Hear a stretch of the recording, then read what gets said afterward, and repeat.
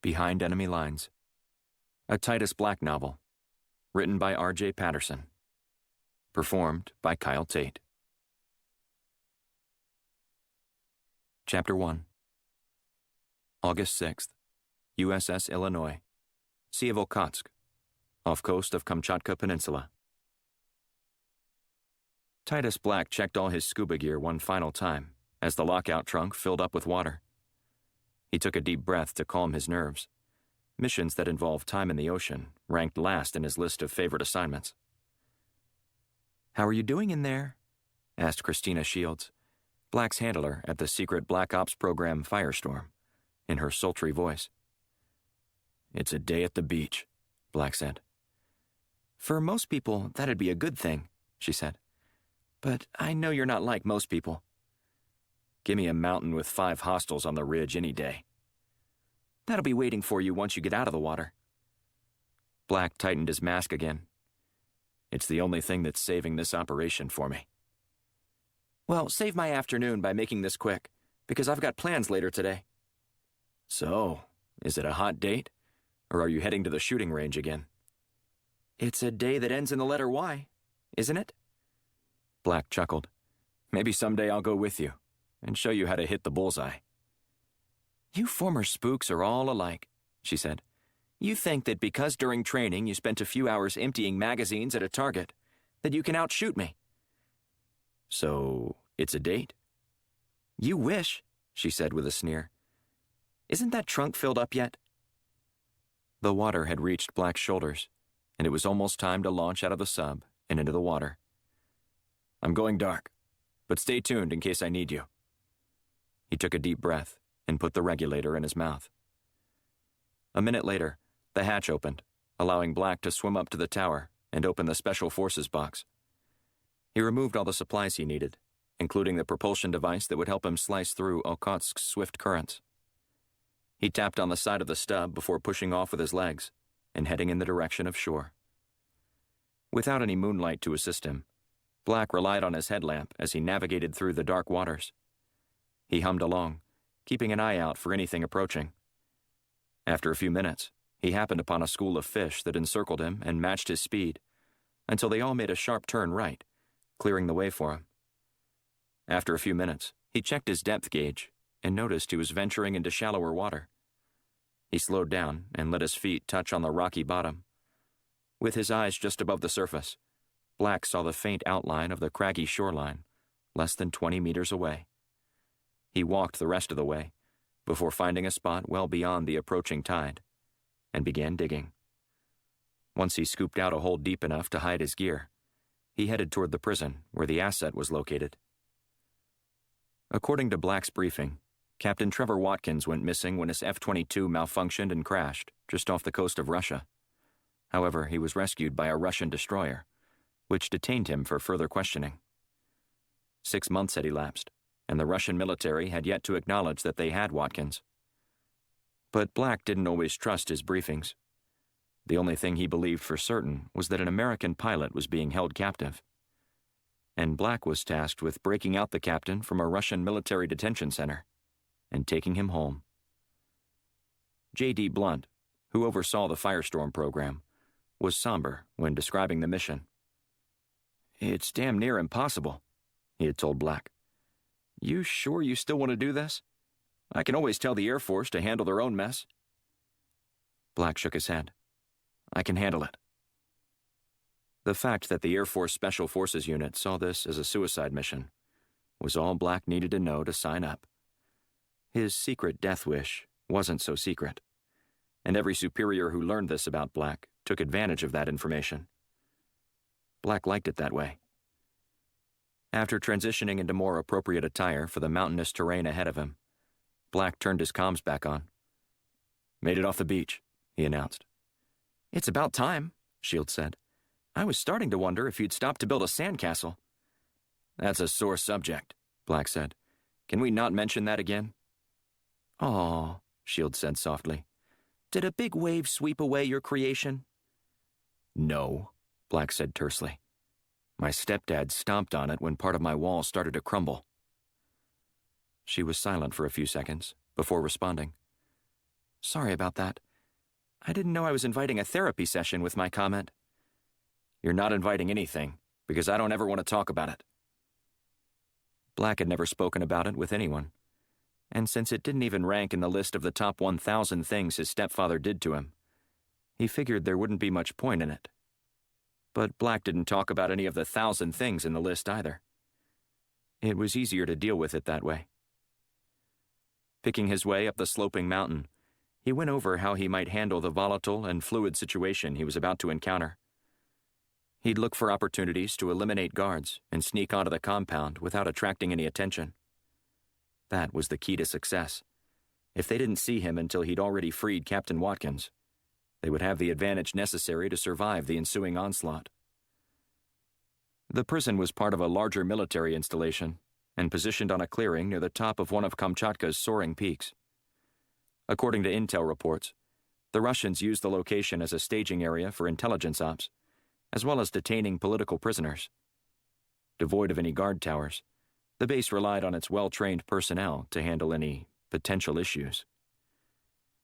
With the facility surrounded by boulders and a barbed wire perimeter fence, Black needed to get over it without touching it. But the degree of difficulty was increased due to the dusting of snow that had fallen in the upper elevations earlier that evening. Black slipped as he tested his footing on one of the rocks, but he didn't see any other viable options. Placing his feet on the rock again, he squatted before pushing upward with a powerful leap.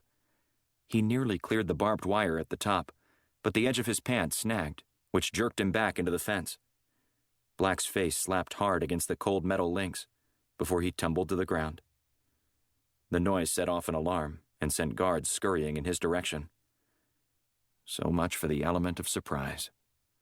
Black scrambled to his feet and raced toward a nearby shed for cover.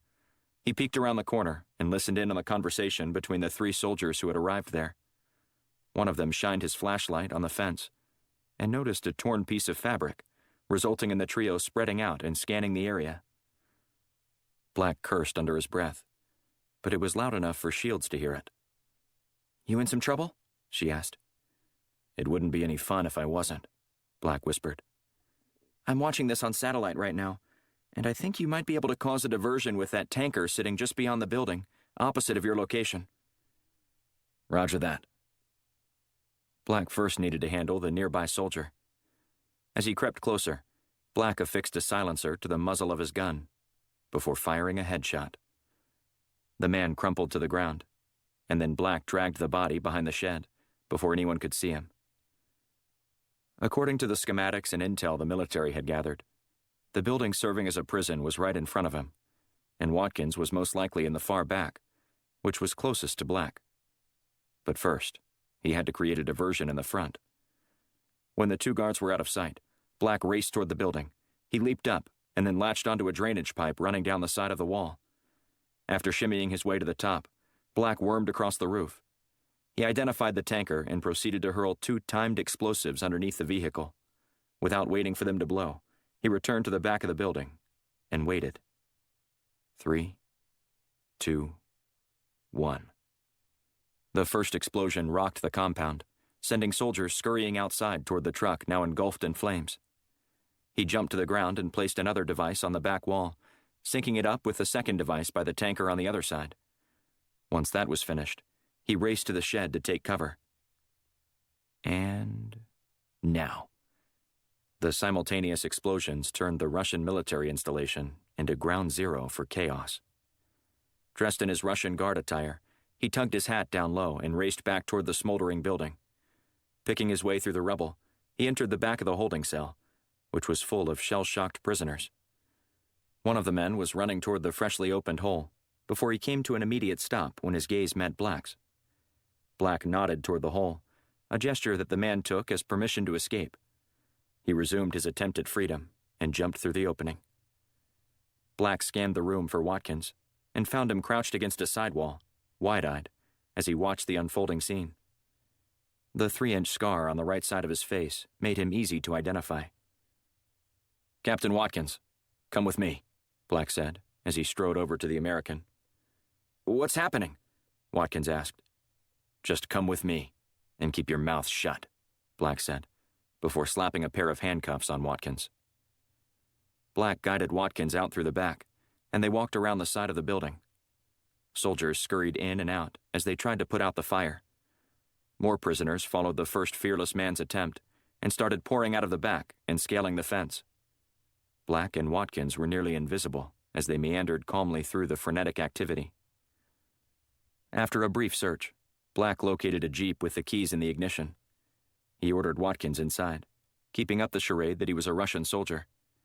The ruse was working so well that Watkins still didn't seem to know who Black was. "Where are you taking me?" Watkins asked. Black flashed a wry smile. "I'm getting you out of here." Watkins grabbed Black's arm. "Who said I want to leave?" "We don't really have time for this," Black said, as he turned the key, igniting the engine. "Sorry you went through all this trouble, but I'd rather stay." "You'd rather stay in a remote Russian prison?" Black asked with a furrowed brow. "I believe this might be the worst case of Stockholm Syndrome I've ever come across." "It's not Stockholm Syndrome. I just know who you're taking me back to, and those people are going to kill me." "Not as long as you're with me." Watkins tightened his grip on Black's arm. "You can't protect me forever." He glanced down at Watkins's hand. "I suggest you let go of me, so we can get out of here." Black eased onto the gas and made his way toward the gate. "I'll tell the guard who you are," Watkins said. "I'm not going back." Black stopped the vehicle and glared at Watkins. "You're going to keep your mouth shut, or else I'll shut it for you." "Pomogitya!" Watkins shouted as he leaned out of the Jeep and tried to get the attention of a nearby soldier. Black snatched a fistful of Watkins's collar and yanked him back inside before headbutting him. Watkins squawked in pain before Black slammed his asset's head into the dashboard, knocking him out. The guard cocked his head to one side as he stared at them. Black sneered as he looked at the soldier. "Americans." With a shrug, Black threw the Jeep into gear and motored toward the exit. When he arrived at the gate, an armed guard asked to see Black's papers. Black acted as if he was going to hand the man something, but instead produced a gun. "Открыть ворота!" The soldier didn't need to be told twice, as he followed Black's command and activated the gate. Black hit the man with 2 shots in the chest before speeding out of the base. The Jeep bounced along the rugged road, racing toward the base of the mountain. "I've got the asset," Black said into his comms. "Nice work," Shields said. "You only had to set fire to the mountain to do it." "Let's focus on the results here. I have Watkins in my possession." "And is he excited to be going home?" Black huffed a laugh through his nose. "No, this flyboy is messed up. He begged me to stay." "Are you kidding me?" "I wish I was. I had to knock him out to keep him from ruining my escape plan. He was going on and on about how someone was going to kill him, and how I couldn't protect him." "Well, you're going to need to hurry, because you've got company." Black cursed again as he downshifted and swung around a tight corner. He saw the first glint of a headlight in his rearview mirror, confirming what Shields said. "I'll take care of him," Black said. "You just make sure everything is ready to go at the extraction point." "Roger that." Black accelerated out of the curve and skidded around the next one. Then he put the Jeep in park and jumped out. He ran around to the passenger side to drag Watkins onto the ground and hide him behind a boulder. Next, Black found a large rock and ran back to the Jeep. He climbed inside and shifted into gear before placing the rock on top of the accelerator. Black hustled over to Watkins and waited for the pursuing vehicle to appear. A few seconds later, the Russians came around the corner, in time to see the Jeep plummet off the side. The soldiers got out to inspect the damage. When they did, Black opened fire, taking out both men. He hurled their bodies over the cliff as they landed on top of the burning Jeep. Easing behind their vehicle's steering wheel, he headed back up the hill to get Watkins. "A Range Rover. This is quite the upgrade." Watkins staggered to his feet and started to run once he made eye contact with Black. However, the asset didn't get more than a few steps before Black tackled him. "I told you I'm getting you out of here," Black said as he subdued Watkins with a bear hug. "And I always keep my promises." Black spun Watkins around and punched him again, rendering him unconscious. I think we're all clear here, Black said over his comms. Any sign of more bogeys? You're good, Shield said. And the extraction team? Ready and waiting. But I suggest you hurry before the Russians figure out what you just did. Black chuckled. They'll be scratching their heads about this one for days. Let's hope so. In the meantime, I'm going to do a little digging on Watkins and see what I can find out. I've never heard of any of our soldiers wanting to stay in a Russian prison. It does seem odd, doesn't it? Odd doesn't begin to describe that response to a rescue. But good work, Black. Just another day at the beach. Went to bask in her good fortune. In a week, she'd turn 13 and begin studying at a special sports academy for gifted athletes in Moscow. Despite applying without either of her parents' knowledge, she was pleased when they both agreed to let her attend the school and pursue her dream of representing Russia in the Olympics. Losing a few privileges for a month as a punishment for forging her parents' signature was well worth it. Is Papa going to join us? She asked. He promised that he'd be along soon, her mother said. He had a few phone calls to make for business. Tatiana shrugged. She was accustomed to her father's absence after years of him working as a traveling salesman for a natural gas company. He was dedicated to his job, so much so that it was common for him to field a business-related request during dinner. And while her mother complained about it incessantly, Tatiana never did. She appreciated the fact that he provided for them, even if it meant never taking trips as a family. Until now. Tatiana waded into the ocean, bobbing up and down with the waves. She slapped at the water and giggled. After a minute, she leaned into a wave and floated on her back, wishing her brother Peter could have been with her. He always talked about going to the seaside, though she doubted he would have ever imagined Bali being the destination. Yalta or Sochi, maybe. But Bali would have been out of the question, since it required a plane trip to get there. And while her father made a better living than most, he still would have been apprehensive based on the cost. His penny-pinching ways often resulted in shouting matches between her parents. However, when he announced this trip, he said it was a special one, made possible because he had an assignment in Bali. Tatiana retreated to the beach and spread out her blanket before deciding what book to read. When she looked around and didn't see her father, she pulled out her copy of The Hunger Games. He vocalized his displeasure whenever he saw her reading English books, and he would be especially upset with her selection due to the violent nature of the story. But if he isn't here... Tatiana read for an hour straight, without a word to her mother. Is Papa ever going to join us? Tatiana asked. His absence is what emboldened her to quit ballet a year ago and take up playing soccer. He stormed around the house when her mother told him about it, but she told him she'd only continue dancing if he took her to practice. That ended the discussion. I told you that he said he'd be along soon, but I also told you he's full of surprises. Her lips eased into a smile. You think he has something special planned for us? That'll be the day, her mother said sarcastically, as she stroked Tatiana's straight blonde locks. Tatiana rolled her eyes and scanned the beach. While she had been engrossed in her novel, she noticed a handful of kids around her age were in the water and playing games. She slammed the book shut and leaped to her feet. Tossing her phone to her mother, Tatiana ran toward the ocean. I'm going to go play with those kids, she shouted back over her shoulder. Tatiana's boldness meant she never lacked for friends, something she trained herself to do after Peter vanished. Tatiana, you come back here right now, her mother called. Tatiana spun around to face her mother, but continued moving backward. I'll be fine. I'm right here, so you'll be able to see me the whole time. She leaped over a little boy's sandcastle and sprinted into the water. There were 3 boys and 2 girls tossing a ball around in what appeared to be a game of keep-away. One of the girls, Allison, introduced Tatiana to everyone before immediately placing her in the middle. Their thick English accents and pale skin easily gave away their nationality. The other kids could only get the ball over her head once before she soared out of the water and snatched it. Wow, one of the boys said. Are you some sort of superhero? Tatiana chuckled. I play keeper, and one day you'll cheer for me.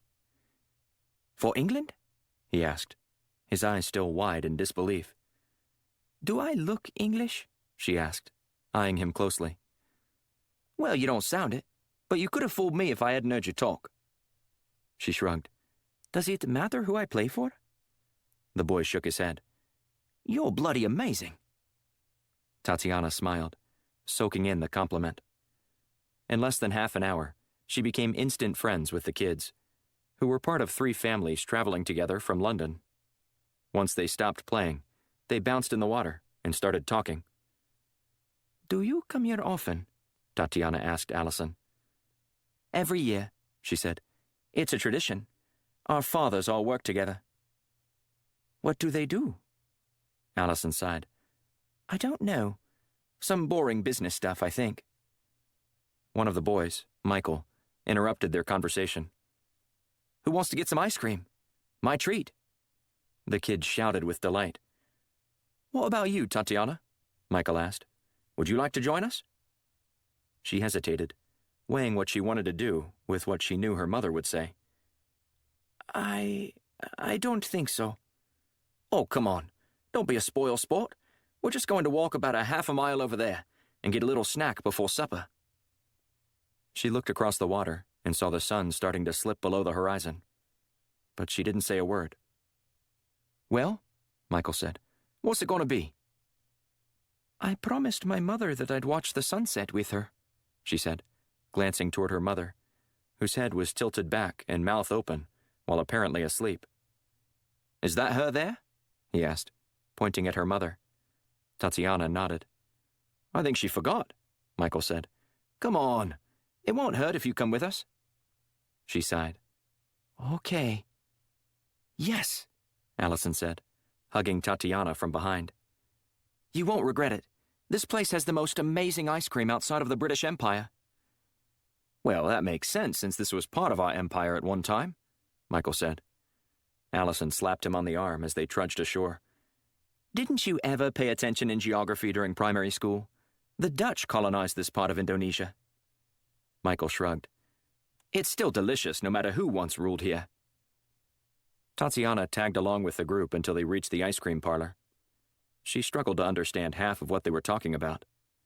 The way they talked, she wondered if London was on another planet. So, you're a keeper? Michael asked. Tatiana nodded. Who's your favorite player in the Premier League? In the what? She asked. Leave her alone, Michael, Allison said, punching him in the arm. Not everyone is so obsessed with football like you are.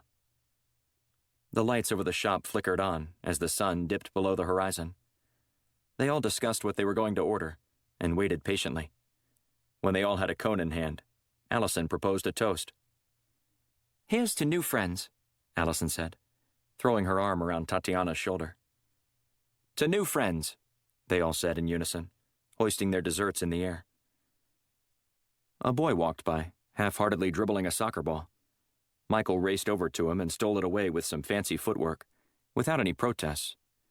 The younger boy tried to take it back, but couldn't hold his own against the English teen. Just a moment, Michael said to the boy. I want to see if this girl is as good as she says she is. I'll give you a ball right back.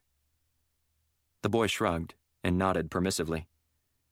Give your cone to Allison and line up between those 2 tables, Michael said, directing Tatiana where to go.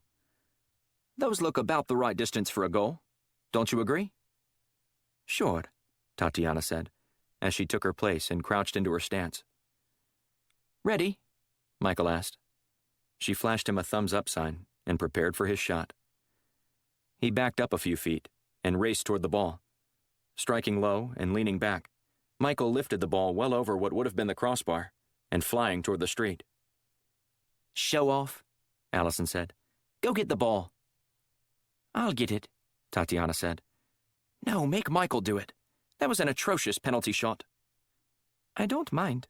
Really, Tatiana said, before turning to fetch the ball. She saw the ball bouncing across the street and waited for a few cars to stop and allow her to pass through the crosswalk. When she reached the other side, she looked up and saw a man in a suit with his foot on the ball next to a dark SUV. May I have that ball, sir? Tatiana asked. The man eyed her cautiously, before offering the ball just in front of him with his foot. When she went to pick it up, 2 men jumped out of the vehicle and shoved her into the back seat. She was so caught off guard by their actions that she didn't scream until she was almost all the way inside. The door slammed shut as Tatiana continued to scream. One of the men in the back pulled out a gun. "You'll shut up if you know what's good for you," he said in Russian. She narrowed her eyes, glaring at him. The man outside picked the ball up and booted it back toward the kids, and waved. He got inside and drove off. Tatiana looked over her shoulder, trying to see if her new friends comprehended what was happening. They didn't appear alarmed, just somewhat confused by her disappearance, as they stood there, apparently awaiting her return. "Why are you doing this to me?" she demanded, reverting to her native tongue. None of the men said a word as they sped along alleyways and darted through intersections. She was making copious notes in her head, trying to see if she could remember where she was going. Then, she felt a sudden prick in the side of her neck. She glanced at the guard sitting to her right, and he smiled and snickered. A few seconds later, Tatiana lost consciousness. Tatiana awoke sometime later on a cot in a cell in the middle of a warehouse. She wasn't sure how long she'd been out, but she had a searing headache. After rubbing her eyes, she scanned the room and tried to gather her wits. There was another girl about her age, huddled in the corner. "Hey!" Tatiana shouted. "I demand to know what's going on." The other girl looked up. "Don't say another word. It's not worth it." Tatiana glanced at her new roommate, who sported a large shiner around her right eye. "Did they do this to you?" Tatiana asked. The girl nodded slowly. "And they'll do it to you, too, if you continue shouting." Tatiana ignored the girl. "Hello? Anyone? I demand to know why you've brought me here right now."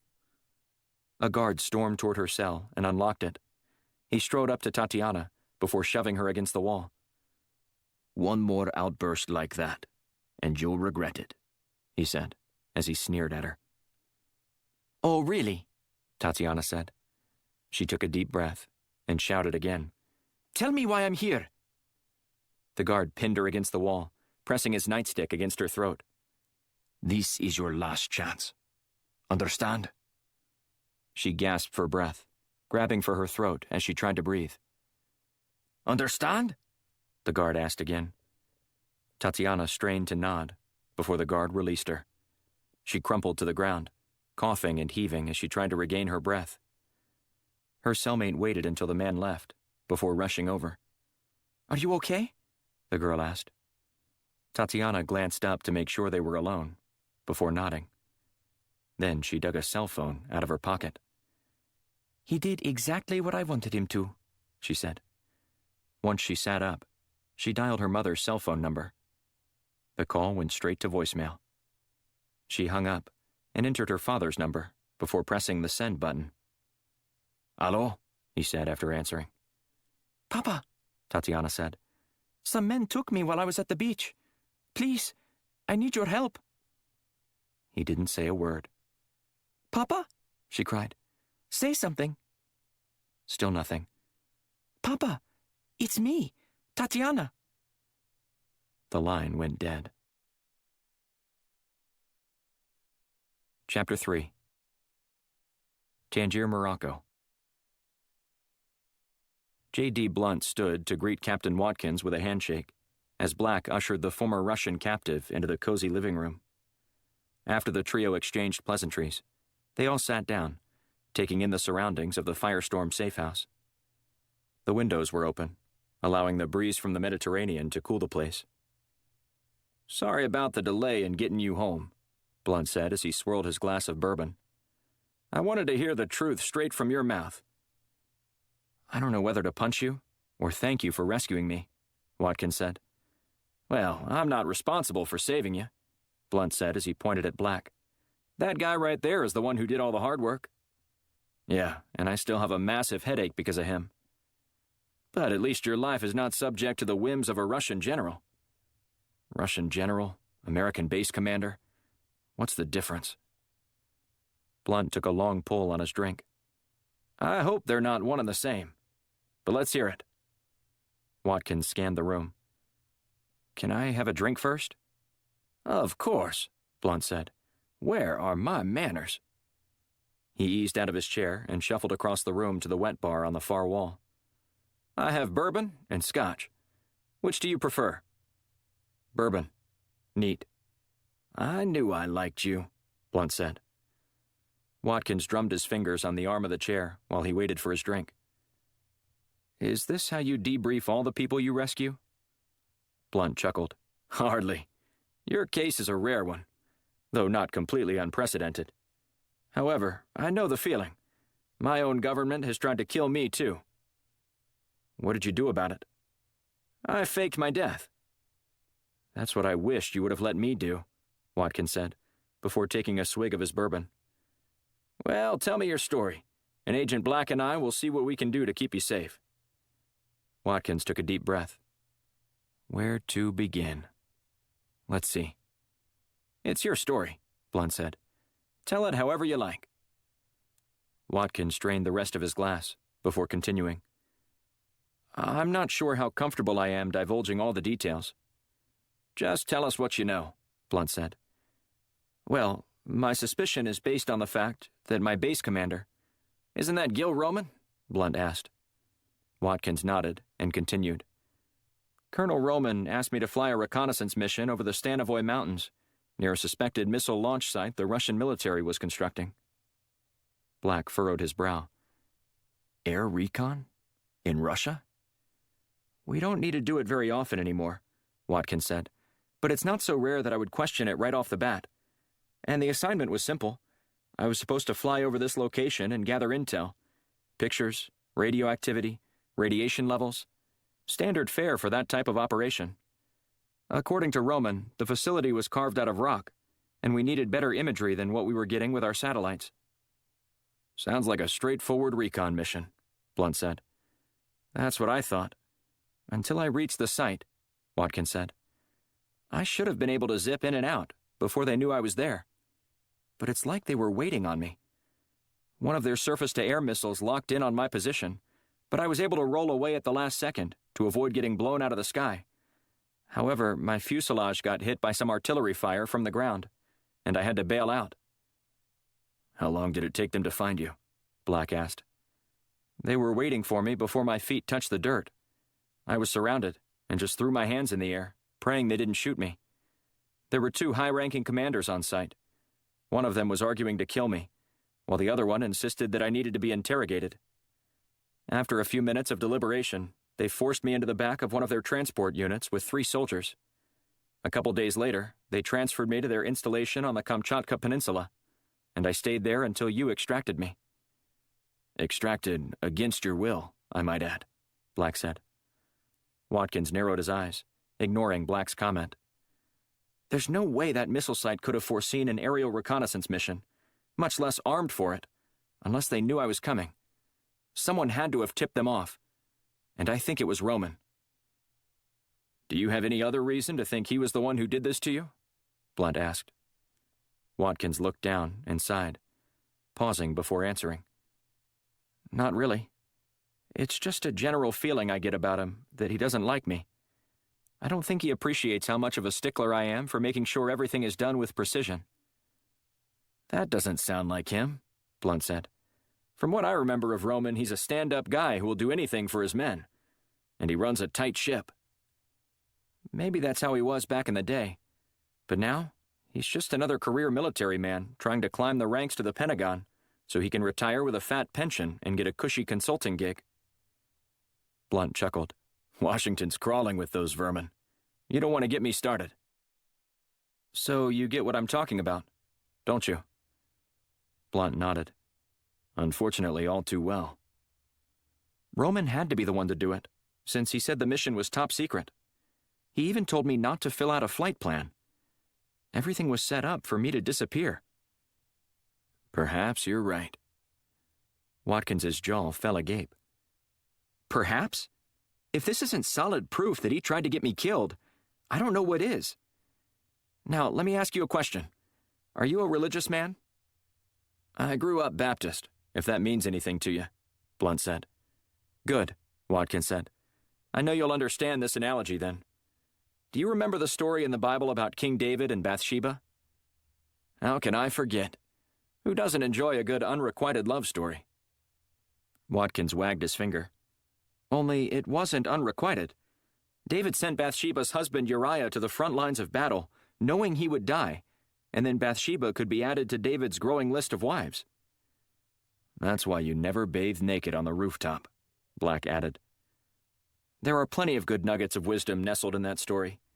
But the point I'm trying to make is that there are ways to get rid of people you don't like without making it look like you're doing it. I will guarantee you that Roman never thought I'd return. Blunt clipped off the end of one of his cigars and stuffed the stogie into his mouth. He chewed on the tobacco while he considered the story. Well, what do you think? Watkins asked, breaking the silence. It's conceivable that you're reading too much into this, Blunt said. Watkins shook his head. But not likely. What are the odds that I would return considering how he stacked the deck against me? Blunt leaned forward, scooting to the edge of his chair.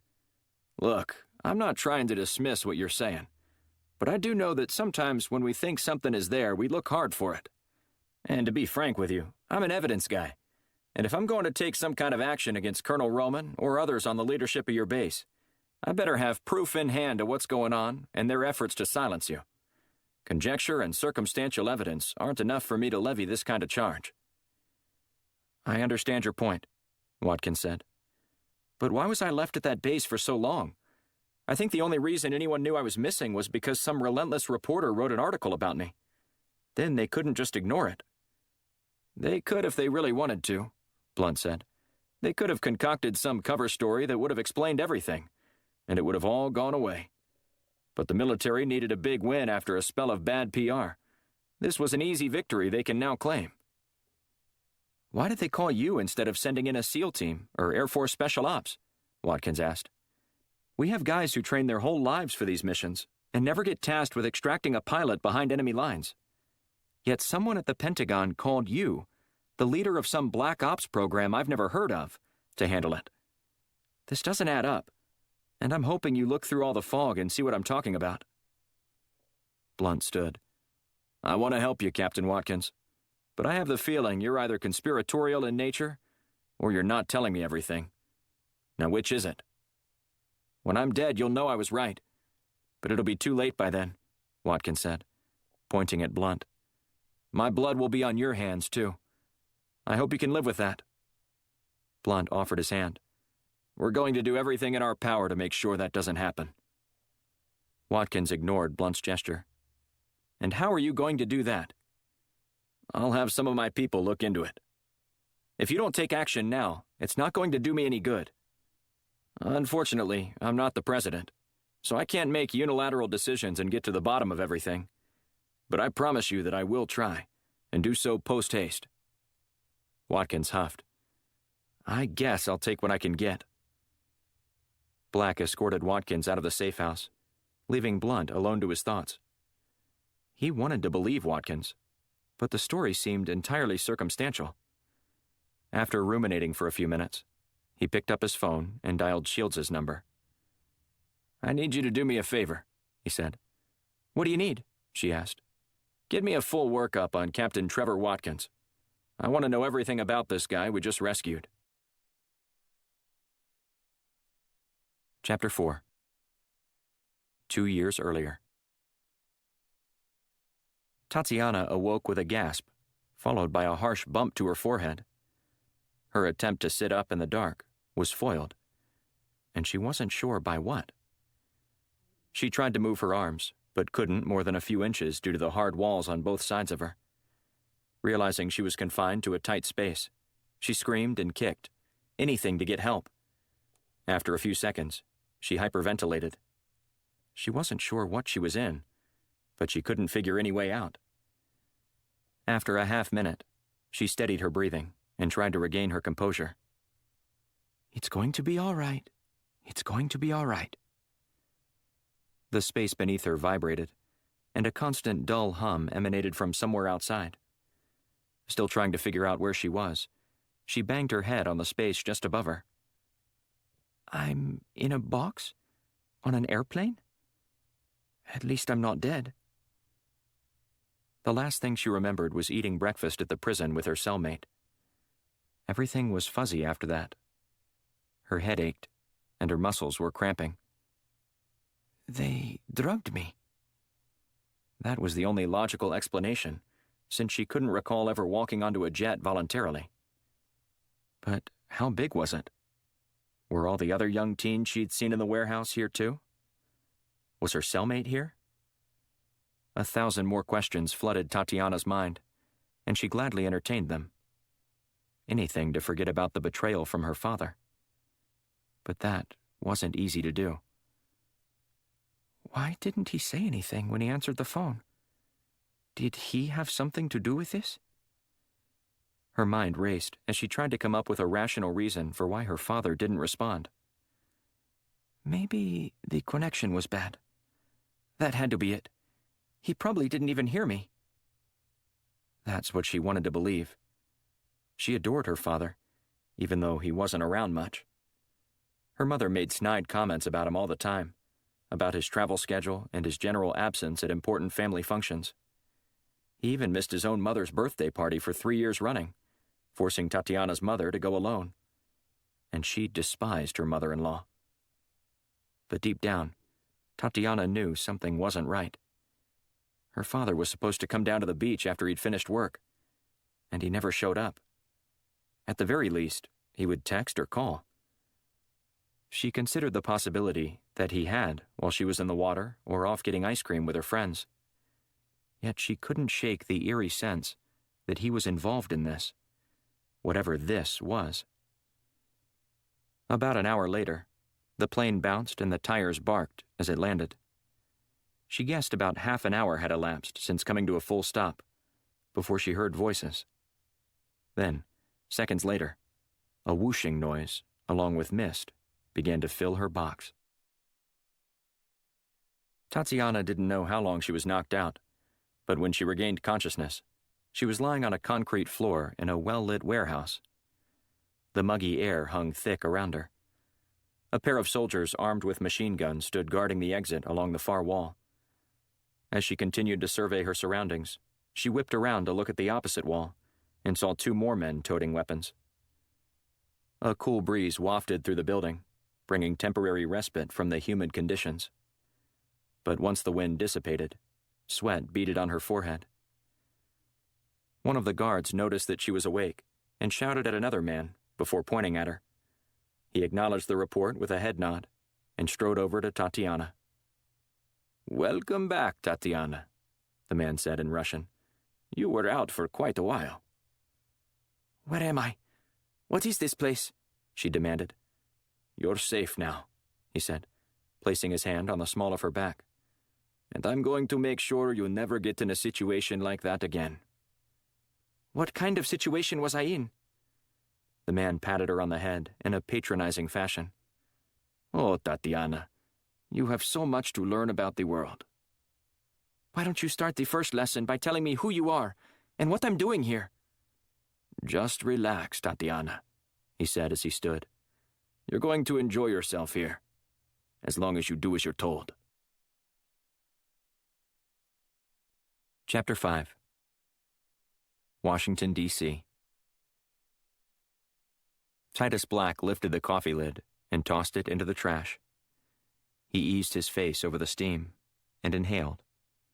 Given the long day of travel he'd endured after meeting with Captain Watkins, Black needed something to rouse him from his drowsy state. He lumbered to the back of the coffee shop and then settled into a booth, the perfect position to watch both the front door and the news anchor introducing a piece about the Ukrainian government. Black shifted in his seat and listened intently to the story.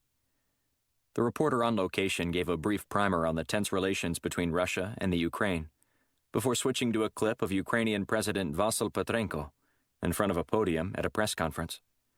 With an easel to his left, he pointed to a simplified diagram explaining how the new Ukrainian missile defense system would halt any future attacks from Russia. According to Petrenko, no longer would the Russian military be able to target the Ukrainian people at will. The new technology was designed to neutralize such threats before they had an opportunity to inflict any damage. The translator for the report reworded Petrenko's speech. No longer will we cower in fear at the Russian bullies on our doorstep. They will need to focus their efforts elsewhere, as we have the ability to thwart anything our neighbors try to assault us with. The Ukraine will survive as a democratic state determined to play a significant role in world politics. Black chuckled at Petrenko's bluster. If the Ukrainian president could get away with annihilating Russia, he would, and he wouldn't think twice about it. Moments later, Nate Miller, the Washington Post reporter responsible for breaking the story that initiated the extraction request for Captain Watkins, strode through the door. "Mr. Miller," Black said as he stood and gave a polite wave to the newsman. Miller turned and walked over to Black's table. "Thank you for meeting me, sir. Senator Blunt spoke very highly of you, though he didn't tell me your name. He just said I should meet with one of his team members about that article and see if there's more to it." "It's best that you don't know my name, for your sake and for mine." "Okay, you value your privacy. I can appreciate that." Black nodded. "Can I buy you something to drink? Coffee?" "Coffee, and I'll take it black," Miller said. "The reporter's special," Black said with a wink. He walked to the counter and placed an order for Miller. Once the two men settled into their chairs, Black opened the meeting. "I appreciate your willingness to share your experience with me," Black said. "I'm always intrigued by the people who break big stories." "Well, I don't wear a cape or anything like that. If you're looking for some kind of superhero, you need to keep looking." No, Black said with a wave of his hand. "I'm just interested in learning more about what inspired you to start digging into this story." Miller sighed before taking a long sip of his drink. "To be honest with you, I'm beginning to wonder if it was the right thing to do." "What do you mean?" "For starters, I was nearly killed last week when some maniac ran me off the road." Black forced a smile. "Welcome to Washington." "No, I've lived here for a while. I know what it's like to drive on the Beltway every day. This wasn't some random incident where I cut some guy off and he was ticked at me. No, this was very deliberate." "Are you sure? People in Washington can be temperamental." "Positive," Miller said. "The guy nudged me off the road and I spun out. My car hit a tree near a park, but I fortunately didn't hit my head and maintained consciousness. My door was jammed, so I crawled out the passenger side before the vehicle burst into flames." "Burst into flames after hitting a tree?" "I heard some sort of sound, like a rocket maybe, right after I got out. The next thing I know, my car was obliterated." "By an RPG?" "I don't know about all your military acronyms. I just know I wasn't supposed to survive." "What did you tell the cops?" "Nothing," Miller said. "I kept my mouth shut and returned to my normal job. To be honest, I love breaking stories, but not at the expense of my life. Of all the accolades I could win from my friends, I'd hate to not be there to receive it. Posthumous awards aren't exactly what I'm striving for." Black nodded. "That's understandable. But to get a response like that, you had to ruffle a few feathers. What else do you know that you're not telling me?" Miller shook his head. "I have no idea. Everything I learned that I could verify was in the initial story. From what I could tell, the military was ignoring Captain Watkins and planned on leaving him to rot in a Russian prison." "Do you think the Air Force didn't consider Watkins someone worth rescuing?" "I don't know. That's not my call. I just report facts. And the facts were that Watkins was shot down behind enemy lines and needed to be rescued in some form or fashion. I didn't care if it was through a Navy SEAL extraction team or some Black Ops agent. I just know he should have at least been regarded enough as a high-value member of our military to go retrieve. These days, it seems like we're so focused on the overall geopolitical landscape that we forget what we're really about." "And what are we really about, Mr. Miller?" "Should we be about caring for each person, no matter what flag they're draped in? Isn't that what our military does through its humanitarian missions and other global operations?" Black chuckled and shook his head. "I honestly wish that were the case, but that's not the world we live in. Our soldiers know the risk they face every time they suit up for a mission. And sometimes the fallout isn't pretty. I understand that. But there's always more to the story, Miller said, tapping his pen on the table. Is that what you were hoping for today? That I would tell you the rest of the story? Miller shrugged. Maybe not for print. You want me to give you a peek behind the curtains and think that you're not going to broadcast it to the world? Do you trust me? Black eyed him closely. I haven't decided yet, but I'm starting to get the idea that there's more to your story that you're not telling me. Perhaps the real question is, do you trust me? I'm not sure I can trust anyone, because there are a lot of things in my world right now that aren't making much sense after I published that article. What did you expect when you started this? That you would just smack the hornet's nest and escape without getting swarmed? You're dealing with some powerful people, the kind who don't appreciate you shedding light on all their dealings in the dark. Miller sighed. So, what are you going to do about it? Isn't that what you do? I'm not a superhero either. I have to operate within the confines of the law, just like everyone else. Except when you don't. Black smiled wryly. There are times when the situation calls for a little more heavy-handed use of force. Perhaps some people would say that what I do might push the boundaries of legality. But ultimately, it's not up to me to judge. I just do my best to follow orders. From where I'm sitting, you don't look like a robot, Miller quipped. You should still be able to use some amount of discretion. And I do. But I can assure you there's nobody operating on the up and up that's firing RPGs at reporters. Exactly. And that's why I want you to find out who it is and stop them. So I can stop them? Or so you can write about them? Miller shrugged. What difference does it make?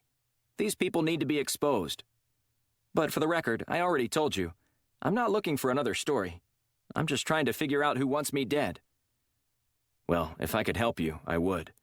This is just as much of a mystery to us as it is to you. We're attempting to piece things together and figure out if there's more to tell. What do you mean? Like background information that I omitted? Something like that. Miller shook his head. I told you it was all in that first story. Just a forgotten pilot who wasn't actually dead like the military initially told his family. And it's an intriguing article that I wished I'd read earlier. Why's that? There was one detail that I found interesting and would have liked to have known before I debriefed the pilot. You said that he managed to sneak a letter out of prison to his parents. Did you see this letter? Well, no, I didn't verify it, but they told me about it. Black smiled. I don't think he ever wrote a letter. I think that was a family suspicious about their son's death, and they got you to take the bait. Do you know how difficult it would be to get a stamp, write a letter, and mail it to the U.S. while in a Russian prison? Miller shook his head. Let's just put it this way, Black said. It's easier to extract a hostage from there than it is to sneak out any type of correspondence. So, you're saying the family fooled me? Look, I know you might think that's some black mark against your journalistic integrity, but I'll never tell. And the end result is what you wanted, right? Bring a man back home? Can't argue with the results. Yeah, but now someone wants me dead. That's definitely not a result I intended. Hopefully you're safe now, Black said. They might be counting on the fact that since you survived, you probably got the message. Are you sure about that? Black shook his head. Not at all. I'd look into some self-defense classes and purchase a firearm for personal protection. If they send a professional after you, it may not matter, but at least you'll stand a fighting chance. So, I'm screwed. If whoever is after you wants you dead, I'm not sure you can do much to stop it. Just don't write a big expose on military conspiracies, and keep your fingers crossed. Miller sighed. That's not real comforting. Would you rather me lie to you, or shoot you straight? There's no one else I can go to about this, is there? Black shook his head. I'm afraid not. The police will think you're loony, and the military isn't exactly going to want to be your best friend after uncovering their lies. Besides, who knows how many organizations are connected to this attempted cover-up of a missing pilot? It's best to let this sleeping dog lie. Miller stood and offered his hand. If you learn anything, please tell me. Blunt knows how to contact me. No promises, but if I learn who's behind it all, I'll tell you. Black stepped outside and watched Miller walk away. That's a dead man walking, and there's not a thing I can do about it. Chapter 6. J.D. Blunt gripped the leather steering wheel of his BMW Series 8 coupe and headed north on I-95. He turned up the radio, blaring Rachmaninoff's Symphony No. 2 over the speakers. With all the turmoil he sifted through to make sense of his team's missions each day, the music soothed his mind, if only for a moment. He tried to relax, but found it next to impossible as he pondered why the NSA director summoned him for an urgent meeting. After flashing his credentials, the guard at the front of the facility waved Blunt through. Once inside the building, Blunt went through the standard security protocol before he found his way to the office of Sergeant Major Robert Besserman. Besserman was relatively new to his appointment at the NSA and was one of the few people who knew about Firestorm, Blunt's secret black ops program. However, the agency's freshly minted director had an extensive background in intelligence while serving with the Army's Special Forces. Blunt was ushered into the room by one of Besserman's assistants, who closed the door behind him after announcing Blunt's presence. J.D., Besserman said with a wide grin as he strode across the room to greet Blunt. It's so good to see you. I appreciate you coming down here on such short notice. Of course. Anything for you, Bobby. Besserman pointed to the chair across from his desk. Please, have a seat. Blunt sat down and glanced over at Besserman's wet bar in the corner of his office. Still drinking scotch, I see. Of course. I'm just wondering when you're ever going to come around to drinking the good stuff. Kentucky makes the best liquor. My bottle of Macallan 1824 series begs to differ. This is why we can't ever decide on a good bar around here, Blunt said. So, I know you didn't invite me out here to persuade me to drink scotch over bourbon. What's this visit all about? Well, I've got a situation I wanted to read you in on and see if you might be able to help. I'll do my best. Besserman opened up a folder on his desk and glanced at it before looking up at Blunt. Here's the deal. As you might know, Captain Trevor Watkins is going to be speaking at a welcoming home ceremony tomorrow downtown. The president wanted to host it in the White House Rose Garden, but he's got some other business to attend to. So he's asked Gaither to host the event. Senator Todd Gaither? That blowhard from Missouri? That's the one. He's always causing trouble for somebody. So why did the president ask him? Besserman threw his hands in the air before leaning forward. Don't ask me. I'm just the messenger here. Gaither certainly wouldn't have been my first choice, but maybe the president is attempting to show how he can bridge the partisan divide. I don't know. Meanwhile, Gaither is setting fire to every bridge he comes across. And that's sort of why you're here today. Gaither? Well, I figured that you're still keeping an eye on Captain Watkins since he returned from Russia. Are you not? Blunt nodded. He's staying in a secure location while he gets debriefed by every agency that wants a shot at learning something from his incarceration in a Russian military prison. From what I hear, nobody is getting much out of him. Yeah, he's a tight-lipped fellow. A little paranoid, if you ask me. So, Gaither has been getting a rash of death threats lately. A few that actually look somewhat credible. And I was hoping that you might have one of your agents scope out the location for the ceremony this afternoon, to make sure there aren't any blind spots we're missing. Blunt furrowed his brow. There are other agencies who handle this sort of thing. I know. The FBI has several agents on the scene already. But your guys are the best, and since your agents might already be there... Would it be so bad if Gaither got taken out? Blunt asked with a wry smile. Let's face it, the guy has made 5 times as many enemies as bills he's sponsored.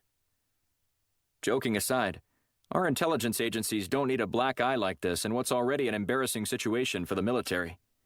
Besides, if Watkins is paranoid for good reason, it wouldn't be a bad idea to check it out, so he has peace of mind as well. Blunt stood and offered his hand. If this request were coming from anyone else, I'd turn it down. But you know I'd do anything for you, Bobby. I appreciate it, Besserman said as he shook Blunt's hand. I'll let the FBI know one of your agents will be putting another set of eyes on the site, so they don't get jumpy. Excellent, Blunt said. I'll keep you posted. Blunt lumbered back to his car and wondered if Besserman was getting paranoid too. An on-site meeting at the NSA? Blunt could count on one hand the number of those he'd had. Maybe there's more happening here than I know about. Chapter 7. 2 years earlier. Undisclosed location. Tatiana had never been more self-conscious in her life than she was in the moment. Teens, both boys and girls, all about her age, stood in single-file lines exactly 5 feet apart from everyone to their left and right, front and back. She never considered herself good with estimating crowds, but guessed that the group numbered somewhere around 300. Wearing just a white t-shirt and a white pair of shorts, she remained still, hands at her side, while the man in charge meandered his way through everyone, randomly looking each person up and down, sizing them up. Tatiana averted her eyes when he drew near to her. "I like this one," he said in Russian, running his finger up Tatiana's neck and gently lifting her chin. Seconds later, 2 men grabbed her by the arms and whisked her away. They stopped to speak with one of their superiors. Tatiana seized the opportunity to break away and make a run for it. She only got a few meters away before one of the guards recaptured her. Crack! The man belted her across the back with his cropping stick. "Demonstrate some respect," he said. "These men are here for your benefit. Don't treat them with contempt." Tatiana grimaced and stood upright before continuing on, matching their pace. As they led her across the room, she heard the man everyone referred to as the General issue marching orders for several of the other teens. After walking down a long corridor, she was escorted into a bunk room with 24 beds. One of the men told her to find the bed with her name on it and to change into the clothes lying on the pillow. Tatiana shuffled along and searched for her name. Apparently, she'd already been picked, and the General was simply making a show of his selection process. She got dressed and was summarily joined by 23 other teenage girls. Once everyone was situated, they lined up at the door in the order that they were chosen. Across the hall, there were 24 boys following the same protocol. One of the guards led them to a cafeteria and asked them to sit down and wait further instructions. Tatiana hadn't had a warm meal in 3 days, and she could barely take her eyes off the scrumptious feast of fresh vegetables and meats piled high on each plate. A boy on the far end couldn't suppress his hunger any longer, and picked up his eating utensils. He was about 3 bites into his meal before the General entered the room.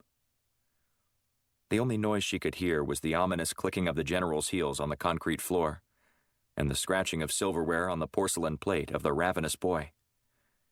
He froze as the General strode right up to him. "Is it good?" the man asked. With bulging cheeks, the boy looked up and nodded.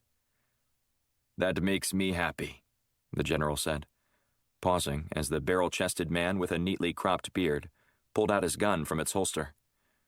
"At least you'll die having eaten one final good meal." Without hesitating, he stuck the gun to the boy's head and pulled the trigger. He fell over backward and hit the ground with a sickening thud. As blood pooled around the kid, the General picked up a napkin and cleaned off his handgun before stepping nonchalantly over the body and pacing around the room. "I saved that young man a lot of heartache," the General said. "However, I'm not a cruel person. The world is cruel, and it's my job to make sure you can handle all the evils you will encounter once you get out in it. Shooting poor Nikolai here also serves as a reminder that paying attention to your instructor's commands and obeying my direction is the only way you're going to survive, both in here and outside these walls." One boy raised his hand, his lips quivering as he waited for permission to speak. "Boris," the General said, pointing at the boy. "Do you have a question?" "Yes, sir." "Proceed." His voice quaked as he spoke. "Why exactly are we here? Are we being punished? Have we done something wrong?" "Not at all. You're here because you're special. All of you. We've called the best young people that our country has to offer, and brought you together to make you better. To make you the best. You're going to make your country proud." Boris raised his hand again. "Did I not answer that sufficiently enough for you?" the general asked. Boris swallowed hard. "Sir, I still don't know what you want us to do or our purpose for being here." The general leaned down to get right up in the boy's face. "Did I stutter?" He shook his head as he wrung his hands. "Then what do you have a problem with?" "I don't know, sir. I guess I'm wondering what you intend to do with us." "Perhaps if you're not bright enough to figure that out from my previous reply, you're not as intelligent as we were led to believe," the general said, before pulling out his gun again. He placed the muzzle against Boris's forehead and locked eyes with him. "Would you like to ask me that question again, Boris?" Boris took a deep breath, refusing to break eye contact with the man who could take his life. And instead of responding verbally, Boris leaned to his right while using both hands to swat at the weapon, pushing it away to the left. The sudden move caught the general off guard and knocked the gun free. Not wanting to see any more bloodshed, Tatiana dove for the gun, snatching it off the floor.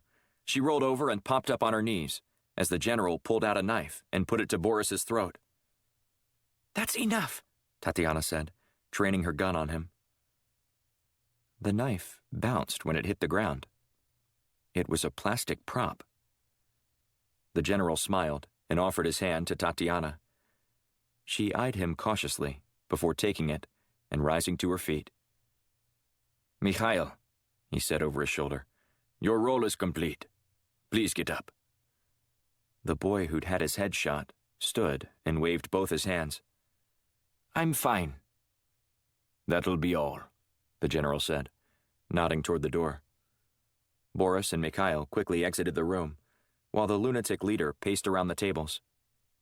Tatiana sat down, her gaze fixed on the man now commanding the room's attention. "Are you listening now?" No one made a sound. "The point of that little exercise was to test you on several fronts. See if any cream rose to the top," he said, as his eyes sparkled. "And I must say that young Tatiana here was very impressive. Her instincts were to end a threat, and she reacted quickly and decisively. She knew what needed to be done the moment the gun flew out of my hand. And that's exactly why she's here. It's why all of you are here. But instead of ending threats, you're here to create them. You're here because your country needs you." The general pulled his gloves taut as he stared out across the room. "I think that's enough of an introduction for now," he said. "You may eat." Tatiana stared at the plate in front of her. She wondered if everyone else was as confused as she was. But for the moment, she didn't care. Her hunger overruled everything. "My country needs me?" Chapter 8. Washington, D.C. Black nestled into the recliner in the safe-house apartment assigned to Captain Watkins. Knocking would have been more polite, but Black wasn't here to be polite. The more he learned, the more he believed the debacle in Russia was more than some personal vendetta by Colonel Roman. Watkins knew more than he was telling, and Black was going to use one of his favorite approaches to find out what really happened. Watkins's alarm squawked right at 6:30 a.m. Black heard the pilot slam his hand down, silencing the noise. Thump, thump. Black smiled. 2 feet on the floor. Even on his days off, he can't escape the military rhythm.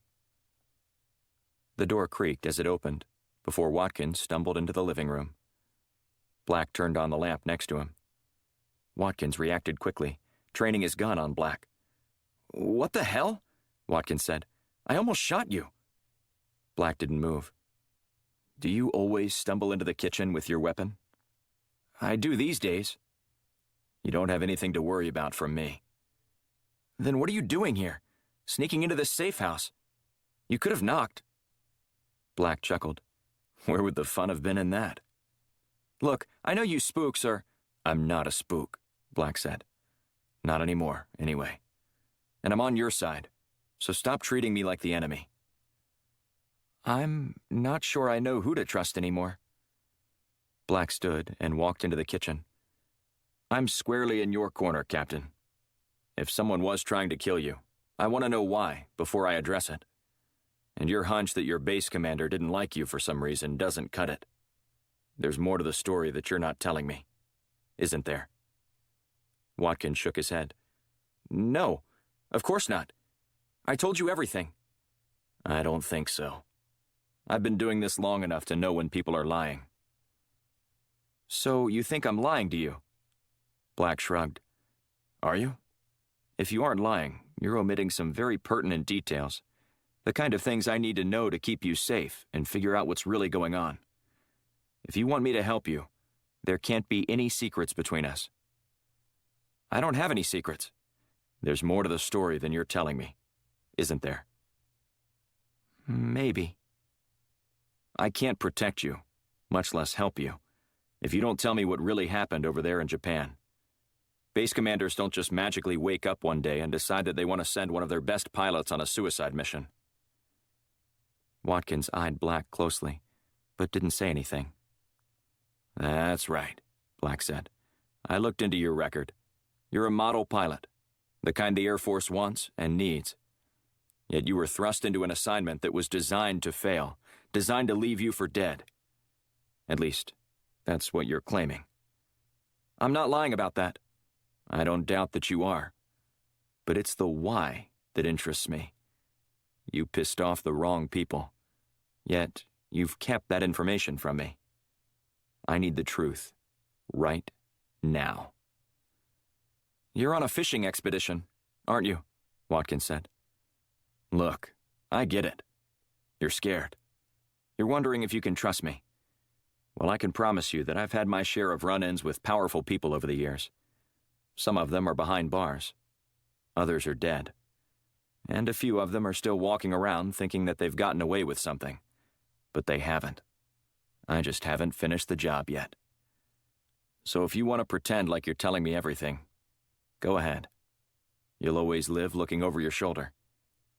But if you come clean now, I just might be able to help you. Watkins furrowed his brow. Might be able to? I learned a long time ago not to make promises that I can't guarantee.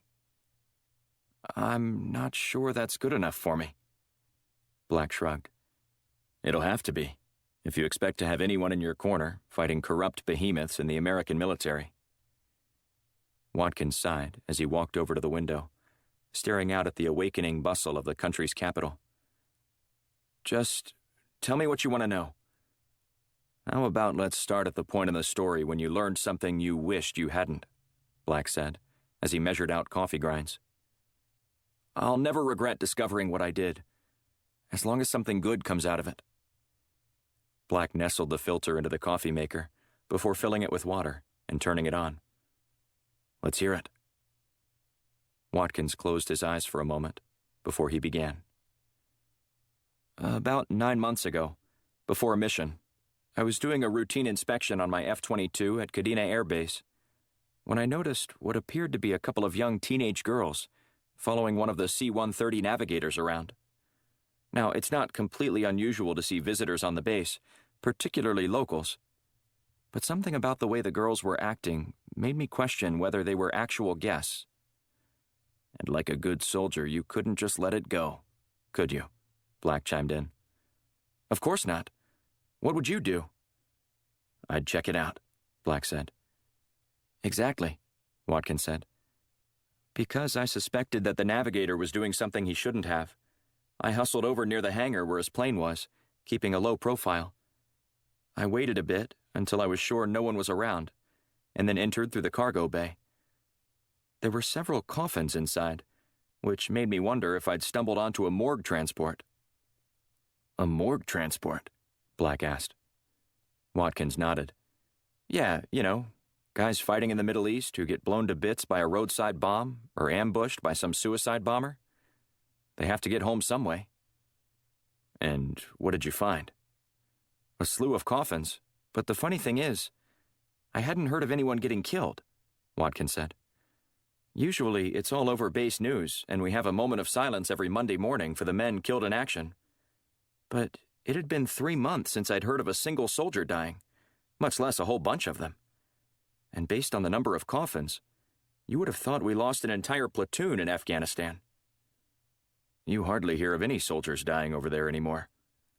Precisely why I was skeptical, Watkins said, shaking his index finger.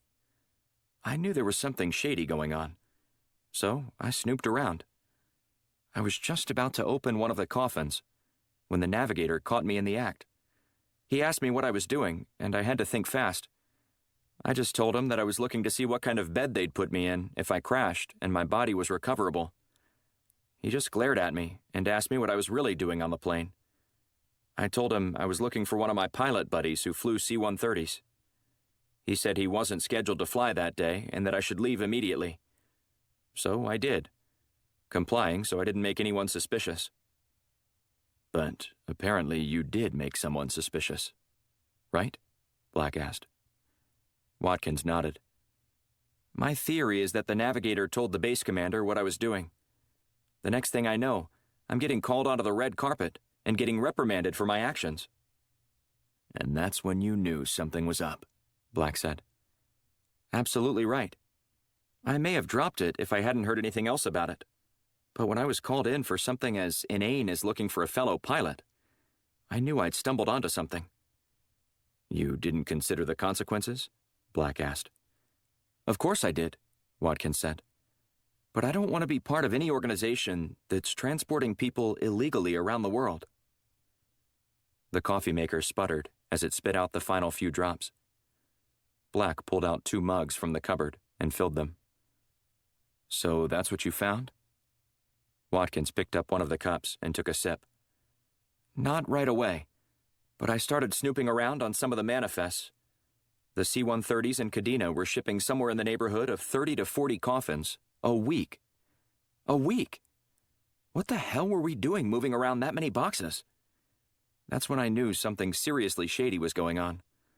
But I needed to know what exactly before I could take it to any of my superiors, or even know which superiors to take it to.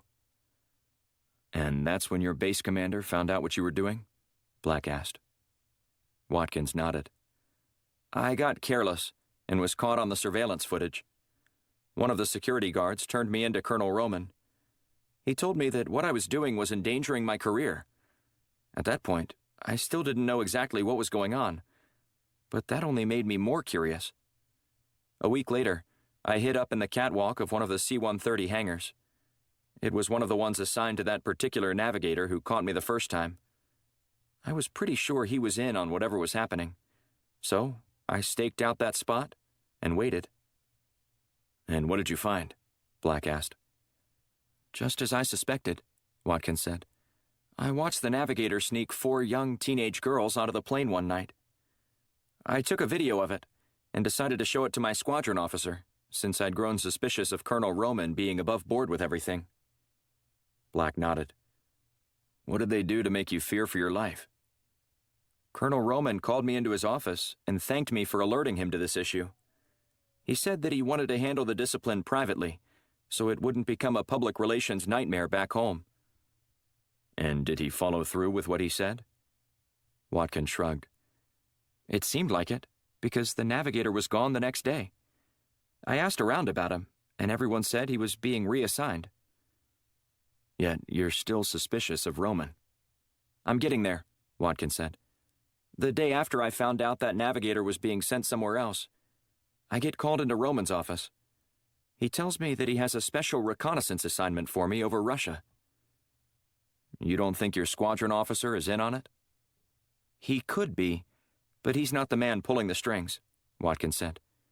The only one who could have assigned me to such a dangerous mission would have been Roman. And if nobody came looking for me after that, I can't help but draw any other conclusion. He has to be in on it, if not directing this entire illegal operation. Black took a long sip of his drink as he considered what to say next. Let's say you're right about all this. The biggest thing I need is proof. If I go up against these guys, I need to have irrefutable evidence that they're doing what you're claiming. I've got you covered, Watkins said. I have a copy of the video I took of the navigator sneaking those girls onto a plane. How'd you manage that? I uploaded it to a cloud server almost immediately after it happened, Watkins said. And it's a good thing I did, because when I got back here, all my personal effects were waiting for me, and the footage was deleted off my phone. That's definitely a red flag. I still don't know how they broke into my phone without my password. Black's eyebrows shot upward. You'd be amazed what tech geniuses can do. I've since made several copies and emailed friends the video as well, so killing me won't bury the truth. I'm going to need a copy of all that so I can levy these charges, Black said. Watkins held up his index finger as he drained the rest of his coffee. Then he marched back into his bedroom and returned, dangling a small set of keys. What's this? Black asked, as he took them from Watkins. There's a locker at Union Station, number 42. You'll find reports detailing everything I told you, along with a thumb drive containing the video.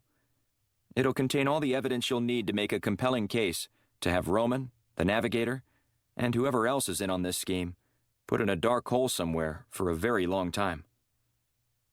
Thanks, Black said. I'll do what I can, and hopefully it'll be enough to protect you. Well, I'm planning on blowing the lid off this operation anyway at the ceremony today, Watkins said. I don't think there will be any way they can touch me after that. I wouldn't be so confident that they'll leave you alone, Black said. Just because you expose them doesn't mean they can't find other creative ways to besmirch your good name and smear you with lies in public.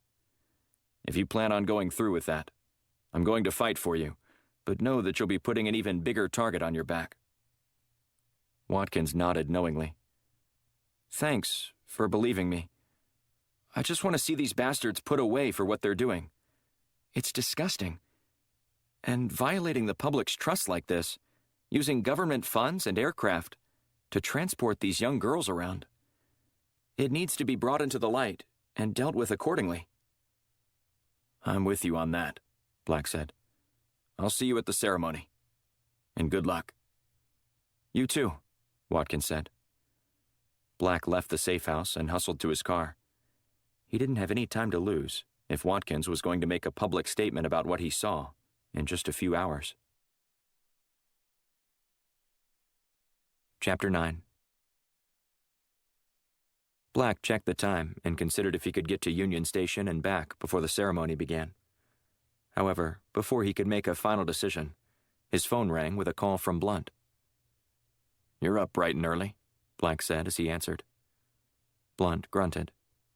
Duty is always calling, even at this ungodly hour. I've been at the safe house talking with Watkins, so you're not rousing me from any sleep. Are you trying to outwork me? Trust me, I don't want your job. But what I do want is to put away those men who tried to kill Watkins and cover it up. He somehow convinced you? Blunt asked. It didn't take much, just the whole truth, which he'd withheld from us. And to be honest, I can't say I blame him. What happened over there? He thinks his base commander is operating some kind of human trafficking ring. Human trafficking? Yep, Black said. And if you think about it, that's a far better way to transport people instead of in the cargo bay of a ship. Military planes go everywhere and aren't subject to the kind of inspections you get at an international shipyard. It's brilliant as far as illegal schemes go. If you've got a few crews willing to handle all the dirty work, it's nearly flawless. Unless someone catches you. And that's exactly what Watkins did. He stumbled on them moving a shipment of girls one day and reported it. He went back and filmed it for proof before getting his top-secret assignment to spy on the Russians. Supposedly, there's a locker at Union Station that has all this documented. That certainly makes his fear sound more rational than when he debriefed with us in Morocco, Blunt said. I'm always willing to give someone the benefit of the doubt, but he wasn't giving us much to go on. Can you blame him? I can't. The guy's scared, for good reason. His superiors, who he trusted, tried to kill him and cover it up.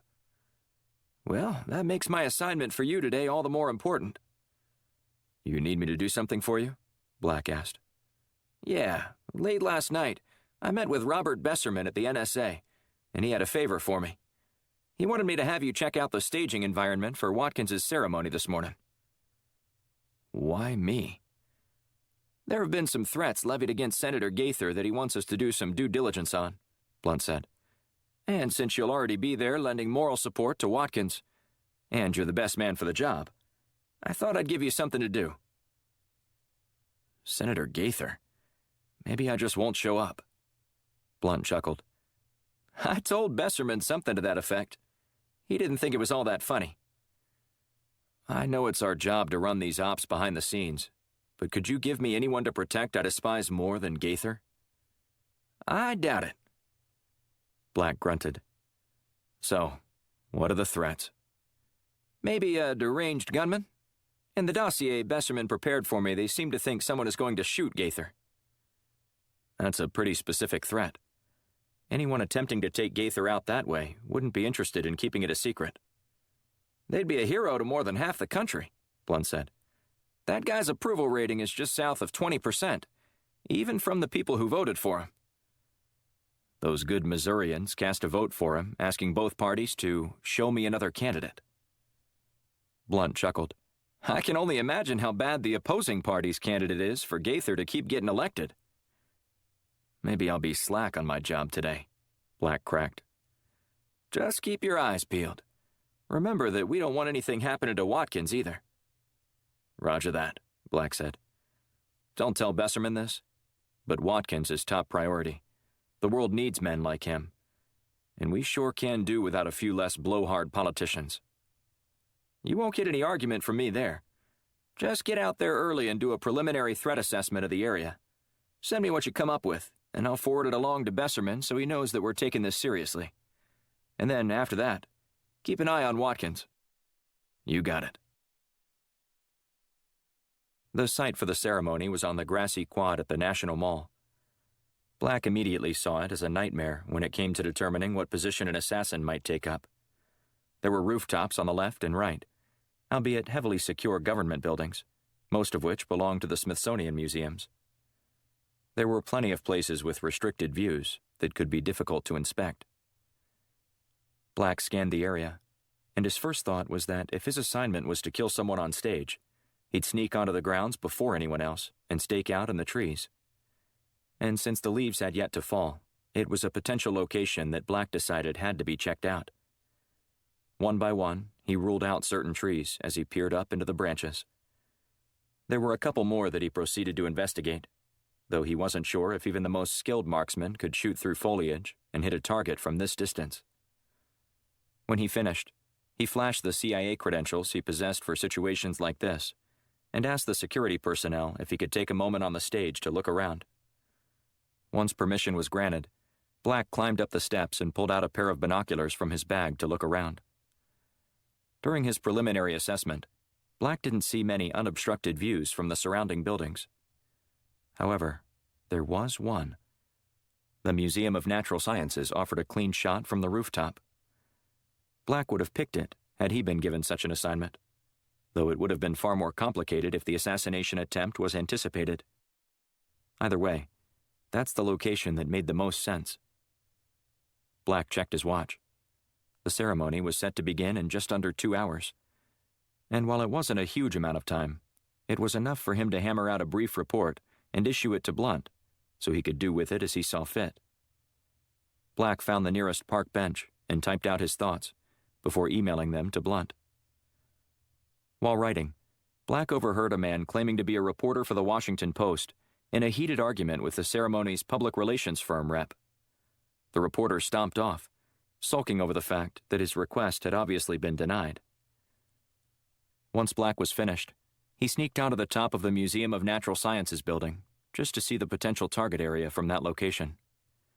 It only reaffirmed his suspicion that it was the best position to shoot from, if that was a serious threat to Gaither. But Black figured the Missouri senator was just emphasizing how important he was, that someone might actually want to kill him. Black meandered back down to the National Mall. He was convinced that anyone who attempted to take out Gaither from even the best perches would find great difficulty in succeeding. A car bomb or a random mugging would be far better ways to kill him than picking him off in front of an audience during a live broadcast on television. Unless, of course, that was the objective, to kill Gaither while the world was watching. It'd send an ominous message for sure, but Black maintained skepticism the more he pondered it. An hour later, a crowd gathered for the ceremony. Black decided to linger near the back and see if he noticed anything that raised suspicions. Since the event was being held in such an open, public place, there wasn't a way to funnel spectators through a security checkpoint. But the place was crawling with Washington police, keeping a careful eye on attendees who took a seat or were milling around the area. Christina Shields parked Firestorm's surveillance van just off the mall in a metered spot. She only climbed out of the vehicle to feed the machine and avoid drawing any scrutiny from the Washington Metro Police. "What do you see out there?" she asked. "Nothing that worries me. Yet," Black said. "You?" "Nobody even remotely in the category of potential shooter. And let me tell you, there's always at least 2 or 3 who appear like they'd enjoy filling someone with several pounds of lead." Black continued to mill around until about 15 minutes before the event was scheduled to begin. He slipped behind the stage with his security badge and strode up to Watkins. The captain eased away from his handler, stepping out of earshot from her. "I'm glad you could make it," Watkins said. "Of course," Black said. "Are you ready for the consequences of what you're about to do?" "If they kill me before I have the opportunity to expose their criminal behavior, what's the point? I will have given my very life for nothing. But if I can at least expose them and restore dignity and honor to the Air Force, this all won't be in vain." "So far, the coast is clear." "That's today," Watkins said. "Tomorrow's a new day, fraught with its own danger, no doubt. At least the cowards will have nowhere to hide in about 20 minutes after I'm done speaking." "Well, good luck," Black said. "For what it's worth, I think you're the real deal. I really admire you for what you're doing. Don't ascribe such platitudes to me just yet. Check with me in 5 years, and I'll tell you if I thought it was worth it." Black shrugged. "Trust me, it's always worth it to take down corrupt leaders." "I hope you're right," Watkins said with a nod. Watkins's handler called for him. "Gotta run. Catch you later." "I promise I won't be sitting in your chair in the dark," Black said as he winked. "And to think I ever thought fighter pilots were crazy," Watkins said, before he spun and walked toward the woman organizing the ceremony's order of events. Black strode around the side of the stage and scanned the area again. There still weren't any red flags. "What are you seeing out there?" Shields asked over the comms. "Calm. Almost eerily calm." "I'm with you on that. There should be at least one loony-looking fellow stalking around behind the crowd with an overstuffed backpack. But I'm not seeing anything like that either. Well, keep me posted if anything changes." "Likewise," Black said. He meandered near the back, veering toward a clearing left of the stage. Given the likely locations of a shooter, Black determined it to be the optimum position to take in the scene. The U.S. Air Force song blared over the speakers, garnering everyone's attention and kicking off the festivities. A ceremony MC welcomed the crowd gathered at the mall, which Black estimated to be around 3,000 people. It was a little smaller than he expected, but more than the number of chairs arranged on the lawn. Black surveyed the attendees, and still didn't see anything of note. "How are things looking on your end?" "No nut jobs yet. Though, are you really going to be inclined to stop something if Gaither takes a bullet?" "It wouldn't be the worst thing to happen to Congress if he took an early retirement." Shields chuckled. "That's about the best euphemism I've heard for one of our assignments in a long time." I'll be here all week, Black cracked. The MC continued the ceremony by inviting Senator Gaither onto stage. This man needs no introduction, as he's been a powerhouse in Washington from the day he arrived. Please put your hands together as we welcome Senator Todd Gaither. Powerhouse? Shields said. More like lightning rod, or the congressional equivalent of a radio shock jock. He'll do anything to get a rise out of people. I don't know, Black said. Shock jocks are intentional about it, taking up a radical contrarian point of view for the purpose of getting big ratings. Gaither just does it every time he opens his mouth. Maybe he likes the limelight, Shields said. That's possible. But it's also sad since the bulb in that brain of his is so dull, I doubt it could light up a closet. Shields laughed again. You're mighty witty today, Black. Did you have a little Bailey's with your coffee? I can assure you that these one-liners are being conceived while completely sober. Gaither stepped up to the lectern and glanced down at the notes in front of him. Thank you. Thank you for taking time out of your busy schedules to brave Washington traffic and celebrate one hell of an American hero, Captain Trevor Watkins. The crowd roared its approval with applause and whistling. Once the noise died down, Gaither continued. Captain Watkins deserves a welcome like this, too. He was shot down in the service of his country and endured hardship while in a Russian gulag, slaving away and working tirelessly, all subject to the whims of overbearing taskmasters who didn't grant him even an ounce of respect. A gulag? Shields whispered. Is he just making this stuff up? Sounds like it, Black said. Any potential hostiles out there yet? Nope, all is still quiet, while the loudmouth continues to foist lies on the American people.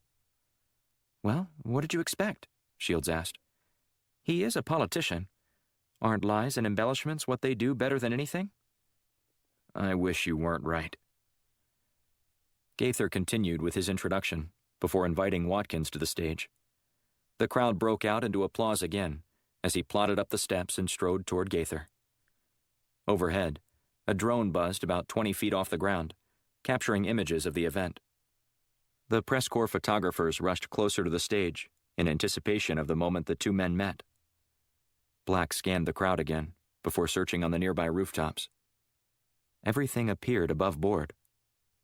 Out of the corner of his eye, he could see Gaither extend his hand to Watkins as the two drew near. Then, Gaither collapsed on stage, followed by Watkins a split second later. The two gunshots sent the crowd fleeing in chaos. Black glanced at the two men on stage as they were attended to by security personnel. He switched his focus to the ground to see if anyone was admiring his work or looking on with great satisfaction. Where did that come from? Shields asked over the comms. I don't have a clue, Black said. It was clear down here and on the rooftops. I didn't see anybody who could have made the shot. Black stared at the scene, unable to do anything but try to assess how someone was able to kill both of those men. Gaither was the one who claimed to have credible threats against him and asked for more security. But Black could tell this was a pre-planned assassination attempt, one designed to throw off any investigation into the possibility that Watkins was the target. Sirens wailed in the background as remaining law enforcement cleared out the lingering crowd. Black flashed his credentials to a police officer who ran by in an effort to avoid being hassled. After a few minutes, only a couple of rebellious photographers remained in a 200-meter radius of the stage, aside from the officials and paramedics who had just arrived. How bad is it? Shields asked. I can't tell, Black said, but I don't think it's good. Get closer and find out. Black ventured up to the foot of the stage, where medics were working furiously on Watkins, pumping his chest and trying to find a pulse. After a couple minutes, one of the men sighed and shook his head. He's gone, the man declared, as his partner cursed.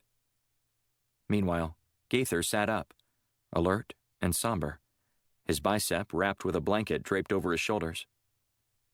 Is the senator all right? Black asked a nearby attending paramedic. The man looked at Black and nodded. He was lucky. That was a clean shot that went straight through his bicep. If it had been over a few more inches, it would have exploded into his chest. Black left the area and called Blunt.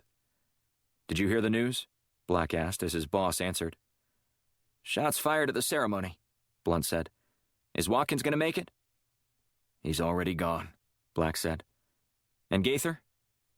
"He'll be just fine, according to one of the paramedics I spoke with. The bullet went clean through his bicep." "This was a pro hit, designed to make it look like Gaither was the target." "Exactly what I was thinking. So what do we do now?" Blunt grunted. "We're going to blow the lid off this corruption and make sure Watkins didn't give his life in vain." "I'm all in," Black said. "Just tell me where you want me to start." "Go to Union Station and get all the proof Watkins collected," Blunt said. "I want to see all this information for myself before we decide to tangle with the people behind this." "I'll call you when I have it." Chapter 10. 2 weeks earlier. Tatiana could hardly stand the stench after being locked in the shipping container for nearly 2 weeks. A toxic combination of body odor, urine, and stale air had settled over the entire steel box. Before she was thrust inside the 8 by 20-foot space, she'd never met the other 11 girls who joined her. With dim lighting, putrid conditions, and a mix of ethnicities, she didn't bother with attempting conversation. And she wasn't even sure what she'd talk about anyway, if she could communicate. None of them wanted to be here, likely all wishing to be safe at home, instead of tossed about at sea in a virtual prison.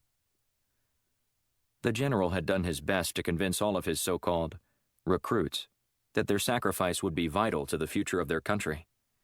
But it was difficult for Tatiana to envision that at the moment. For the past 2 years, she went to bed each night exhausted from all of the work the general and his other instructors put her through. During that time, she grew stronger and more focused, earning her an early assignment. She strode around the container, trying to ignore the smell as well as her cellmates. After a few minutes of pacing about, one of the girls stopped her and spoke in Russian. It was the first time anyone had said anything, outside of a few things some of the girls mumbled in their sleep. "It's not so bad," the girl said, her eyes betraying her statement. Tatiana glared at the girl. "Get out of my way!" She didn't move. "You get used to it after a while." "Get used to what?" "The job. It could be worse. At least, that's how most of us feel. We could be at home getting beaten every night, wondering where our next meal will come from. At least we know we don't have to go back there, starving as we slip into bed, praying that we're still alive when morning comes. Or perhaps praying for mercy that we won't." Tatiana ignored the girl. "If you don't get out of my way, you'll regret it." "It will get better." Tatiana slammed the girl into the wall. She slid to the ground with a thud, and then a whimper, as Tatiana continued pacing. "I'm not like any of you. I'm not even here for the same reason you are." "Maybe next time you'll move," Tatiana said with a sneer. The general had apologized as he bid Tatiana good luck. He explained how he would have preferred to fly her to the destination, albeit in a much more uncomfortable manner. The travel time would have been hours as opposed to weeks. But recent developments had dictated that she enter through a less scrutinized portal. Being caged up for nearly 2 years made her less amicable than she was before she chased down that soccer ball in Bali. And spending a fortnight in such tight quarters shortened her fuse considerably. Tatiana staggered as the ship swung around. Regaining her balance, she braced herself against the wall and realized they were finally docking at port. 2 hours passed before Tatiana sensed any further movement. Outside the doors, she could hear workers chattering. Then, with a sudden jolt, her steel box jerked upward. Tatiana had grown up near a shipyard and understood what was happening. Once ships were secured in the dock, cranes lifted the containers off the ship and moved them to solid ground, where they were unloaded. The general had warned her that it would likely be several hours before anyone released her. He was wrong. According to her watch, nearly 12 hours passed before someone unlocked the door. It swung open with a creak and clanked hard against the side. Tatiana shielded her eyes as the beam from a powerful flashlight poured inside. A man waved it around the room before speaking. "They're all here, alive and accounted for. he shouted over his shoulder. "Bring 'em out," another man said.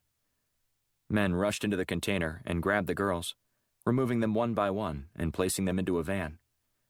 Tatiana ripped her arm away when they grabbed her, but to no avail. They dug their fingers into her skin, keeping her firmly in their grasp. "It's okay, little girl," one of the men said in a gruff voice. "We're not going to hurt you." Tatiana sneered at him before stopping just short of the van. The men released her and waited for her to get inside. When she didn't react fast enough, one of the men shoved her in the back, forcing her into the vehicle. "It'll be better for you to follow directions immediately," he said. Tatiana eased into her seat and stared blankly out the front window. "Do you speak English?" he asked. She didn't flinch. The man reverted to Russian. "It'll be better for you to follow directions immediately." Tatiana remained stoic, determining not to give the man even the slightest bit of pleasure that he guessed her country of origin. Instead of ignoring her, he grabbed her face with his hand and forced her to look at him. "When I speak to you, you better acknowledge what I said. Is that clear?" Tatiana mustered a feeble nod. He shoved her head and spun back to retrieve the rest of the girls in the container. When they were all loaded into the two vans lined up by the door, they were driven to a dilapidated hotel only a few miles away. They were led upstairs to their rooms with a pair of queen beds, 4 girls in each one. A sequin dress for each girl was hung in the closet. "Shower and get dressed," the man said, as he escorted Tatiana to her room. "We will be back in 1 hour to pick you up." One of the girls in Tatiana's room turned on the television. The menu scrolled past, with the date remaining in the upper right corner. Tatiana sighed as she glanced at it. It was her 15th birthday, and no one knew it.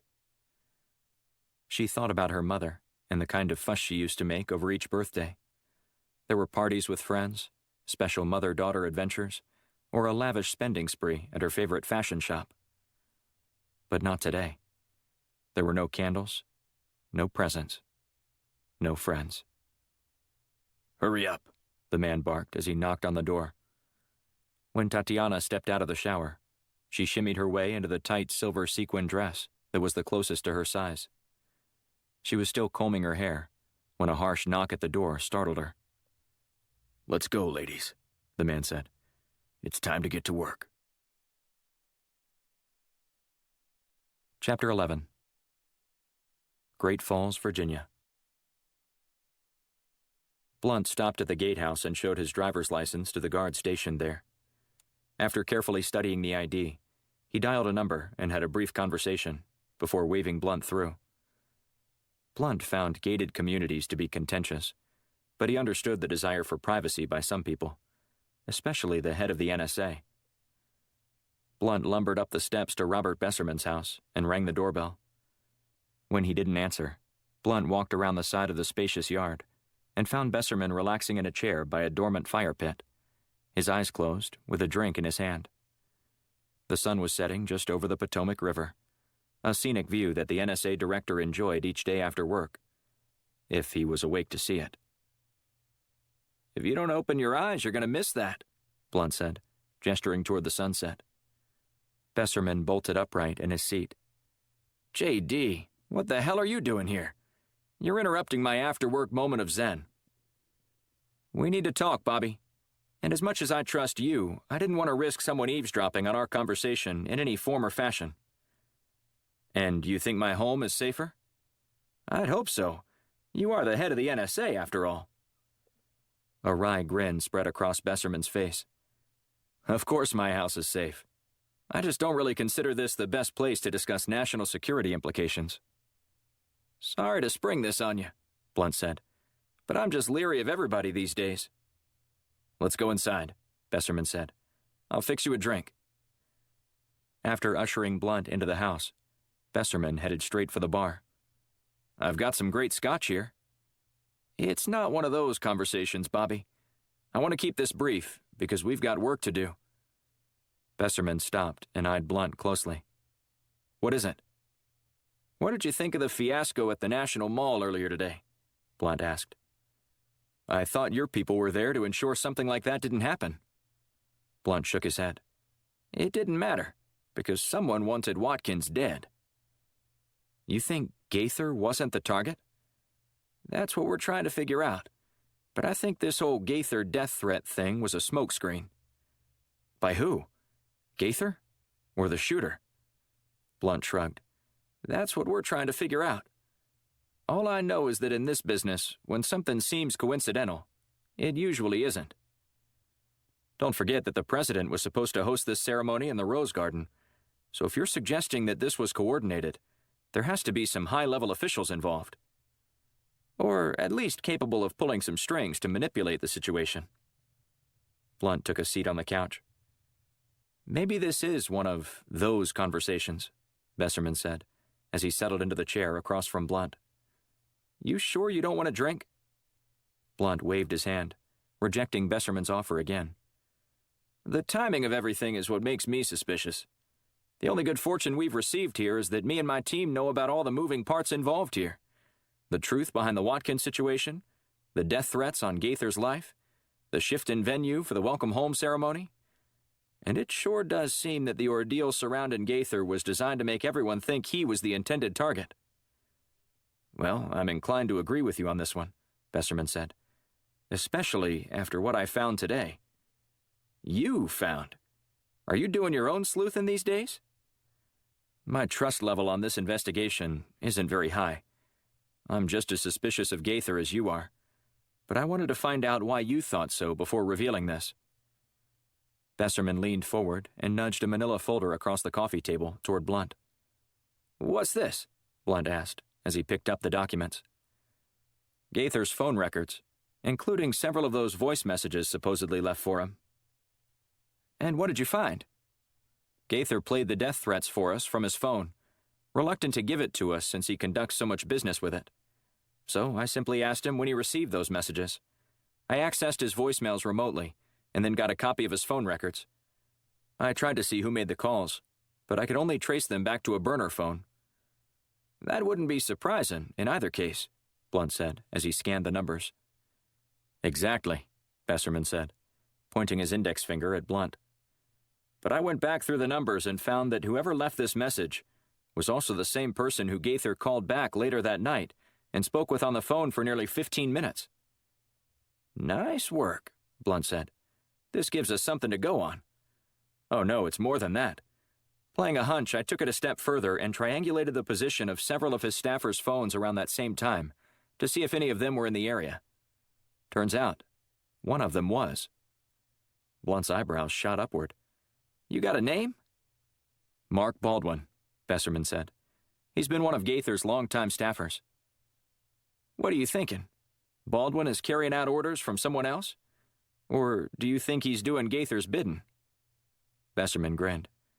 That's what I want you to find out for me. I can only do so much.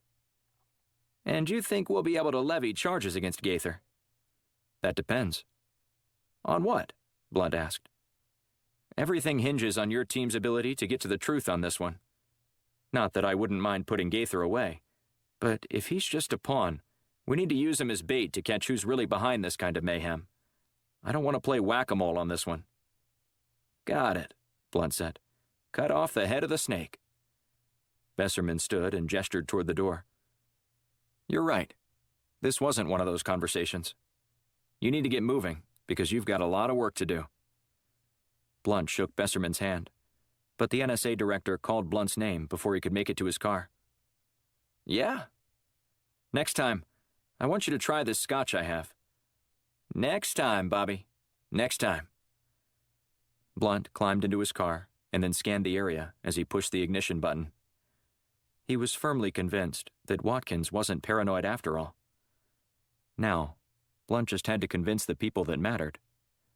Or else, handle the situation some other way. Chapter 12. Washington, D.C.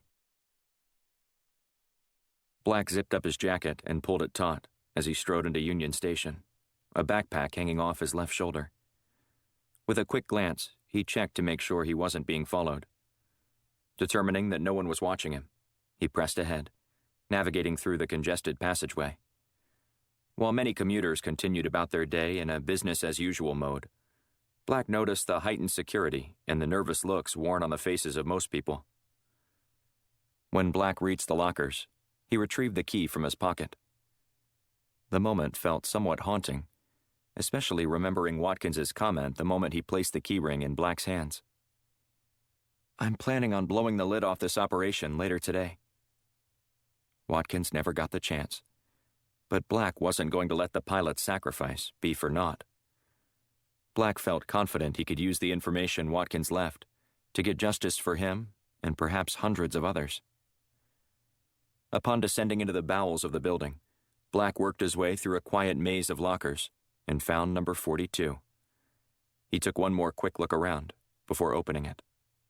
Inside, he found a folder containing grainy screenshots, obviously taken from the footage he recorded. There were also several pages of notes about the operation and descriptions of the more than 24 girls he observed being led into the C-130 cargo hold at Kadena Air Base. Black snapped the folder shut and tucked it into his backpack. He re-secured the lock and then headed toward the exit. As Black turned the corner, he was greeted with a solid punch to his stomach. He staggered backward in pain, slamming into the lockers and using them to remain upright. By the time he looked up, his attacker, clad in dark clothes with a ski mask, was in the middle of swinging his nightstick at Black's head. Black ducked down and took advantage of the man's imbalance. Black struck his first counterblow, jamming his foot upward into the man's crotch. The force of the kick sent him airborne before he crashed into the lockers behind him. Black scrambled to his feet and darted toward the door, but the combatant managed to get a solid grip on Black's bag and yanked him down.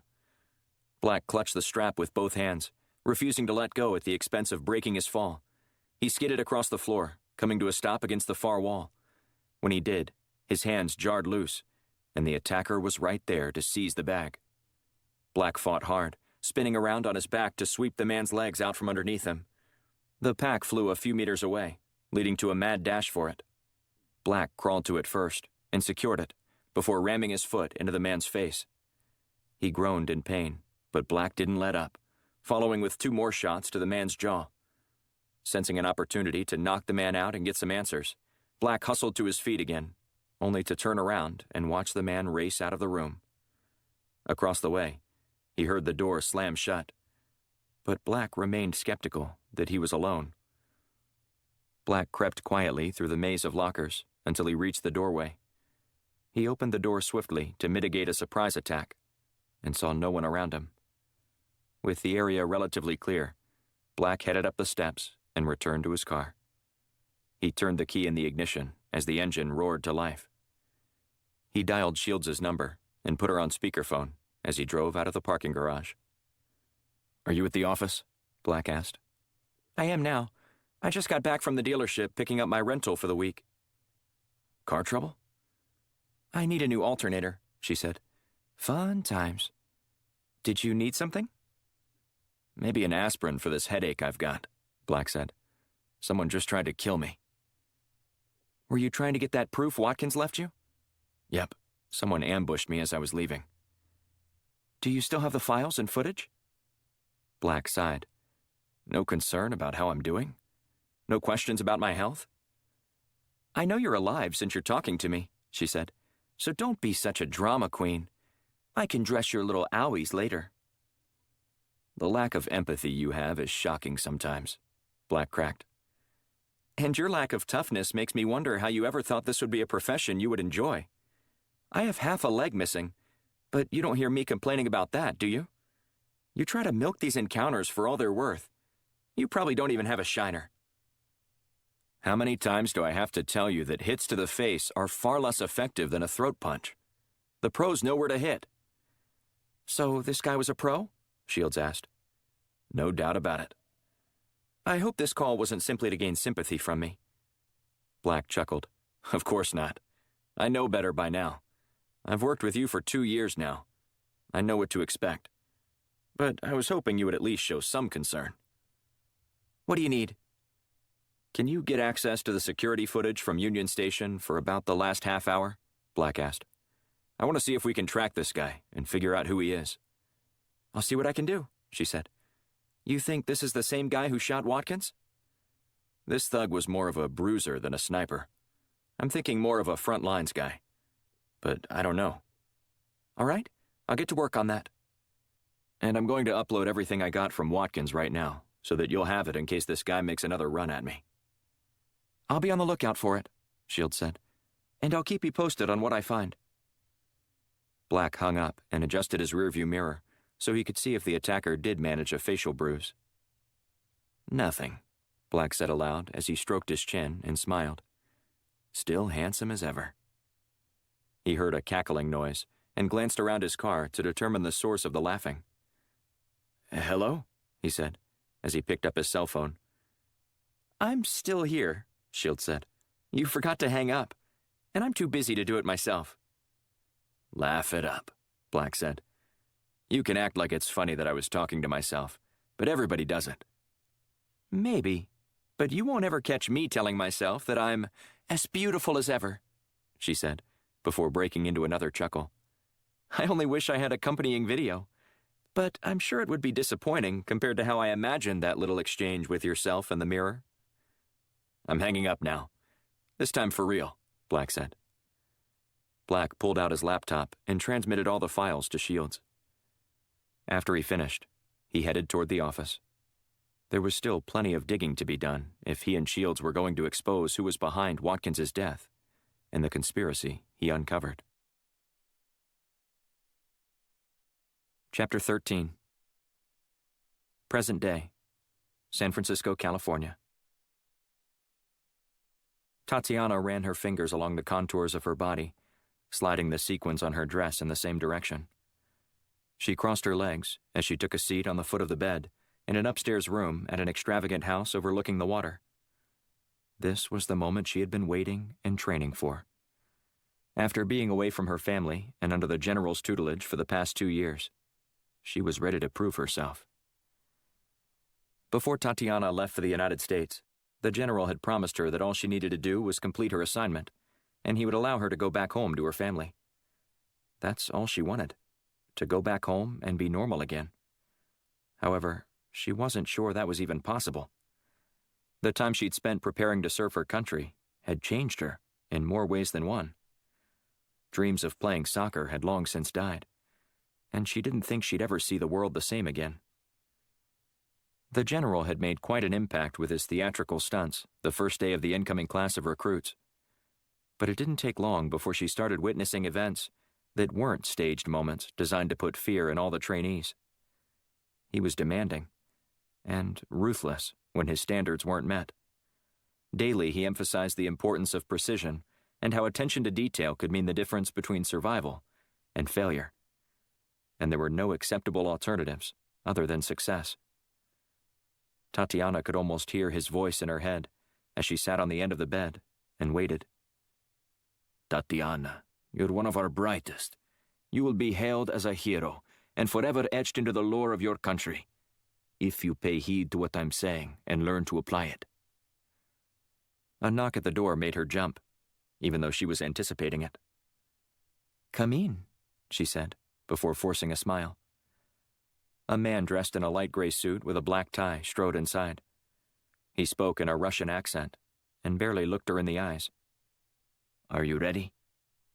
Tatiana exhaled slowly. I think so. Think so or no so?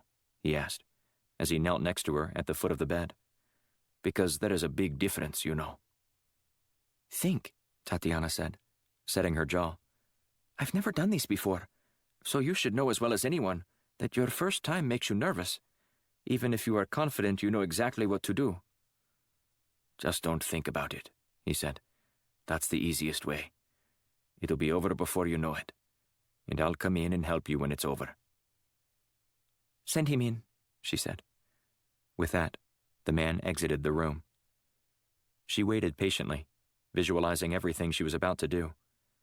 The longer she waited, the more she felt physically ill. There was only one thing that kept her calm enough to follow through with her assignment. It's all for my country. She heard the approaching footsteps before they halted just outside her door. When the person finally knocked, she swallowed hard and slipped her hand inside her purse. "Come in," she said. The man who strode into the room looked vaguely familiar, though she couldn't place him. He shut the door behind him without ever taking his eyes off Tatiana. He looked her up and down before easing onto the bed next to her. "My God," he said. "How do they make Russian women so beautiful?" Tatiana wrapped her fingers around the dagger inside her purse. "I don't know. Why don't you ask him yourself?" With that, she whipped out the blade and jammed it into the man's throat. She backed away as he flopped around on the floor, trying to stop the bleeding. But it was of no use. She had severed his carotid artery. In less than 15 seconds, he'd passed out from the sudden decrease in blood pressure. In just under 60 seconds, he was dead. She wanted to scream as she stepped back and realized what she'd done.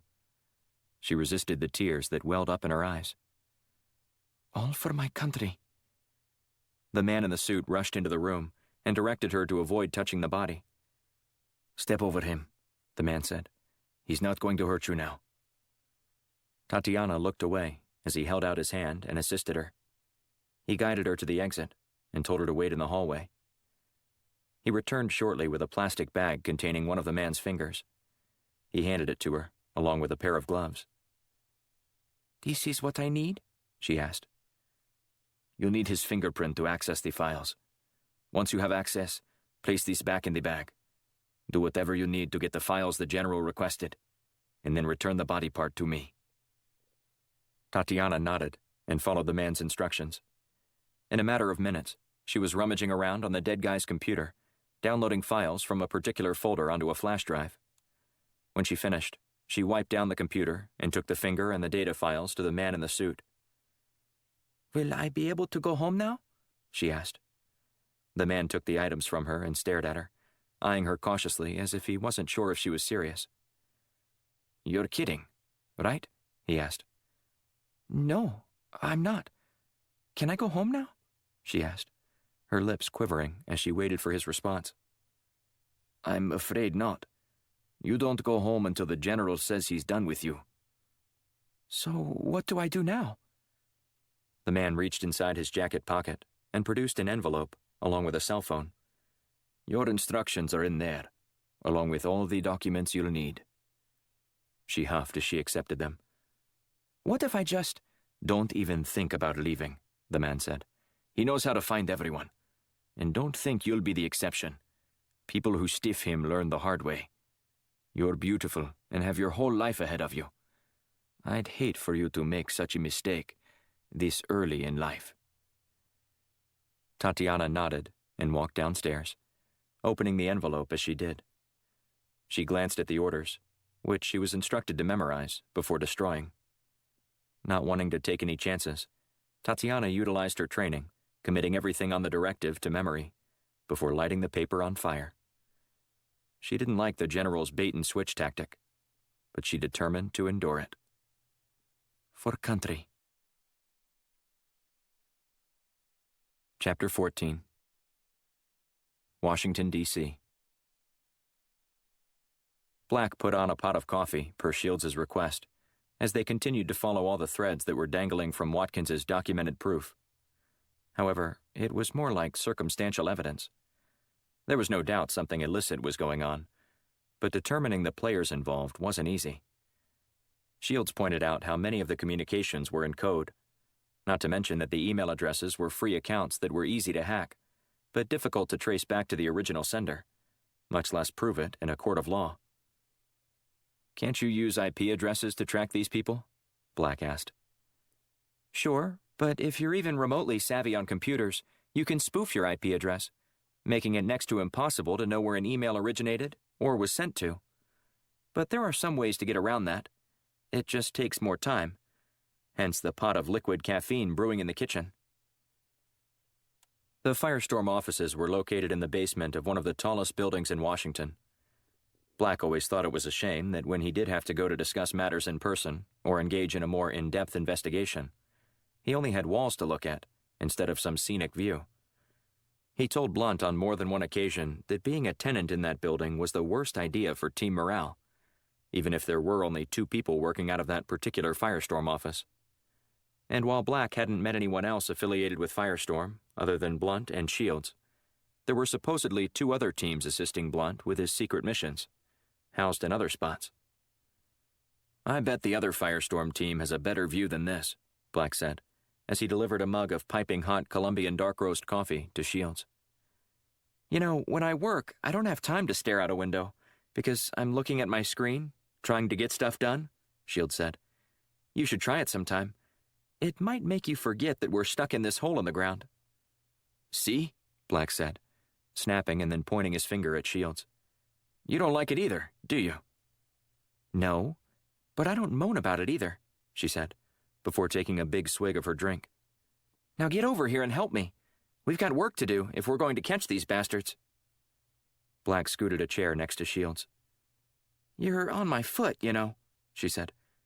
"Oh, I'm so sorry. I didn't mean to." "My prosthetic," she said. "Do I look like I'm in pain? But if you don't take your chair off my leg, I'm going to take it off and hit you with it."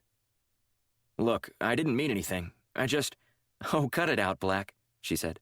"I'm just messing with you. Now, will you read off these numbers to me so this process can go faster?" Black read off a series of numbers, which Shields keyed into her computer at a furious rate. "What are we doing again?" Black asked. "We're trying to figure out where in the world these email addresses are that Colonel Roman was sending messages to." "I thought you said that couldn't be done." Shields clucked her tongue. "I said it could be done, but it just takes more time." She held up her mug. "Remember?" "I feel like my talents are being wasted here," Black said dryly. "I'm sorry that there aren't any heads to crack or villains to fill with lead. Sometimes the unsexy side of espionage is found in the mundane tasks. Don't worry, I'll let you out of this cage soon enough, so you can go get us a paddy wagon full of these assholes." For the next half hour, Black read off numbers to Shields. The rote work annoyed Black, but he was willing to do whatever it took to catch the people who rubbed out Watkins. After Shields entered one of the long strings of digits, she hit enter, and then pumped her fist. "What is it?" Black asked. "I've got something. This particular receiver didn't mask his IP address." Black leaned forward, peering at the monitor. "Who does it belong to?" "Let me enter this into my database over here and see what I come up with," she said. "What database is that?" "It's my highly secret one. The one that is affiliated with a list of both friends and foes in our military, as well as most foreign militaries," she said, talking more quickly as she went. "It's like a world directory of IP addresses from computers that our good friends over at the NSA have hacked over the years."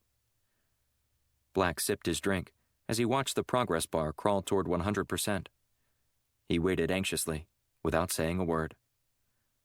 "You know what's crazy?" Shields said. "Roman wrote to this particular address several times, and this one time the IP address wasn't blocked. This is the kind of stroke of luck we need to get a breakthrough here and figure out who all is involved in this." "I'm betting it's someone in our own military," Black said. "I wouldn't mind cracking a few heads belonging to some crooked armed forces generals." "I don't doubt that, but let's temper that response until we actually know what's—" She stopped, her mouth falling agape. "What is it?" Black asked. "Or maybe I should say, who is it?" "Go get Blunt," she said. "He's going to want to hear this." Black hustled down the hall and motioned for Blunt to join. "What is it?" Blunt asked. "Shields has something." "What does she have?" Black shrugged. "I don't know. She won't tell me. I'm just following orders here. She said to come down here and get you." Blunt grunted as he stood and meandered after Black down the short corridor to Shields' workspace. "Is this going to make my day?" "It'll make your year, maybe," she said. "But we figured out at least one person who Roman was communicating with." "Who?" Blunt asked. "Ivan Kozlov, the Russian military commander running the installment on Kamchatka, where Watkins was detained," Shields said with a smile. "Kozlov?" Blunt asked, furrowing his brow. She nodded. "The one and only." "What do you know about him?" Black asked. "Just that he's about as bad as any terrorist you'll ever come across," Blunt said. "He has no conscience, but he's also subject to the whims of General Volkov, who is much more measured in how he makes his decisions." "I guess this email might make more sense in light of that background," Shields said. What did it say? Blunt asked. I found this email that Roman sent to Kozlov discussing the specifics of a drop, and I'm hoping that doesn't mean that the two were exchanging military secrets. Blunt shrugged. It's hard to say. I looked at Roman's file. Everything in it screams patriot, but his personality evaluation describes him as, and I quote, opportunistic. So maybe he's just taking advantage of an opportunity to build a fat little nest egg on the side, without selling out his country? Shields asked. That's possible, but I don't know anyone in his right mind who would trust Kozlov, especially if you're claiming to be a flag-waving, red, white, and blue wearing American. Kozlov is a snake if there ever was one. Where does that leave us? Black asked. From everything I'm reading, it simply appears as though Kozlov and Roman have developed some type of partnership to transport girls around the world, Blunt said. Kozlov supplies the girls, and Roman simply provides the means to get them wherever they need to be, Shields said. Blunt grunted. A regular FedEx for human trafficking slaves, and collaborating with the Russians to do it. We need to go after him right away, Black said. Who knows how many secrets have been compromised already by this kind of reckless behavior? Not yet, Blunt said. If we go right for the jugular, we might end up missing the key players behind this, and then the people truly responsible will get away without a single consequence. What do you propose we do about it then? Black asked. Blunt smiled and winked. I say we set a trap. Chapter 15. Early the next morning, Black sat in the waiting room of George Washington Hospital. In less than 5 minutes after he arrived, he grew tired of the inane morning game show airing on the television affixed to the far wall. The only other person in the area was a man resting his head against the wall, a fedora covering his face. Black searched for a staff member who could change the channel with a remote control, before deciding to do it himself. The only thing he could stand was the news, though he'd grown tired of the political bias shrouding itself in claims of objectivity. Listening to one of the anchors blather on about the dire state of the current administration made him want to throw a chair through the TV. But instead, he got up and marched over to the television to change it again, before the newscaster stopped and announced a breaking news report. Black froze and watched.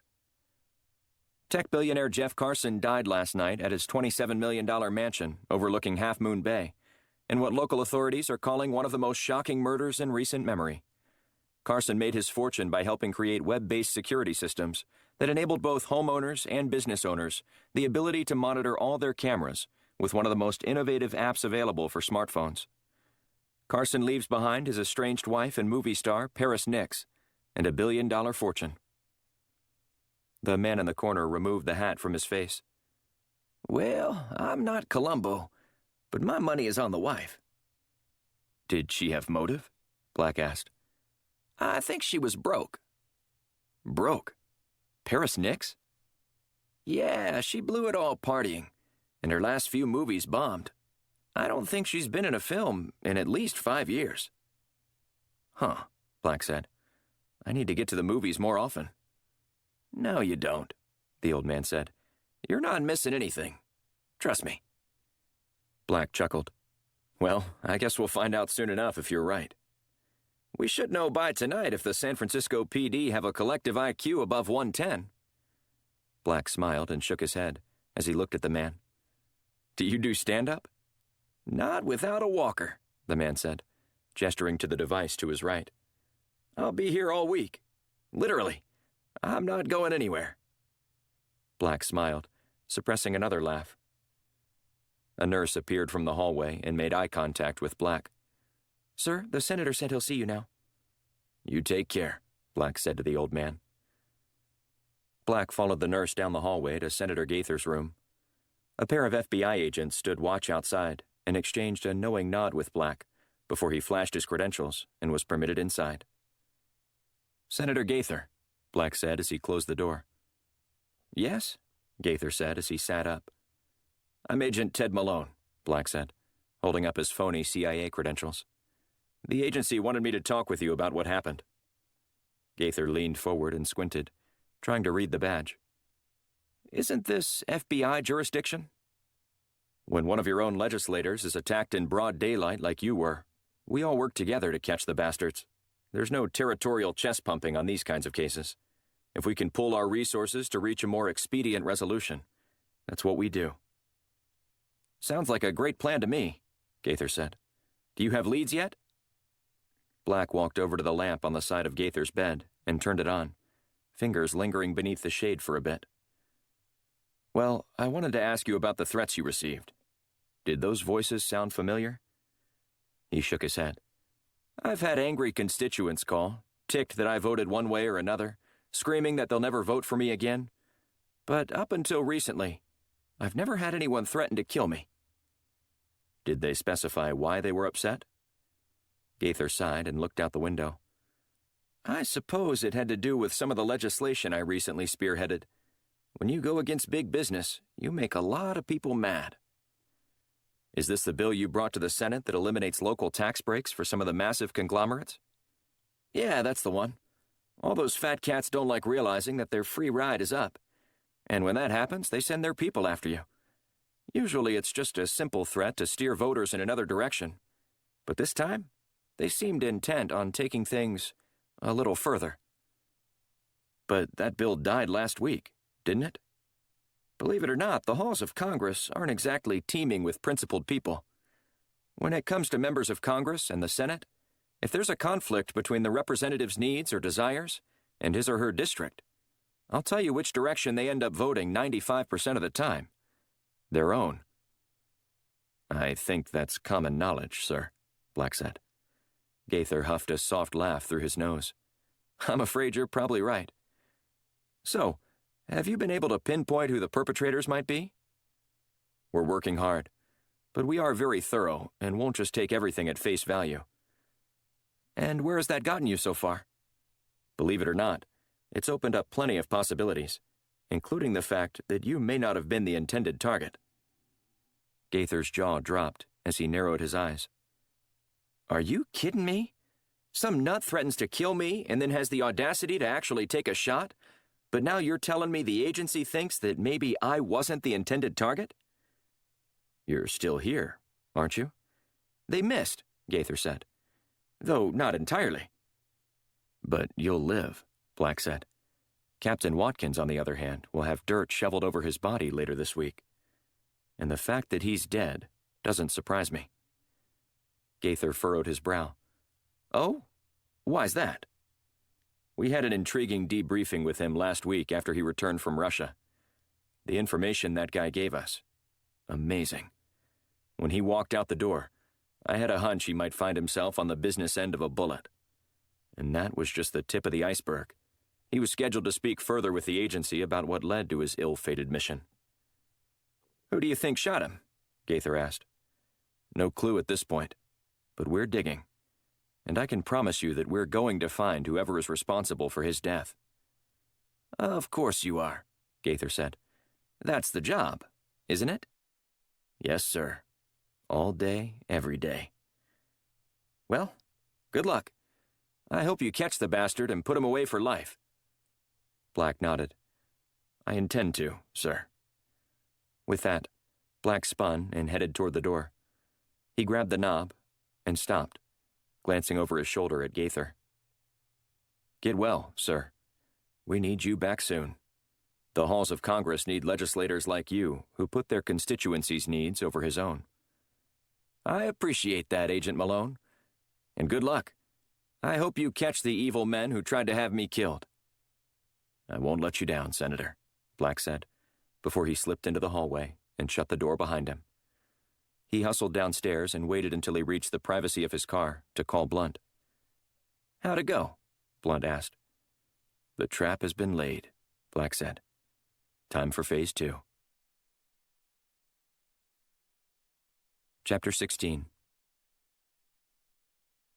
Black raced to the Firestorm offices, convinced that Senator Gaither would take the bait. But Black couldn't be too sure. Usually his assignments consisted of eliminating someone as quietly as possible. However, this time he was involved in the espionage side of the operation, on a far deeper level than normal. And he found that it gave him a rush. He dialed Shields' number and then downshifted before stomping on the gas and weaving between a pair of slower-moving vehicles on the beltway. The engine in his Mercedes S560 whined before he jammed it into a higher gear. As he weaved in and out of traffic, he waited for Shields to answer. "Is anything happening yet?" Black asked. "You must be about the most impatient person I've ever met," she said, before clucking her tongue. "I can't imagine how you deal with going to the DMV every year." "I don't," Black said. "I pay the extra amount, so I only have to visit every 4 years. It's easier that way. On all of us." "Are you an organ donor?" "Currently, no. And if I die prematurely, I'm betting that my organs will be in no shape to be transplanted into anyone else's body. I'll either be slashed up or riddled with bullets, making my donor designation little more than an altruistic gesture." "Your honesty is a breath of fresh air, and you're also driving me nuts." Black chuckled. "Why? Because I expect results so quickly?" "Yeah," she said. "That's not how things work when it comes to laying a trap. You have to bide your time and wait for the person to make a mistake." "Not when you scare the hell out of someone like I just did." "Did you threaten him?" "Of course not," Black said. "I simply told him that the agency didn't think that he was the target from the attempted assassination." "And how'd he respond to that?" "Just like you would suspect. Shock, awe, disbelief, the usual suspects." Shields sighed. "And look where that got you." "Actually, I can see where that got me, which is why I'm calling you," Black said. "I was hoping that you could tell me what became of our stunt." "Why? Because you wanted to know if your story put the fear of God in him?" "Something like that," Black said. "Unfortunately, he hasn't done a thing since you left," Shields said. "Right after you exited the room, one of the guards went in with a doctor and a couple of nurses. The doctor addressed Gaither directly and urged him to take some pills. Gaither refused, resulting in a tense standoff, which is still taking place as we speak." "If anything changes, keep me posted." "Roger that," Shields said, before she hung up. Black sped along the surface streets and pondered how any so-called public servant could lose his bearings so much that he drifted this far off course. Participating in a human trafficking ring to line your pockets seemed like a massive detour from helping people. To profit off the vulnerable and destroy their youth? The thought angered Black the more he considered the consequences of such an organized crime. The base commander certainly knew what he was doing, and Gaither was involved on some level, though to what extent is what Black wanted to know. Was it simply a stunt to gain public sympathy? Or was he a pawn used by his aides? Or was he actively participating in helping Roman ferry teenage girls around the world and reaping a windfall? If the latter was true, Gaither wouldn't wait long to reach out to Roman and warn him. When Black pulled into the parking garage, he drove to the bottom level and into the building through the secure access door. "Tell me we've got something good," Black said, as he pulled up a chair next to Shields. "If your definition of good is footage of the senator snoring, I have it," she said. "Otherwise, I'm afraid you're going to be disappointed." Black sighed and shook his head. "I so wanted that jerk to be involved, so if anything, I'd never have to hear from him again. His very voice is like fingernails on a chalkboard for me." "And most Americans feel the same as you do," Shields said. "He's got an 18% approval rating nationwide. 18%. Do you know how awful something has to be to earn a rating that low? Osama bin Laden had at least 20%. Black chuckled. "I think Brussels sprouts are at least 25%. "They'd be at 100% if people cooked them like I do." "What's your secret?" "Cheese and bacon," she said with a wink. "I could make a pile of dirt taste like a gourmet meal with enough cheese and bacon." "I had no idea you were a chef," Black said. "I know what you're doing here, and it won't work." "What? I just made a statement." "You're fishing for a dinner invite, but it's not going to happen, so just forget about it." Black sighed. "You show interest in a colleague's hobby, and this is what happens." Shields slapped Black with the back of her hand. "Look, Gaither's awake." They both leaned closer to the monitor, streaming the images from the senator's room. Gaither sat up and glanced around the room. He appeared to scan the ceiling, as if searching for something. "What's he looking for?" Black asked. I don't know. Maybe he thinks there are security cameras in the ceiling. After a few seconds, he leaned toward the bedstand on his right and snatched up his phone. He entered his passcode and started scrolling. It looks like he's texting, Black said. Can you zoom in? This is as close as we can get here, she said. But I think you're right. There is something I can do to enhance this a bit on my other monitor. Shields captured a still shot from one screen and moved it to another, before typing furiously on her keyboard. Is it working? Black asked. Patience, Shields said. I'm almost there. A few seconds later, Shields cropped in on the phone, which was held at just the right angle for the camera Black had planted on the lampshade, to pick up what was on the screen. He's texting all right, Shields said, pointing at the image. And look who he's messaging. Black leaned in again, trying to make out the name. When he saw it, he leaned back and slapped the table. Jackpot, he said. It's Roman. Chapter 17. San Francisco, California. Tatiana trudged up the steps on the Greyhound bus, pausing to flash her ticket for the driver. She navigated to the back and sat down at a window seat. Clutching her bag to her chest, she studied the passengers as they boarded. After getting passed over by a handful of people, a girl who appeared to be in her early teens settled next to Tatiana. The two girls remained silent until after the bus was loaded. As it chugged out of the station, underneath a dusky sky, the girl cast a furtive glance at Tatiana. The driver addressed everyone over the intercom, giving the riders an idea of how much longer before they reached their next destination. We'll be stopping in Reno, he said. If you need to use the restroom before then, I suggest you utilize the toilet in the back of the bus. I shouldn't have ordered this, the girl said aloud as she stared at her cup. Is it not good? Tatiana asked. It's from a machine, the girl said, shaking her head. In a world with a Starbucks on every corner, this stuff is barely above watered-down dirt. And now drinking it is going to mean I have to use that glorified porta-potty back there. I don't drink coffee, Tatiana declared. The girl's eyes widened. You don't drink coffee? No. It's the only way I stay awake during the day. Well, that, and the liquor, and the occasional extra pick-me-up. Pick-me-up? Tatiana asked. What's a pick-me-up? The girl eyed Tatiana closely. Where are you from? Here and there, Tatiana said, parroting her prescribed answer. I'm Amber, the girl said, offering her hand. Nice to meet you. I'm Emily, Tatiana said. According to the general, Emily was the quintessential American name. If you use your real name, they will be suspicious of you, he'd warned her. But if you always use Emily, they won't think about it twice. America is a great melting pot, and they're so concerned with offending one another, even if they think you might not be one of them. They won't say anything. Tatiana watched in amazement as Amber continued chatting away without even giving pause to the fact that her seatmate might not be an American. The general stressed that Americans were anything but accepting of foreigners. So, do you understand what a pick-me-up is now? Amber asked. Lost in thought, Tatiana nodded absent-mindedly. Of course, that makes sense. Were you listening to me? Amber asked. Tatiana sighed and shook her head. I'm sorry. I was thinking about something else. It's been a rough few weeks. You too, huh? Tatiana nodded.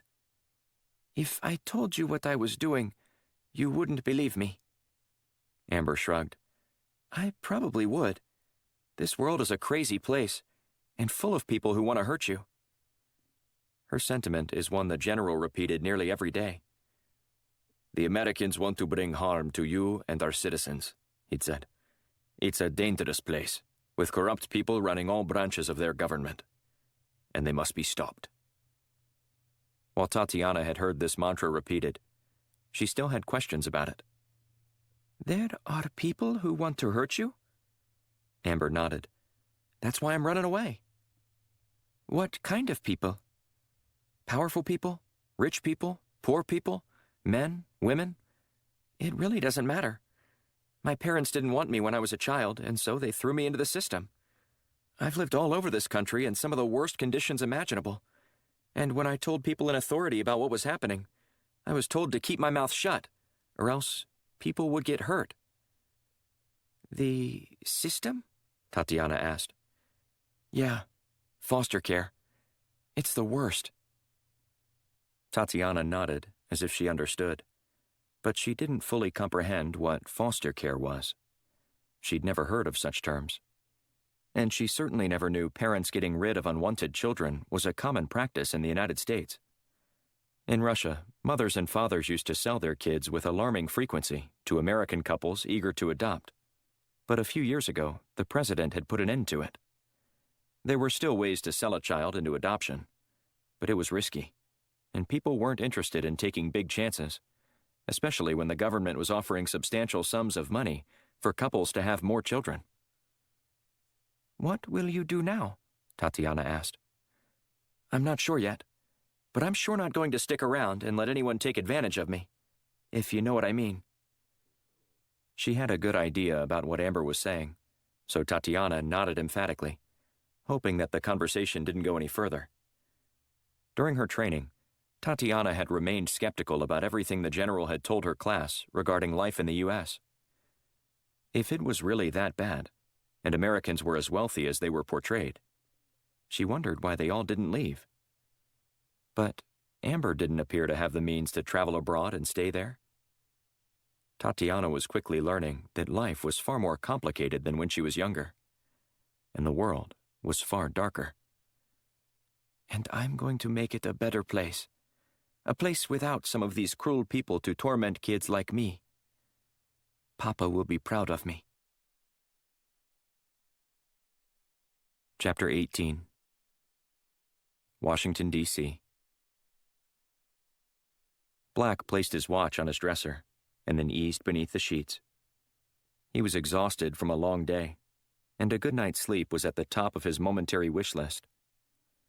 Armed with knowledge that Gaither was working with Roman, Black could rest easy, knowing that next steps for the Firestorm team would be straightforward when it came to dealing with the Missouri senator. But there was still a nagging feeling that Black couldn't shake. He threw off the covers and sat upright. After snatching his phone off the bedstand, he dialed Shields' number. You do realize it's after 1 a.m., right? She asked. Stop complaining, Black said. I know you're up. You think that just because I know my way around a mainframe computer, that I'm some kind of night owl who guzzles lattes after midnight and never goes to bed before 3 a.m.? That's exactly what I think you do. Well, you get no bonus points for having a grossly simplified characterization of me fed to you. And by me, no less. So, do you need a latte or an energy drink? Black asked. I need you to leave me alone and get some sleep. Black sighed. I'm sorry.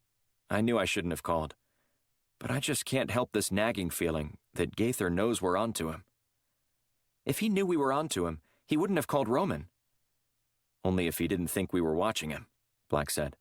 He's paranoid and trying to alert Roman. But that doesn't mean Gaither knew we were watching him. No, it doesn't. But you know when you get that feeling when you're holding what you believe is a trump card, but you think the other person might know? I hate cards. They're so predictable. Most definitely. Give me a strategy game any day. Well, I feel like we might be coming across as predictable, Black said. And Gaither is going to do everything to bring chaos upon us. My promise to find the person responsible for shooting him might not be what he wants. Of course it isn't.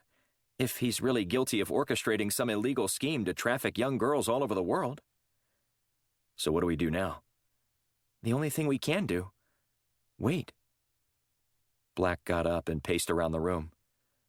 I'm not sure which will kill me first, waiting for this to reach some resolution, or one of Gaither's thugs. Just take it easy, Shield said. Nobody knows where you live. Blunt saw to it that information is kept under wraps. I'm still sleeping with my Glock underneath my pillow. Shields chuckled. Would there ever be a reason not to? Good point, Black said. Try to get some sleep. I'll update you in the morning with what this latte-drinking night owl learns before I go to bed at 3 a.m. Talk to you tomorrow, Black said, before he hung up. He climbed back into bed and checked his weapon. Maybe I'm just paranoid. Black struggled to go to sleep, his mind racing with all the possibilities of what Gaither might be up to. But after an hour, Black finally drifted off. Yet it wasn't long before he sat bolt upright in bed, certain that he'd heard one of the floorboards creak. Thinking quickly, Black stuffed a blanket and one of his pillows underneath the sheets, giving the illusion that he was in bed. He scrambled underneath the mattress and waited. 10 minutes passed before he started to wonder if he was overreacting. Just as he was about to go investigate the noise, he saw the handle turn slowly and the door ease open. A man wearing dark clothes glided up to the foot of the bed. He pulled out his gun that had a silencer on it and fired 2 shots at where Black's head would have been. Huh, the man said, as he strode up to the edge of the bed and ripped the covers back. That's when Black sprang into action. Black shot the assassin in his leg. As he instinctively reached for the wound, Black fired 3 more shots, hitting the man twice more in his leg, before finishing him off with a shot to the side of the head, after he tumbled to the floor. Black wormed out from underneath the bed and stood over the man, blasting him again in the chest with a bullet, just to make sure. Once Black turned the light on, he kicked the gun away from the man and knelt to check his pulse. He was gone. Black pulled out his phone and took a couple pictures of the man before sending them to Shields in a text. She wrote back moments later, "This is not the kind of picture guys typically send to women this late at night.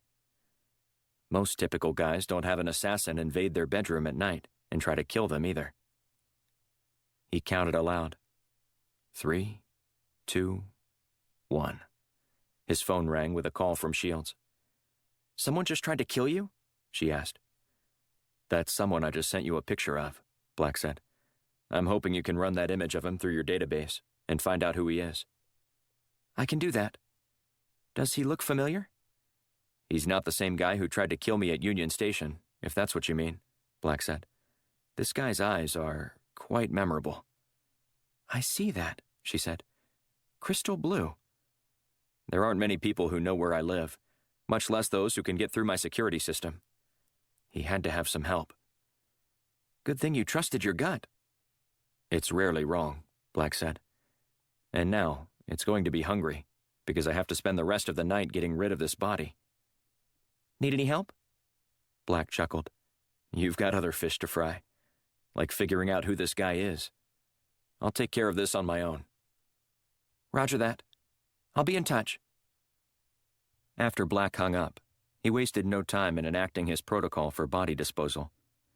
The process consisted of creating interference for all nearby closed-circuit cameras, before lugging the dead man down the steps in a large wagon, topped with a cooler and several lawn chairs. He didn't figure he was likely to run into anyone in the elevators at 2:30 a.m., but there was always a chance. And tonight was one of the nights he did. The elevator stopped on the 3rd floor and was boarded by a man with his shirt unbuttoned halfway, and a pair of sunglasses sitting cockeyed and clinging tenuously to his nose. With him was a pair of doting women. Black scooted aside to make more room for them, hoping they wouldn't engage in conversation with him. But the man's breath smelled as if he'd spent most of his evening guzzling liquor as he staggered inside and leaned against the back wall. He took his sunglasses off and used them to point at Black's wagon. "Kind of late for a picnic, isn't it?" Black nodded and forced a smile, hoping the acknowledgement of the man's comment would end the prying. "So, where are you headed, pretty boy?" the drunk said. "Got anything in there for me?" The man reached for the cooler and tried to open it. Black slammed his foot on the lid, refusing to even look at the man. Incensed that he was denied a peek, he shrugged the 2 women off his arms and got in Black's face. "Just who do you think you are?" the drunk said. Black ignored the man again, looking straight ahead. Irked by the apparent disrespect, he stepped back before taking a swing at Black. He reacted quickly, putting his hand up to stop the attempted blow. Then he twisted the man's hand around, forcing him into submission and onto his knees. Black leaned down and spoke in a low and measured tone. I think I'm the man who could further embarrass you right now, but you're not really worth my time. A ding signaled that the elevator had reached the lobby. As soon as the doors parted, the two girls hustled out and turned around to look at their escort. Have a nice night, Black said, before turning the man's hand once more, resulting in a yelp of pain. He scrambled to his feet and strode over to the girls, smoothing out his shirt and trying to act like nothing had happened. Black hustled to his car and drove a half-hour south to Prince William Forest Park, where he dug a hole. Black knew it wasn't deep enough to bury the body without it ever being found, but he was exhausted and knew there was plenty of work to be done if he and the firestorm team were going to successfully apprehend the people behind the trafficking ring. Black returned to his apartment and reset his security system. After doing a thorough check of all the rooms, he crashed on the couch, passing out in a matter of minutes. When he awoke, he wasn't certain if he was still dreaming. His blinds were closed, but there wasn't anything other than the glow of the city lights illuminating the edges around the window. That's when he heard it again, the sound that startled him awake. Someone was pounding on his front door. Black sat upright, yawned, and rubbed his eyes. He glanced at his watch. Are you kidding me? His clock read 4:30 a.m. He'd only been asleep for an hour. Black lumbered toward the front door and groaned. He looked at the camera and noticed it was Shields. Do you know what time it is? Black asked. I'm fully aware, she said. Now grab your go bag. We need to get moving. Black squinted and shook his head. Did I miss something? Yeah, she said. I'll fill you in once we get to my car. Seriously? Can you at least give me a clue as to what's going on? Shields sighed and set her jaw. The feds are coming for you. For me? What on earth for? The attempted murder of Senator Gaither and the murder of Captain Watkins. Chapter 19. Blunt spent the next morning fielding calls from several high-ranking officials within various intelligence agencies to get his input on what might be the best way to capture Titus Black. While Blunt's leadership over the clandestine Black Ops group was one of the better-kept secrets in Washington, he was still regarded as one of the best intelligence minds in the city. And, given the circumstances, he wished he wasn't so highly regarded. After finishing a call from someone at the FBI, Blunt sank into his chair at his office and turned on the television to see if there were any more reports breaking about Black's alleged crime. If Black wanted to disappear, he could. But Blunt needed one of his best assets, pulling the curtain back on the apparent trafficking ring operating through the U.S. military. And Blunt hadn't heard from Black since the FBI fingered him as the assassin. The news anchor blathered on about world markets and stock trends for a few minutes, before a bold graphic flashed up on the screen, along with some dramatic music, signaling that a big piece of news was forthcoming. Law enforcement officials have released photos of the man they believe to be responsible for the attempted murder of Senator Gaither yesterday, as well as the death of Captain Watkins at a welcome home rally for the Air Force pilot, the newscaster said in a somber tone. A picture of Black flashed on the screen. Blunt breathed a sigh of relief when the image depicted was one of Black in disguise. In the photo, he had bleached blonde hair, a matching goatee, and contacts that turned his eyes brown. Blunt chuckled at the attempt to assist the public in identifying the alleged culprit, who appeared to be an entirely different person. That's real helpful. According to sources at the FBI, this man, Titus Black, is a former CIA operative who turned rogue several years ago and is a hitman for hire.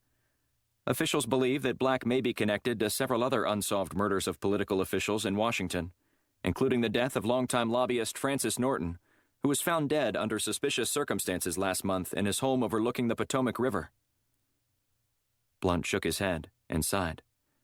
Someone was trying to cut Firestorm off at the knees, and there was no doubt who it was. The anchor continued his report, which was a rehash of the shooting, preceded by a warning that viewer discretion was advised. Shaky footage taken by members of the audience showed the attack again, though any images of Titus Black were conspicuously missing. Officials found a sniper rifle with Black's fingerprints on it on top of the Museum of Natural Sciences and have released footage of him scoping out the area several hours before the event began," the newscaster said. Before the report concluded, Blunt's phone buzzed. When he answered, Robert Besserman was on the other end. "J.D., how are you getting along this morning?" he asked. "I'd rather be on a sailboat in the Caribbean," Blunt said. "Wouldn't you rather be doing that any day?" Blunt grunted. "Here lately I would. But there's important work to be done, and I can't entrust this work to anyone." "Maybe not for long," Besserman said. "What do you mean?" "Gaither knows about Firestorm." Slack-jawed, Blunt shook his head. "How is that possible? There aren't more than a half-dozen people who know about it, and I don't know if someone told him or if he figured it out somehow, but he knows who's on the oversight committee for the Black Ops programs, and he's pressuring 2 of the members to bring it to an end. If Titus Black isn't captured and brought to justice, Gaither is threatening to expose everything." "Oh, come on, Bobby. You know he didn't try to kill Gaither." "Have you heard from Black?" "Not yet. I'm sure he'll be impossible to find, even by me." "Fine," Besserman said. "I'm doing my due diligence as requested by my fellow colleagues at other intelligence agencies. But if you don't want to tell me, I understand. I feel like Gaither has been playing a long game here, trying to set all the pieces in place before putting them into motion." "Gaither knows we're onto him," Blunt said. "He's trying to eliminate everyone who could unmask him, which I don't think is all that many people. Based on what we have right now, we're going to have a very difficult time proving that he knew anything about that trafficking ring." "I agree," Blunt said. "But we just need more than what we have right now." "What do we even have at this point? Some cell phone records? Grainy video footage? A few cryptic emails between him and Roman?" "We're trying to set Gaither up, but we need a little bit more time." Besserman sighed. "Unfortunately, that's not something I can afford to give you at the moment. When there's an attempt on the life of a U.S. senator, the FBI isn't going to sit on their hands just so we can trap someone, especially when he was the supposed intended target. They're going after the low-hanging fruit because they feel the pressure from the public, not to mention from the White House. I might be able to keep the president appeased if you can urge the FBI to relax, since we know this isn't some conspiracy to kill Gaither." "If I tell them that, they're going to want to know everything," Besserman said. "And I can't just hoard info. They expect us to share things, especially if it's going to lead to the apprehension and conviction of a killer." "Stall them however you can," Blunt said. "I have an idea how I can steer them toward other leads. But you just have to do whatever you can to protect Firestorm. You know how important this team is to our national security interests." "Indeed I do. I'll do the best I can, but I'm not promising anything. We'll talk soon."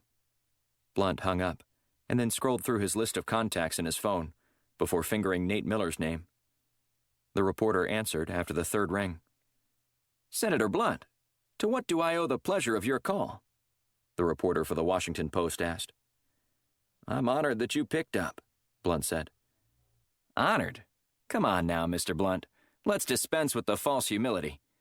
I know you need something. What is it?" "Look, I know someone tried to take you out, but I need a favor." Miller huffed a soft laugh through his nose. "I just met with someone you might know a few days ago, and he told me if I wanted to live, I need to stop exposing corruption in the military." "What about pulling back the covers on members of Congress?" "I don't think that'd be a good idea either at the moment." "If you want to eliminate the threat altogether, I know how to achieve that." "Sorry, Mr. Blunt, but I'm not interested," Miller said, before he ended the call. Blunt let out a string of expletives. He needed another plan, and fast. Chapter 20. Washington, D.C. Black donned a pair of aviator glasses and a stocking cap as he entered the store just after dark. He and Shields had spent most of the day holed up in a hotel room they paid for with cash. They had formulated a tentative plan, but needed to connect with Blunt, waiting until nightfall to do so. Having long since ditched their phones to avoid being tracked by the FBI, they still needed to reach Blunt before taking the next steps. Black purchased a pay-as-you-go phone and ducked out of the building, keeping a low profile and avoiding direct eye contact with any security cameras. He climbed into Shields' car, and then dialed Blunt's secret burner cell, hoping the Firestorm director was available. After the third ring, Blunt answered.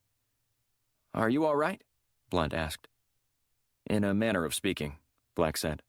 "Physically, I'm fine, except for some exhaustion after surviving an attempt on my life last night. Mentally, not so much. I've got a lunatic senator putting out hits on me, while at the same time accusing me of trying to assassinate him.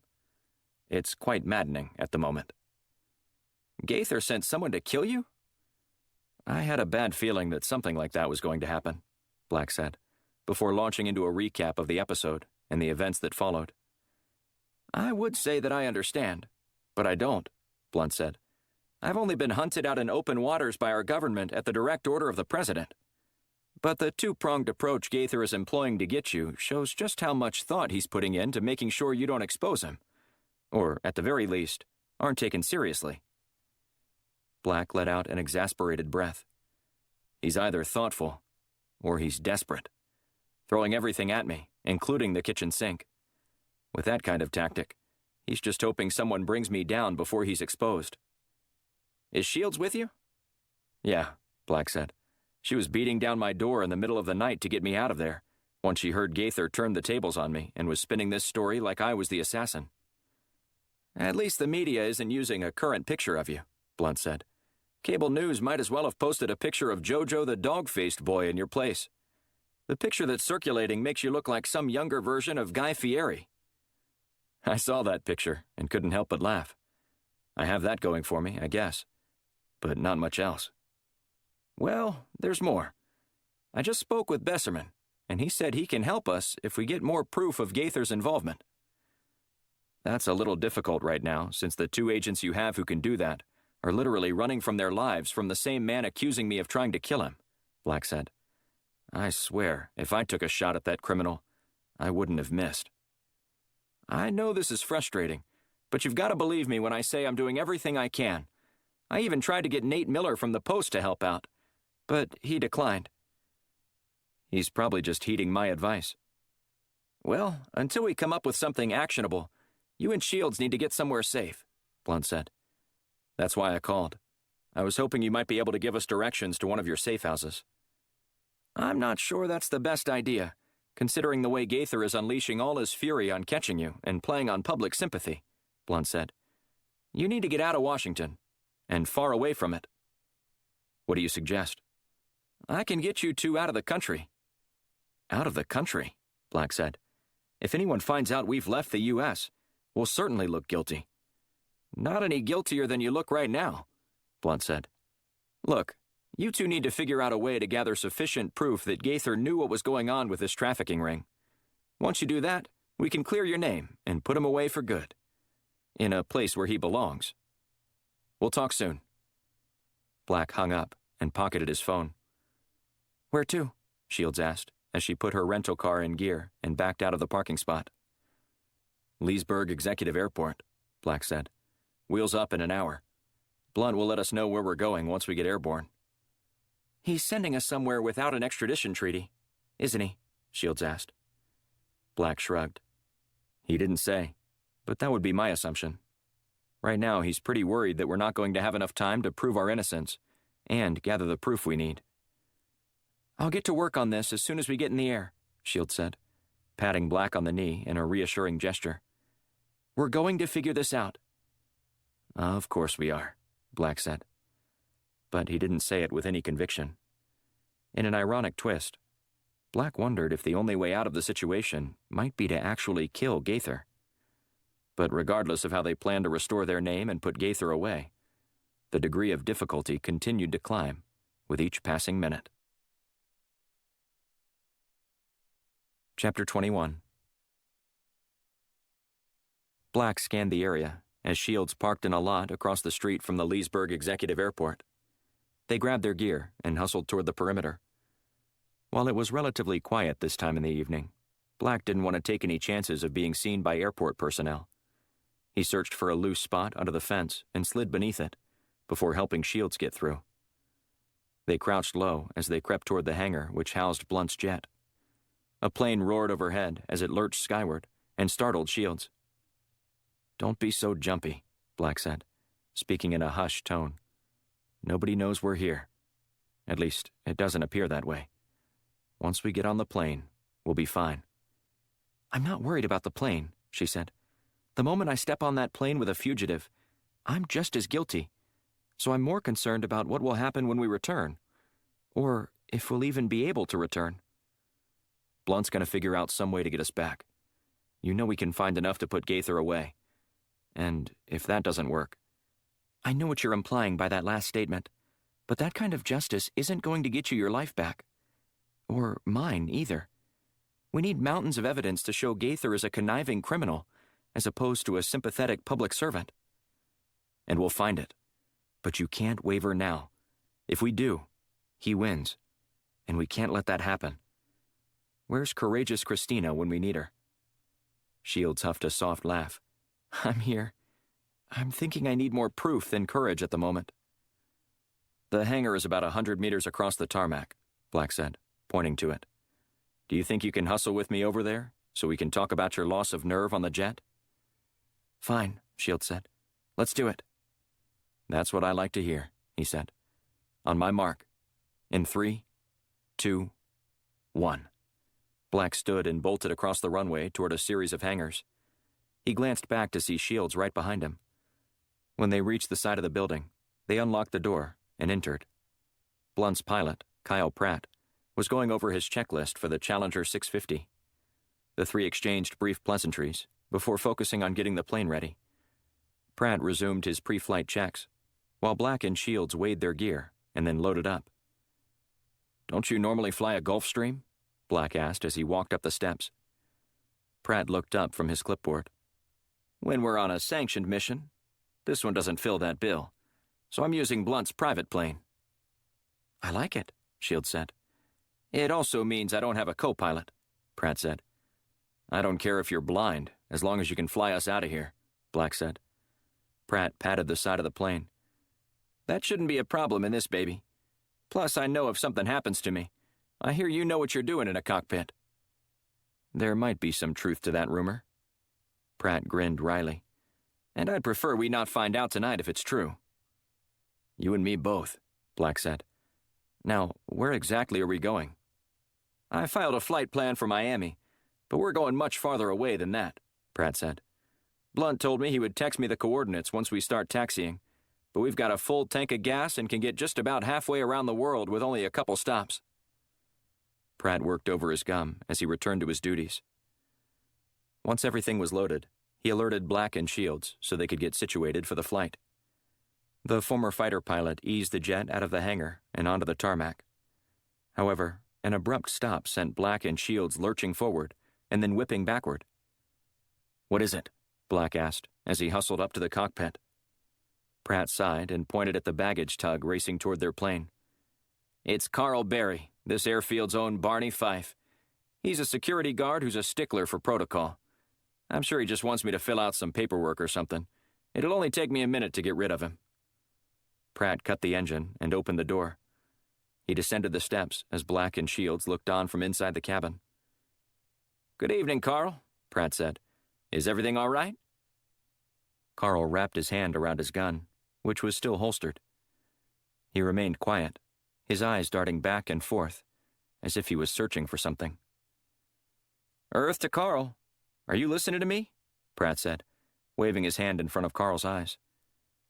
Yeah, I'm here, Carl said. Who you got in there? Now, Carl, how many times do I have to tell you that it's none of your business who I take and where I take 'em? Got that? Carl drew a long breath in through his nose and rubbed it with the back of his hand. He glanced over his shoulder before returning his gaze to Pratt. Don't be stubborn, Captain Pratt, Carl said. I know what you're up to. I'm just doing my job, Carl. And that's what I'm doing, he said, before stealing another look down the runway. Now, I need to inspect your cabin. Do you have a warrant? Pratt asked. Carl patted his sidearm. I don't need one. Now, if you'll excuse me, I need to take a peek at who's on board here. For goodness sake, can you just let us get on our way? We're on a tight time frame. I'm sure you are, Carl said, as he pushed his way past Pratt and walked up the steps. As soon as Carl approached the plane, Black hustled back to his seat. When Carl appeared in the doorway, Black gave the security patrolman a friendly wave. "Evening, sir," Black said with a deliberate nod. "What seems to be the holdup?" "The holdup is you," Carl said, pointing his finger at Black. "You're not supposed to leave the country." "Do you even know who this is?" Pratt asked. "This man is a decorated hero, and I'm supposed to take him to a secret location per my orders." "Whose orders?" "Does it matter?" Pratt asked. "It's all above your pay grade. Heck, it's way over mine, too." Outside, the roar of engines speeding toward their position alarmed Pratt. He hustled down the steps and looked toward the far end of the airfield. Then he motioned for Black. Carl grabbed Black's arm before he reached the bottom step. "Not so fast, my friend." Black peered across the tarmac and saw a half-dozen vehicles storming toward them. "That's not normal, is it, Carl?" Black asked. "I think you know what this is about," Carl said as he nudged Black with his gun. Black turned around and raised his hands. "Let's not do anything crazy." A smile crept across Carl's lips as he basked in the moment of capturing Washington's most wanted fugitive. However, that look dissolved when Shields addressed him from behind. "If you don't want 8 pounds of carbon fiber shoved up your ass, I suggest you put your weapon down slowly and kick it aside," she said, as she grabbed a fistful of his collar. Carl knelt slowly and placed his gun on the ground. He slid the weapon aside with his foot, which Black pounced on. "We also need the keys to your baggage tug there," Black said. Shields slung their bags into the back as she slid onto the seat next to Black. "Do the right thing and tell them you never saw us. I can find out where you live." Black watched the security guard swallow hard before wheeling the vehicle around and racing toward a gate at the back entrance. They both ducked as they crashed through it, shattering the padlock. Once they reached the road, Black grabbed a pair of chocks in the back and held them just above the gas pedal. He and Shields got out with their gear before he aimed the car down the straightaway. They hustled across the street toward Shields' rental car and watched as several FBI vehicles sped past them after the baggage tug, which was veering toward the woods. Once they were out of sight, Shields pushed the ignition button and navigated back toward the main highway, which cut through the middle of Leesburg in an east-west direction. "What to do now?" she said. "Head back to Washington," Black said. "I've got an idea." Shields sighed. "So much for getting out of town." Chapter 22. Black grabbed his solid blue Washington Nationals cap out of his bag and tugged it down tight across his forehead. He suggested Shields tie her brunette hair up in a bun and wear her glasses. If they intended to stick around the Capitol, they needed to change their appearance at random intervals to keep throwing off the FBI agents scouring CCTV footage for them. "What difference does this really make?" Shields asked. "We haven't switched vehicles yet, so once they spot us in this one, it'll be easy for them to track us." "You said that you took your car to the dealership to get fixed, right?" "Right. So what?" "Is this a courtesy car? I mean, you didn't rent this, did you?" She shook her head. "And you haven't paid for any repairs, have you?" "Not yet," she said. "I don't normally pay until it's completed." Black slapped the dashboard. "Exactly. So they will be looking for us in your car, not this one. How will they have any idea that you had car trouble and are now driving a rental? No credit card records? No paper trail of any kind." "So why do I have to put my hair up in a bun? I hate this look." "Just go along with it and keep driving." Black pulled out his phone and called the Washington Post switchboard. "I'm trying to reach Nate Miller," he said, once the receptionist answered the phone. Moments later, he listened to Miller's voicemail, which implored the caller to reach him on his cell phone for a more immediate response. Black took down the number and dialed it, but not before blocking his own so that it would appear as a private number on Miller's caller ID. "Are you calling someone internationally?" Shields asked. "I'm hiding my number from Miller," he said. "It'll make someone like him go crazy. He won't be able to resist the mystery of who's trying to reach him." "I hope you're right." After the 8th ring, Black's call went to voicemail. He growled and redialed Miller. "Unable to resist the mystery, huh?" she chided Black. Black shot her a sideways glance. "Watch your speed," he said, ignoring her dig. "We don't want your lead foot to be the reason we get captured." "This foot is made out of carbon fiber, thank you very much. And as it stands right now, it's the reason we escaped." Black chuckled. "That guard would have wilted if you told him that you had magic pixie dust that would grow a goiter on his nose if he didn't do what you said." "The world will never know now, will it?" Black redialed Miller's number, which went straight to voicemail this time. "I'm hoping this plan materializes soon, so I'm not driving around town all night," Shields said. "Just be patient," Miller said, as he made another attempt to reach Miller. She cocked her head and flashed him a wry smile. "Third time's the charm, right?" This time, Miller picked up, his voice blaring over the speaker. "Who is this? And why do you keep calling me?" "This is your friend from the coffee shop the other day," Black said. "At least I know your name now." "The whole world does." "The whole world also thinks you're an assassin," Miller said. "Why don't you prove them wrong?" Black suggested. "How exactly am I supposed to do that?" "We need to meet, ASAP. I have something to give you." "I can't meet right now," Miller said. "I'm at the Nats game. They're playing the Braves, and my team is winning." "The Nats are beating the Braves?" Miller chuckled. "Not a chance. I'm from Atlanta, mystery man. I thought you would have known that about me." "I didn't dig that deep. What inning is it?" "The fourth, and the Braves are winning 7-1. "Don't go anywhere. I'll contact you when I get there with further instructions." "Who says I want to help you?" "You're a good journalist, Nate. I'm sure you want the truth to come out about what Gaither and his minions are doing overseas, and why he had a staged assassination attempt." "The funny thing is, that is the kind of journalist that I am. But someone I know told me to back off of this story if I wanted to live. I've moved on." "Things have changed. For you, maybe, but not for me. I'm afraid that you'll have to find yourself another reporter to do your bidding." Miller ended the call. Black let out a long breath and stared out the window.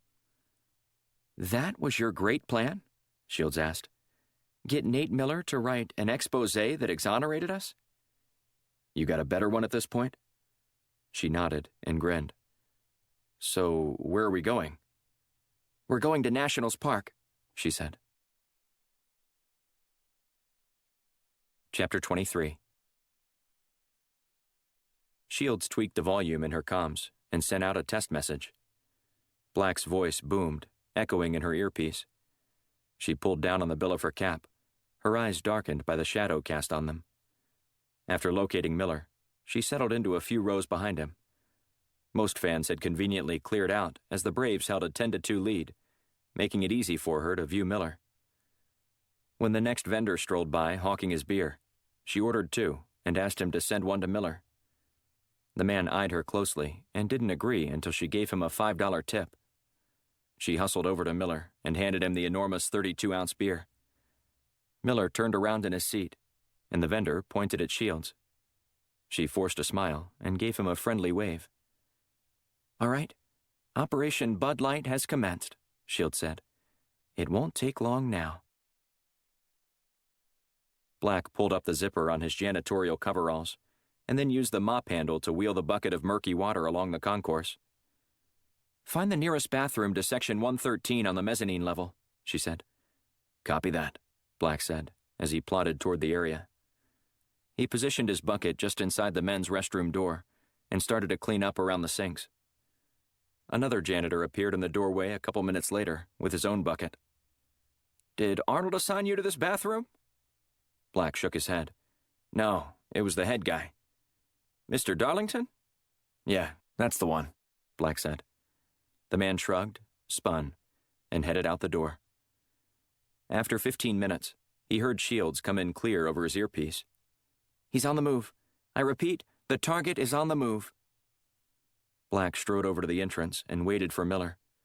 Once he walked inside, Black slapped a cleaning in progress sign on the door and locked it with the deadbolt. After everyone had cleared out except for Miller, Black leaned against the sink, waiting for Miller to turn around from the stalls. When the reporter spun on his heel and headed for the exit, Black caught him. "You know, it's not polite to leave the restroom without washing your hands. Though I hear that's a common habit among Braves fans," Black said. Miller froze. He cast a quick glance over at Black before sprinting toward the exit.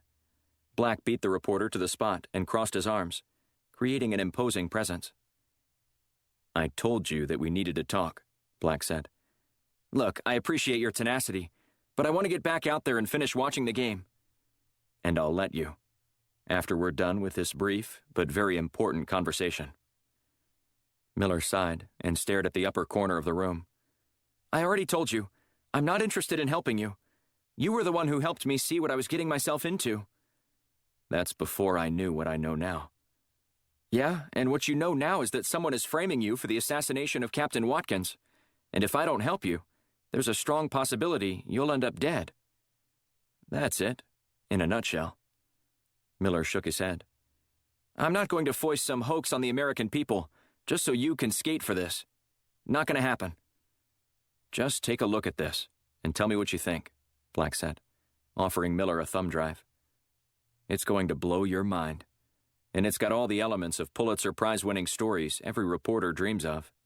Innocent people being harmed, a threat that needs to be neutralized, and corrupt politicians spearheading the entire thing." Miller pushed Black's hand aside, refusing to take the device. "Sorry, not interested. Now, can I please get back to watching the game?" "Not until you take this," Black said, keeping his right hand outstretched with the drive resting on his palm. "What's it gonna hurt to take a look?" Miller snatched it from Black's hand before pocketing the memory stick. "Fine. Now will you move? Please?" "I hope you're serious about looking into this. You don't want to miss this story. If you're not the one to tell it when it breaks, you're going to regret it." Nate Miller fished his cell phone out of his pocket and punched in 911. He took a deep breath before hitting the send button. 911, what's your emergency?" the dispatcher asked. "I'm at Nationals Park and I just saw Titus Black, the wanted fugitive." "Are you certain, sir?" "Yes, he's here. And he's dressed in a janitor's coveralls and is currently on the mezzanine level." "Copy that, sir. I'll let the authorities know immediately. Please stay on the line." The line went silent as Miller paced around the concourse. He slipped his phone back into his pocket and backed into a little nook that gave him a little bit of cover from the men's restroom entrance. About 30 seconds later, Black walked out and checked over his shoulder before heading toward the exit. He was pushing his bucket with his head down, virtually invisible to all the fans streaming toward the exit as the game approached the 9th inning, with the Nats trailing by 8 runs. However, he spun on his heels in a quick U-turn when he noticed several armed security guards walking toward him and scanning the crowd. Miller smiled and pulled out his phone, eager to record the capture of the elusive Titus Black. Despite the surefire award-winning story that fell into Miller's lap, he still had a hard time believing that this was the same man who captured Captain Watkins just a week ago and then shot him just over 24 hours ago. It seemed unlikely that he would travel halfway across the world to rescue the man, only to kill him on stage with Senator Gaither in a botched assassination attempt. But little surprised Miller these days.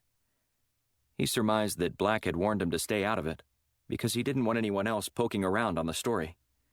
And Miller figured if he was wrong, he could always write the follow-up exposé revealing how dark and twisted the military and intelligence community was. A perfect 2-for-1. Miller struggled to keep up with Black's torrid pace. He had long since ditched his bucket and was pulling away from the officers. Sirens wailed in the distance, signaling just how serious this situation was. Miller followed the officers until he noticed a trio of Metro police officers racing toward Black. He paused for a moment and surveyed the 2 groups pursuing him. Then, Black darted up the steps toward the 3rd level. Miller did his best to keep Black in view, but the agent flung himself over the railing and disappeared into the darkness. Where'd he go? Dashing up the steps, Miller kept recording and hoped he caught something on tape. When he reached the top step, he panned the area below. With mouths agape, the cops all stared at the dim concourse below, which was devoid of anyone sprinting away by himself. "Where the hell did he go?" one of the officers asked. The other men shrugged and let out a string of expletives before one of the men snatched the walkie-talkie off his belt. "We lost him," the officer said. "He flipped off the railing on the top level, and he's gone. Maybe one of the patrols on the outskirts of the stadium can spot him. The officer described Black's clothing, but Miller was sure that the fleeing operative had stripped off the coveralls and was wearing something else by now. Miller turned off his recording and walked down the steps, realizing there wasn't going to be a dramatic moment to capture on video. At least, he wasn't going to see it if there was. He shoved his phone into his pocket and felt the thumb drive Black had given him. I guess it wouldn't hurt to at least take a look at this.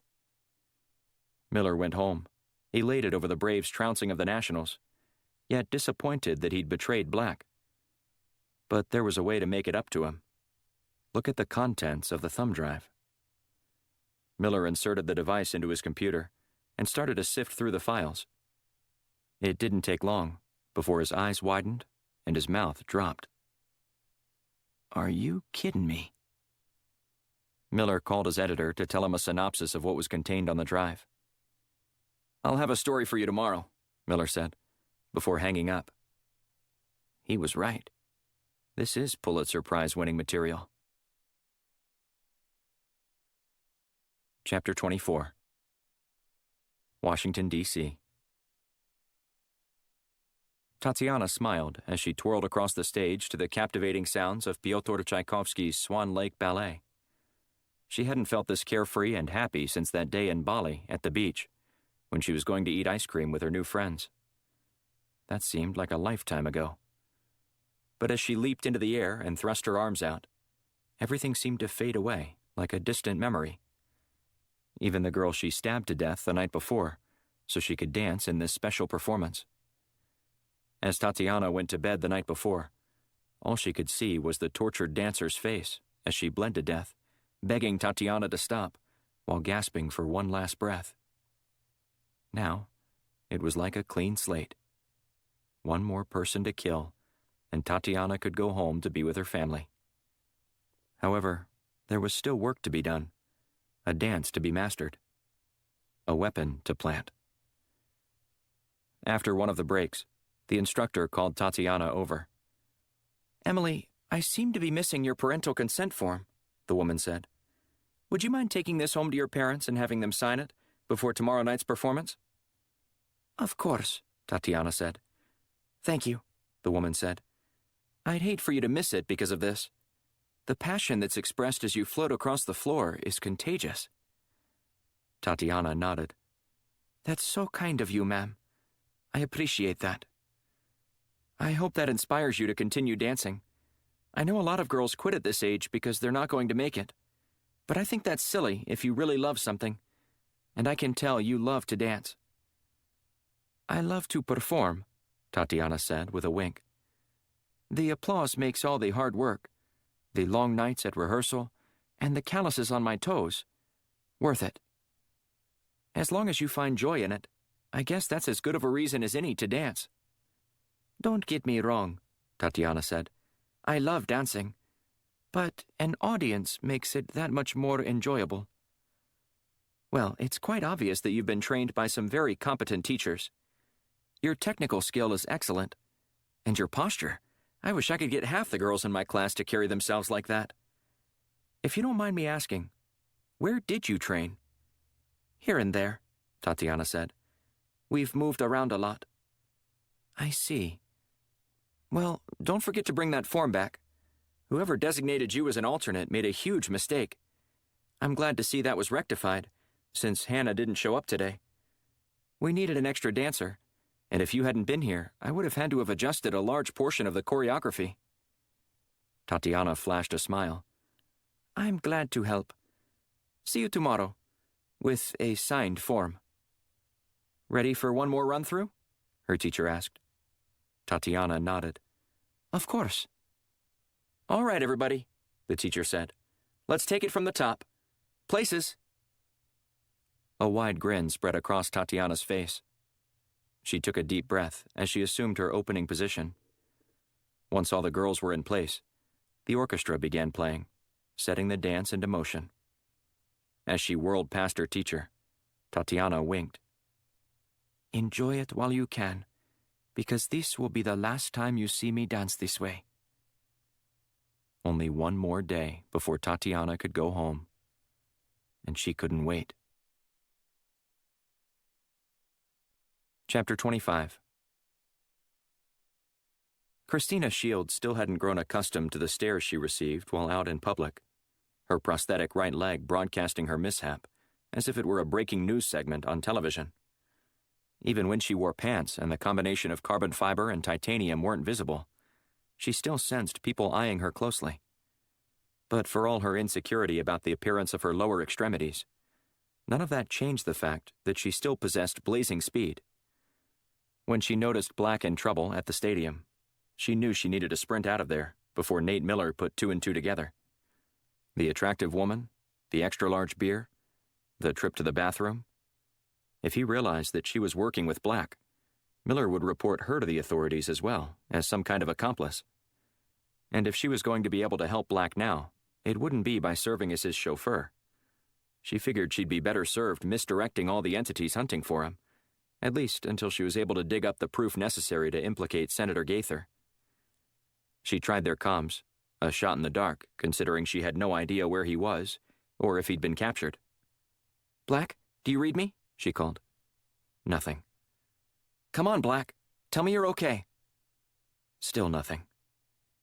She opened the police scanner app on her phone and listened as Metro Police spoke in coded language.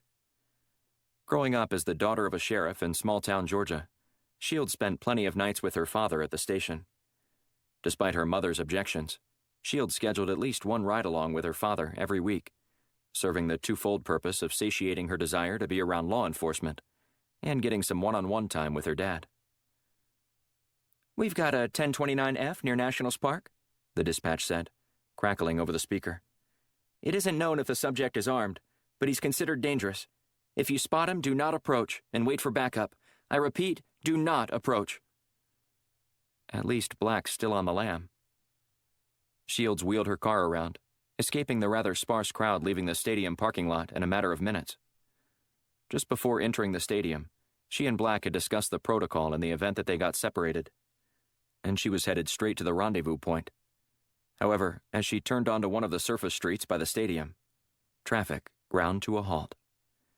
She rolled down her window, craning her neck to see what was causing the holdup. Then, she noticed a police officer lumbering along the line of cars, illuminating the front and back seats of each automobile. "Is everything all right, officer?" she asked, feigning concern and curiosity. "Been a lot of drunks lately getting in accidents leaving the stadium," he said, as he stopped by her car. "Just trying to make sure we're keeping the city's roads safe." "I understand." The officer started to walk away, and then froze. "You wouldn't mind popping your trunk, would you?" "Of course not," she said, as she reached for the latch. Seconds later, the trunk flew open. He poked his head inside, and then slammed the door shut.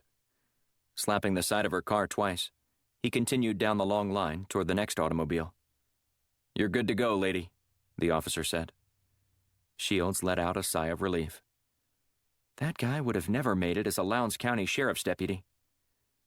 The nonchalant nature of the stop, coupled with the fact that they were still performing such a check, signaled to Shields that Black had evaded capture. But where he was remained a mystery. She wanted to call him, but opted to text instead, in case the noise from the cell phone ring gave him away. Using her thumbs, she pounded out the address for Brook Hill Park in Georgetown and sent it to him. He wrote back and said he'd be there in half an hour. Shields needed 10 minutes to reach a nearby Chinese restaurant about 2 blocks from the park, where Black was supposed to be.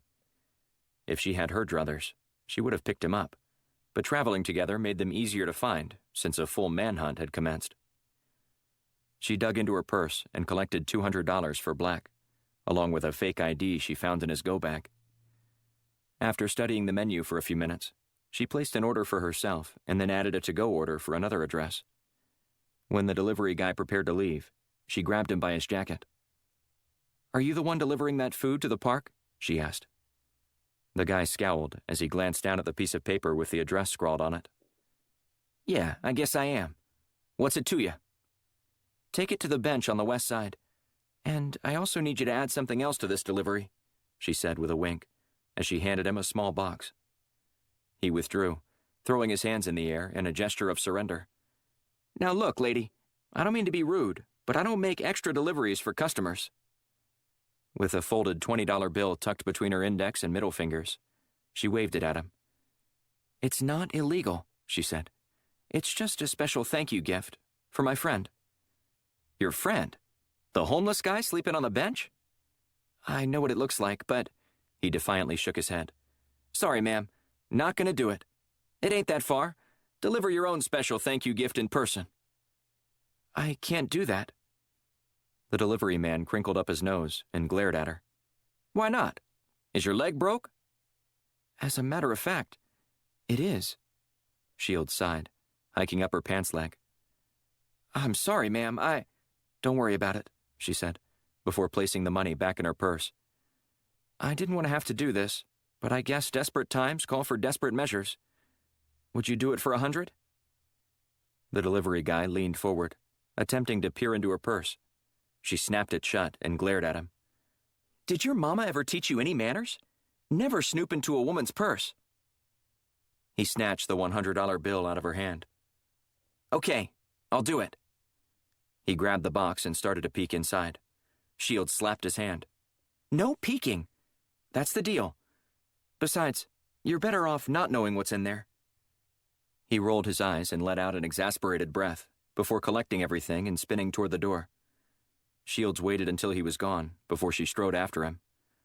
She stopped and shot a glance over her shoulder, noticing the restaurant owner holding the phone close to his ear and speaking in hushed tones.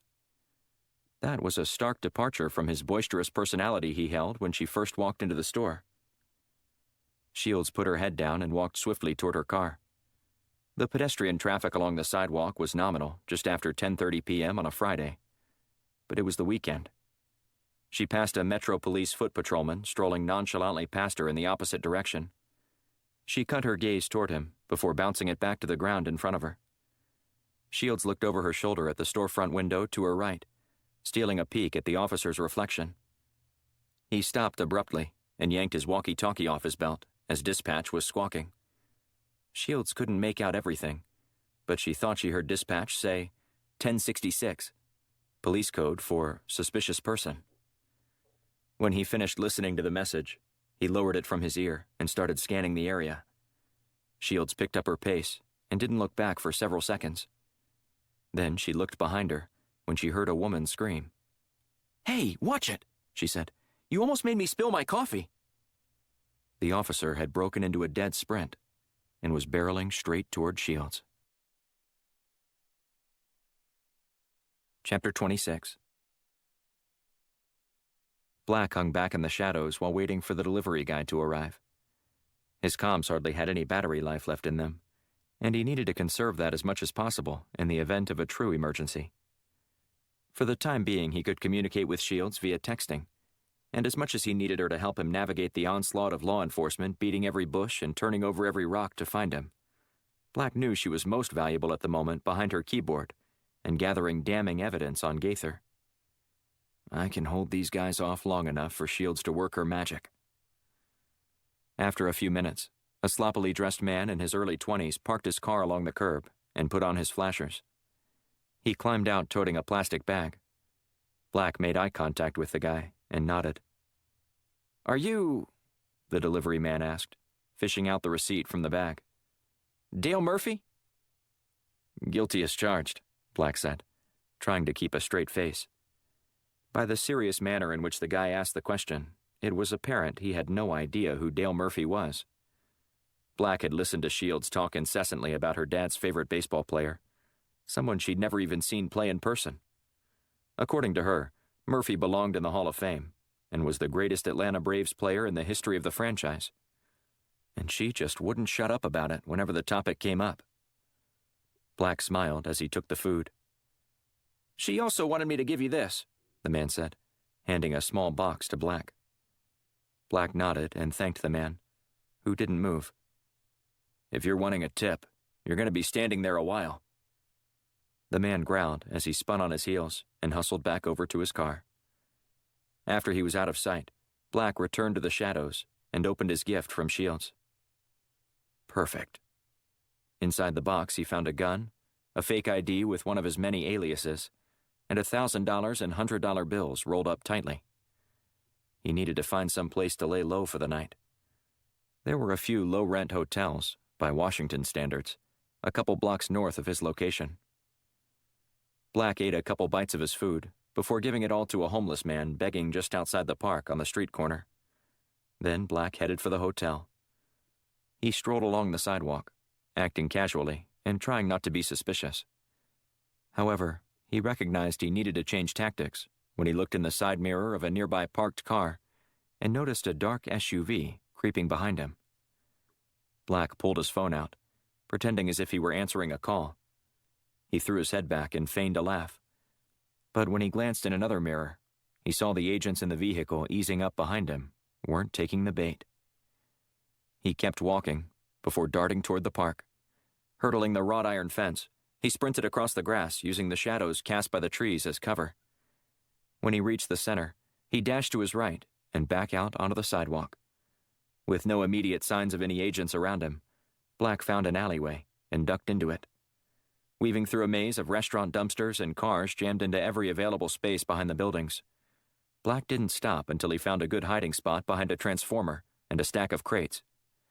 He pulled out his phone and called Shields. Come on, pick up." The call went to voicemail. He put in his comms and spoke in a soft tone. "Shields, do you copy?" Silence. "Shields, do you copy?" Still no response. He waited a minute before he turned off his comms and tucked them back into his pocket. Black scanned the area, looking for an open door that would give him access to one of the nearby buildings. Everything appeared secured shut, and there weren't any smoking restaurant workers in the alley at the moment. It was eerily quiet. Black eyed a nearby fire escape and considered climbing it, but about the time he was ready to make a move, a pair of FBI agents entered the area.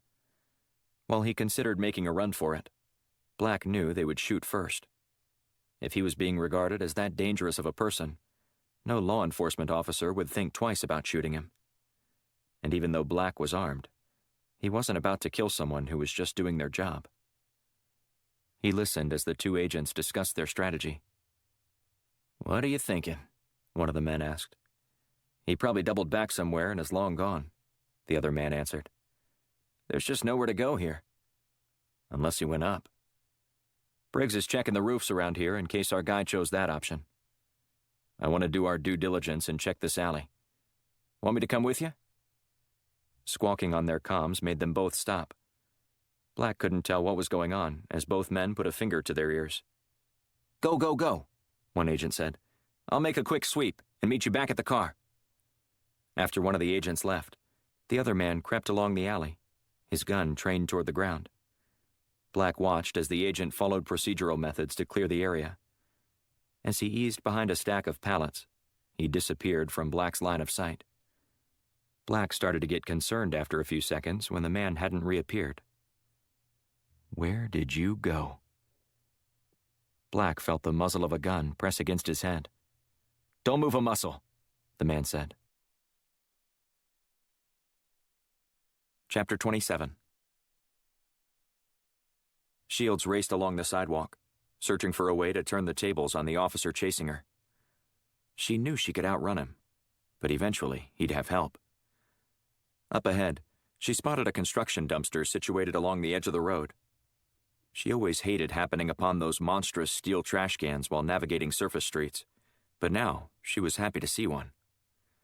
Darting behind it, she crouched low and waited for the officer to round the corner in pursuit. She listened intently and heard his approaching footfalls. Gearing up for the confrontation, she grabbed hold of the handle to brace herself. The moment he appeared, she thrust her leg out in front, tripping him up and sending him sprawling across the pavement. Shields snatched his walkie-talkie off his belt and sprinted away. As she ran, she placed the speaker to her ear, listening for what they were saying about Black. She quickly gathered that there were several FBI agents in the area chasing after him. Suspect spotted on the northwest corner of Wisconsin and R Streets, she said into the walkie-talkie. And we've got an 1187 on the northeast corner of Wisconsin and S. That ought to confuse them for a while. While working with her dad, she kept a running list of all the police codes she'd heard while hanging out with him. The only one that never came across the airwaves? The 1187, which was used whenever a bomb was found. The diversion worked to perfection, drawing both Metro Police and FBI agents into the same general vicinity. Wherever Black was, he should have been able to get away with relative ease now. She hustled to her car, putting her comms into her ear as she did.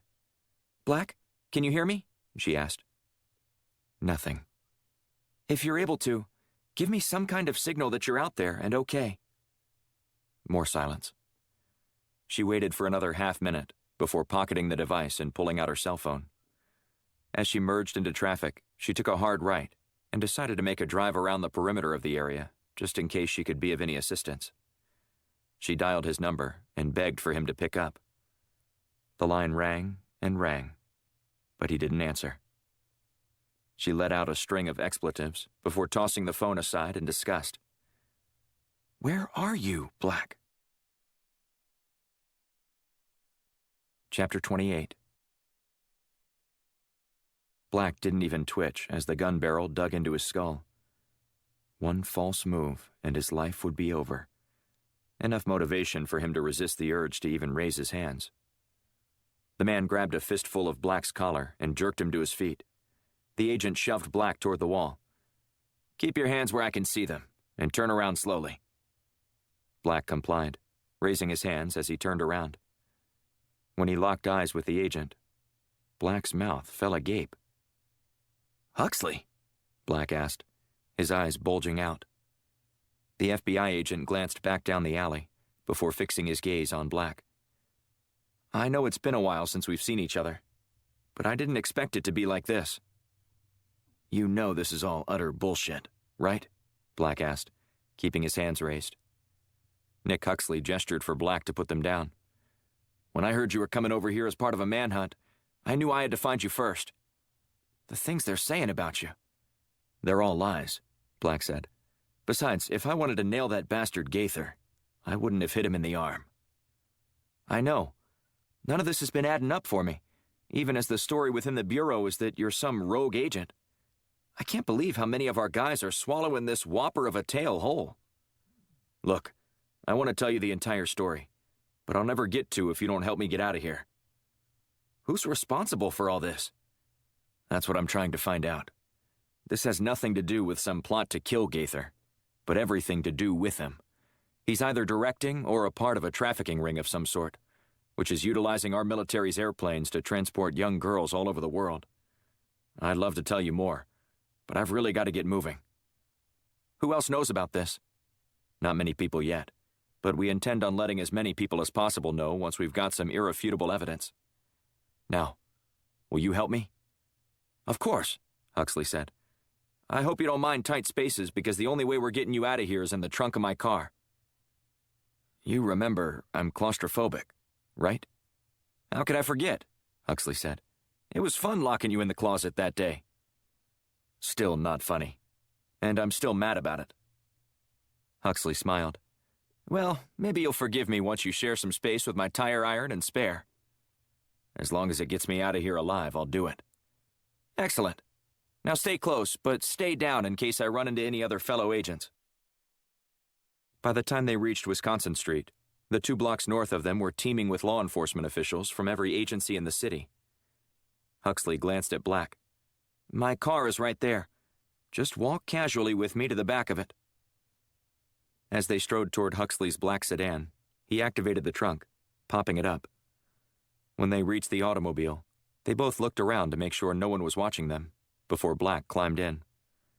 "There's a blanket back there in case you get cold," Huxley said. Black sighed. "My body temp is the least of my worries right now.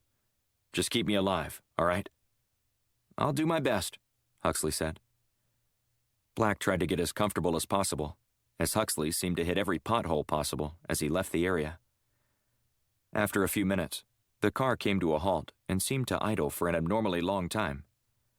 As Black started to wonder what was happening, he heard a man's voice just outside the car. "Evening, officer," Huxley said. "What's this traffic stop all about?" "Just a routine Friday night check," the man said. trying to make sure everybody gets home safe. Looks like we have the same goal then, Huxley said. Nick Huxley, FBI. After a brief moment, Huxley groaned. Do you have to shine that thing in my eyes? I'm actually heading home after my shift ended. Sorry, our orders are to search every vehicle. Without probable cause? Huxley asked. You might want to be careful about how you proceed tonight. I'm fine with it, of course, but you could miss out on a conviction without following proper procedure. Agent Huxley, can I ask you a question? Shoot. Do I ever come to your place of work and tell you how to do your job? No, but Then let me do mine. Now, if you don't mind, I need you to go ahead and pop the trunk for me. Black swallowed hard. He had to act fast. The trunk creaked as it opened. Black had yanked on the seat back, granting him access to the back row. He squirmed through the slot and eased onto the floorboard. See? Huxley said. Nothing to worry about. Now, will you let me go on my way? The officer tossed Huxley's jumper cables and jack around before latching the trunk shut. Sorry to trouble you, Agent, but I'm sure you understand. Just following protocol and all. Huxley put the car into drive. Black lurched backward, banging his head against the seat. After a couple minutes, Black peered up from the back. Is it safe yet? He asked. It's safe, Huxley said. But stay there just in case I'm caught on camera. Roger that, Black said. So, where am I taking you? We've got a safe house in the city that nobody knows about. It's a place we can go to when everywhere else is compromised. What's the address? How about I just tell you how to get there, so you don't have a digital record of visiting our place, Black suggested. Good idea. And this is why you made it as an agent with the agency, and I never did. The Bureau isn't anything to scoff at, Black said, trying to downplay his friend's compliment. That's not what you said when my application was rejected, Huxley said. That was a long time ago, Nick. When are you ever going to let that go? When you apologize.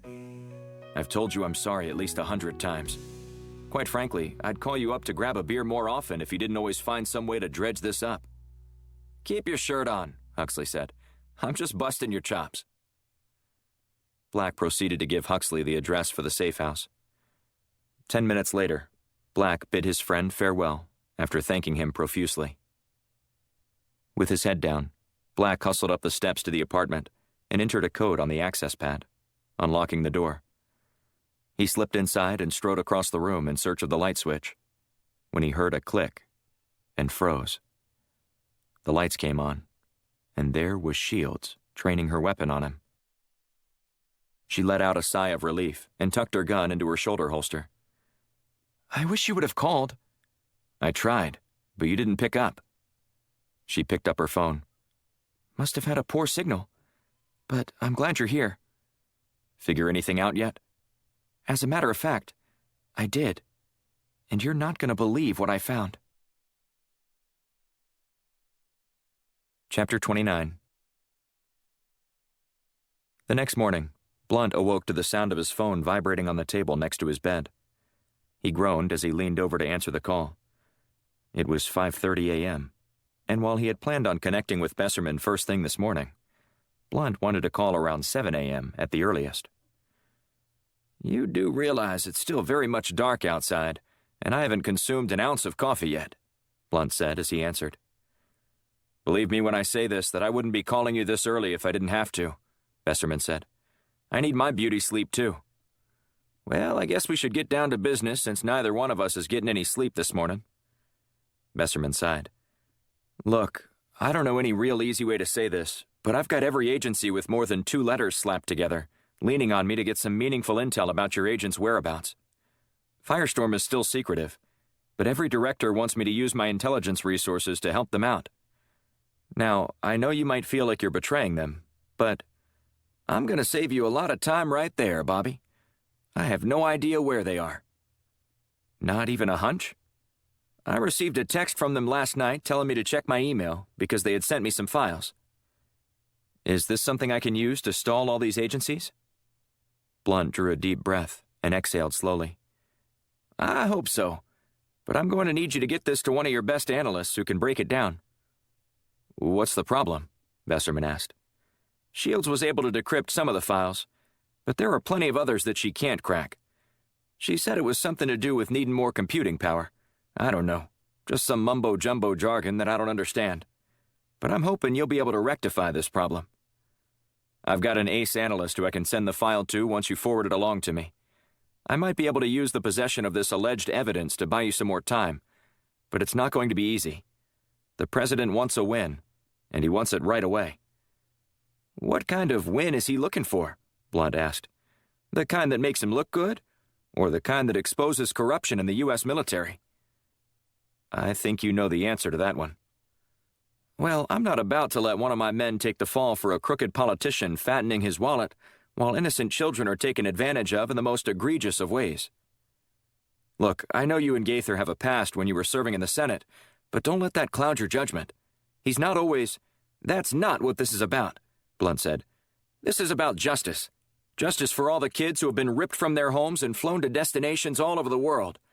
It's an unconscionable act that you and I shouldn't stand for, no matter what Washington power broker is pulling the strings. I wholeheartedly agree with you. Blunt cocked his head to one side. Why do I get the feeling that there's a but coming? Because it is. But the truth is, we can't just take down Gaither on what we've got. And they've got a mountain of evidence against you. And it's all circumstantial. However, if this thing were to get to trial, I'm not sure I would like your chances. Have you seen how upset the whole world seems to be over an attempted murder by a secret Black Ops agent? Blunt waved his hand dismissively as he paced around his office with his phone plastered to his ear. Bobby, you know as well as anyone that we live in an outrage culture. Everybody's always mad about something, especially on the internet. Just give it 24 hours, and everybody will go back to arguing what color a shoe is, or who has the best chicken sandwich. It's not like that this time, Besserman said. You grew up in Texas. You know what a ranch is like. Everybody loves a juicy steak or a good hamburger until they see how the meat is acquired. Intelligence is a messy business, and when our unmentionables get put on full display, we have to deal with this kind of blowback. And unfortunately, it's not something we can just wish away. Blunt smiled as a thought occurred to him. Then let's not wish it away, Bobby. Let's turn the tables on these criminals, masquerading as public servants in the halls of Congress and on our military bases abroad. That's easier said than done. Nonsense, Blunt said. Public opinion can turn on a dime, and if we have the kind of information that will expose Gaither, let's do it. And how do you suggest we do that? You're not going to like this idea. Try me. Blunt sighed. WikiLeaks. No. Absolutely not, Besserman said. You know we can't do that. Not after what happened the last time. It gives us a way to flip public sentiment almost instantaneously. And you're certain what's contained on those files will do that? At this point, it's all we've got. Can I count on you to do that? I'll consider it, but I'm not making any promises. Blunt hung up and transmitted the files to Besserman. The Firestorm director knew a human trafficking ring would get the public to light its pitchforks. But that couldn't have been all. And if Gaither was willing to kill for what was on that file, Blunt figured it had to be even more damning. If that was even possible. A half hour later, Blunt's phone rang with an incoming call. The identity of the caller shielded. Senator Blunt, this is the office of the President of the United States, a pleasant woman said. Please stay on the line for the president. Moments later, Conrad Michaels's voice boomed from the other end. J.D., how are you today? I'd be a lot better if I could get a full night of sleep every now and then. Michaels chuckled. What's keeping you up at night? The Astros bullpen? I have more confidence in them than I do the Nationals relievers. That's a disaster waiting to happen around the 7th inning every night. If only I could justify applying some of the country's defense budget to help the Nationals protect a late-inning lead. Blunt laughed. Well, I'm sure you didn't call me this early to talk baseball, did you, sir? Always straight to the point. That's why I like you so much, J.D. Well, the reason I'm calling is to issue a personal invitation to you for the awards ceremony tonight at the Kennedy Center. I'd really love for you to join us. I even have a seat for you in a private box with Catherine Thornhill, The lovely congresswoman from Oklahoma. Mr. President, are you really trying to play matchmaker with me tonight? I mean, I'm flattered that you would think of me and use your power to pull a few strings. But you know I'm perfectly content living as a single man since Vivian passed away. That's what they all say. But I know better than that. You need a good woman, and Catherine's one of the best out there. I appreciate that, sir, but I'm too old to get remarried. That's the most ridiculous thing I've ever heard. You're barely 65 years old and can still get around just fine. Blunt laughed. Sir, I use a cane. Look, we're on a secure line, so you don't have to play games with me. I know that is actually a weapon, and you can still run with the best of them. Your act might not be evident to everyone, but I've known you for too long. Okay, Blunt said with a chuckle. I'll be there. But I'm not coming for her. I'm coming to support you. Just make sure Nate Miller doesn't see me, because I don't want to end up in the Post's Washington Whispers column about my budding romance with Catherine Thornhill. Oh, I'm sorry, J.D. You didn't hear? Hear what? About Nate Miller. It was all on the news this morning. What happened to him? Blunt asked. He was found dead last night from a heart attack. A heart attack? That's preposterous. The report I heard said that he had complained about some chest pain earlier in the day, and he'd been in the hospital a few months ago for similar symptoms. I'm not buying that, Blunt said. That's just too strange, especially after he broke that story about the stranded pilot in Russia. Maybe, Michael said. I don't know. I think it's easy to see a conspiracy when we want to. It makes us think that there has to be some reason for it all, as opposed to just the heartbreaking side of life. He was murdered, Blunt said emphatically. I'd bet my own life on it. It's unfortunate that he's gone. However, I can't promise that someone else won't be there to report that you and Catherine Thornhill were canoodling in a private box at the Kennedy Center. That's because we won't be, Blunt said. I'm only coming to support you, sir. And don't get any other ideas about it. Michaels chuckled. Great. I look forward to seeing you tonight. Oh, and one more thing. What's that, sir? I'm sure you've heard that every agency in the city is looking for Titus Black. Yes, I'm aware of that situation. I know you were friends with his father, so you haven't happened to have heard from him, have you? Blunt paced around his office. Why would he think he'd try to reach out to me? I don't know. Just playing a hunch. I haven't spoken to him in quite a while, Blunt said, selling the lie with all the sincerity he could muster. Well, please, help us if you do. That bastard needs to pay for what he did. If he did what they're accusing him of, Blunt corrected. Why would you think otherwise? He's the reason my son is dead. That bastard never answered for that. I believe he was exonerated by an investigation. Wasn't he? Michaels grunted. Don't be ridiculous, J.D. You've been in this city long enough to know that exoneration isn't the same as a declaration of innocence. Perhaps you're right, but I'd suggest trying not to let that cloud your judgment. How can I not? Michael Jr.'s absence is a daily reminder of how Titus Black failed me and this country. I understand how you feel, sir. I trust we'll be able to find him soon and get the answers we all want. Blunt hung up and slung his phone across the room. He had been friends with President Michaels for a long time, but he was still blaming the loss of his son on Black. And Michaels seemed intent on exacting some sort of revenge on Black. Blunt was convinced more than ever that Senator Gaither knew precisely how to manipulate the situation to get away with his crime. And the Firestorm director was determined more than ever not to let that happen. He slumped into his chair and stared out the window as the sun rose over the Potomac. He knew there wasn't much time left for Titus Black to prove who was really behind the shooting and what it was all about. Chapter 30. Black spent the morning sifting through all the files that Shields had managed to decrypt, which weren't many. They were mostly more emails between the Russian general, Ivan Kozlov, all discussing dates and times for pickups for certain packages. These would be enough to turn public sentiment, Black said. But we need more than that right now. I'm starting to worry that there isn't a smoking gun in here, Shields said. Do you need another energy drink? Black asked. Of course, but I'm not about to let you go outside and get one for me. And the fridge is bare. Black sighed and paced around the room. What are we missing? There's got to be something else here. By lunchtime, Black was starting to wonder if he should resign himself to his fate. He couldn't live holed up in a safe house his whole life. Not that he would survive in such confined quarters anyway.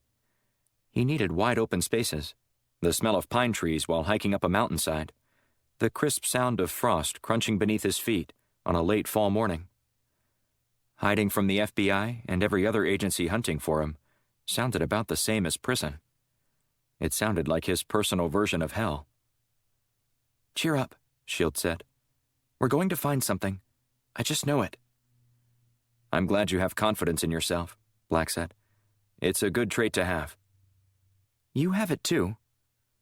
Unfortunately, not in this case. I'm used to everyone letting me down, remember? Your stepdad? Black nodded. And the Air Force, which didn't act fast enough to get my father when he was shot down while flying his A-10 over Afghanistan. That's why you didn't hesitate to go after Captain Watkins, isn't it? You wanted to do for him what no one did for your dad, didn't you? And I rescued him only to drag him back here and put him right in the center of the bullseye for someone within his own government, Black said. Some messiah I was for Watkins. Sometimes you can do everything right, and it still goes wrong. It's not your fault what happened to him here. But I could have prevented it. He was scared. And for good reason, too. I should have listened to him and taken his concerns more seriously. That's why I think there's got to be more to this than what we're seeing on the surface. Then let's dig deeper. Talking about it isn't going to help us rectify this situation. Just play along with me for a second here, Black said. I'm spitballing, but I think we need to consider why Gaither and his cohorts would try to murder me. It's pretty simple. You know the truth. Black wagged his index finger at her. I'm not so sure that's the only reason. With Watkins gone, you're the only person who could implicate them at this point in this ring. There's no other evidence. But my evidence is only hearsay, according to the courts. It'd just be what I learned in a conversation I had with Watkins. And you and I both know that kind of shaky evidence could get tossed out easily by a judge, especially a judge who owes Senator Gaither a few favors. You did have the flash drive. Maybe that's what they were really after. Black shrugged. Great. So the answer to why Gaither's men want me dead is on an encrypted file that not even our own NSA can crack. Hasn't cracked yet, Shields corrected. Gotta think positive here. I'll keep my fingers crossed, but I'm not counting on anybody coming through for us. Look, just because you've been let down in the past doesn't mean you should stop trusting people all the time everywhere, much less counting on them. I know in the world of espionage, trust is viewed as a negative characteristic, but it can turn out to be a positive one. Trust me. She winked at Black. Black rolled his eyes. That was a great pep talk, right up until the moment that you decided that lame joke was necessary. Get over here and help me look at this from a fresh perspective, she said. I've been staring at the screen longer than you have. Maybe I'm missing something. Then Shields' phone rang with a call from Blunt. She put the call on speaker. Please tell me the NSA came through, she said. Mallory Kaufman, to be exact, Blunt said. Ever heard of her? I've heard her name. She's the analyst Besserman assigned to help with this project. And it so happens that she and I have a mutual acquaintance. She just sent back the file she was able to crack. I made a copy and will try to see what I can find. But I know you're the best one qualified for the job. What did she say about what she found? Shields asked. Nothing, just that it still seemed like the messages were written in some kind of code. She said she'd make another run at them later, but had a more pressing matter on her plate. We'll call you if we find something, she said. Good luck, Blunt said, before he hung up.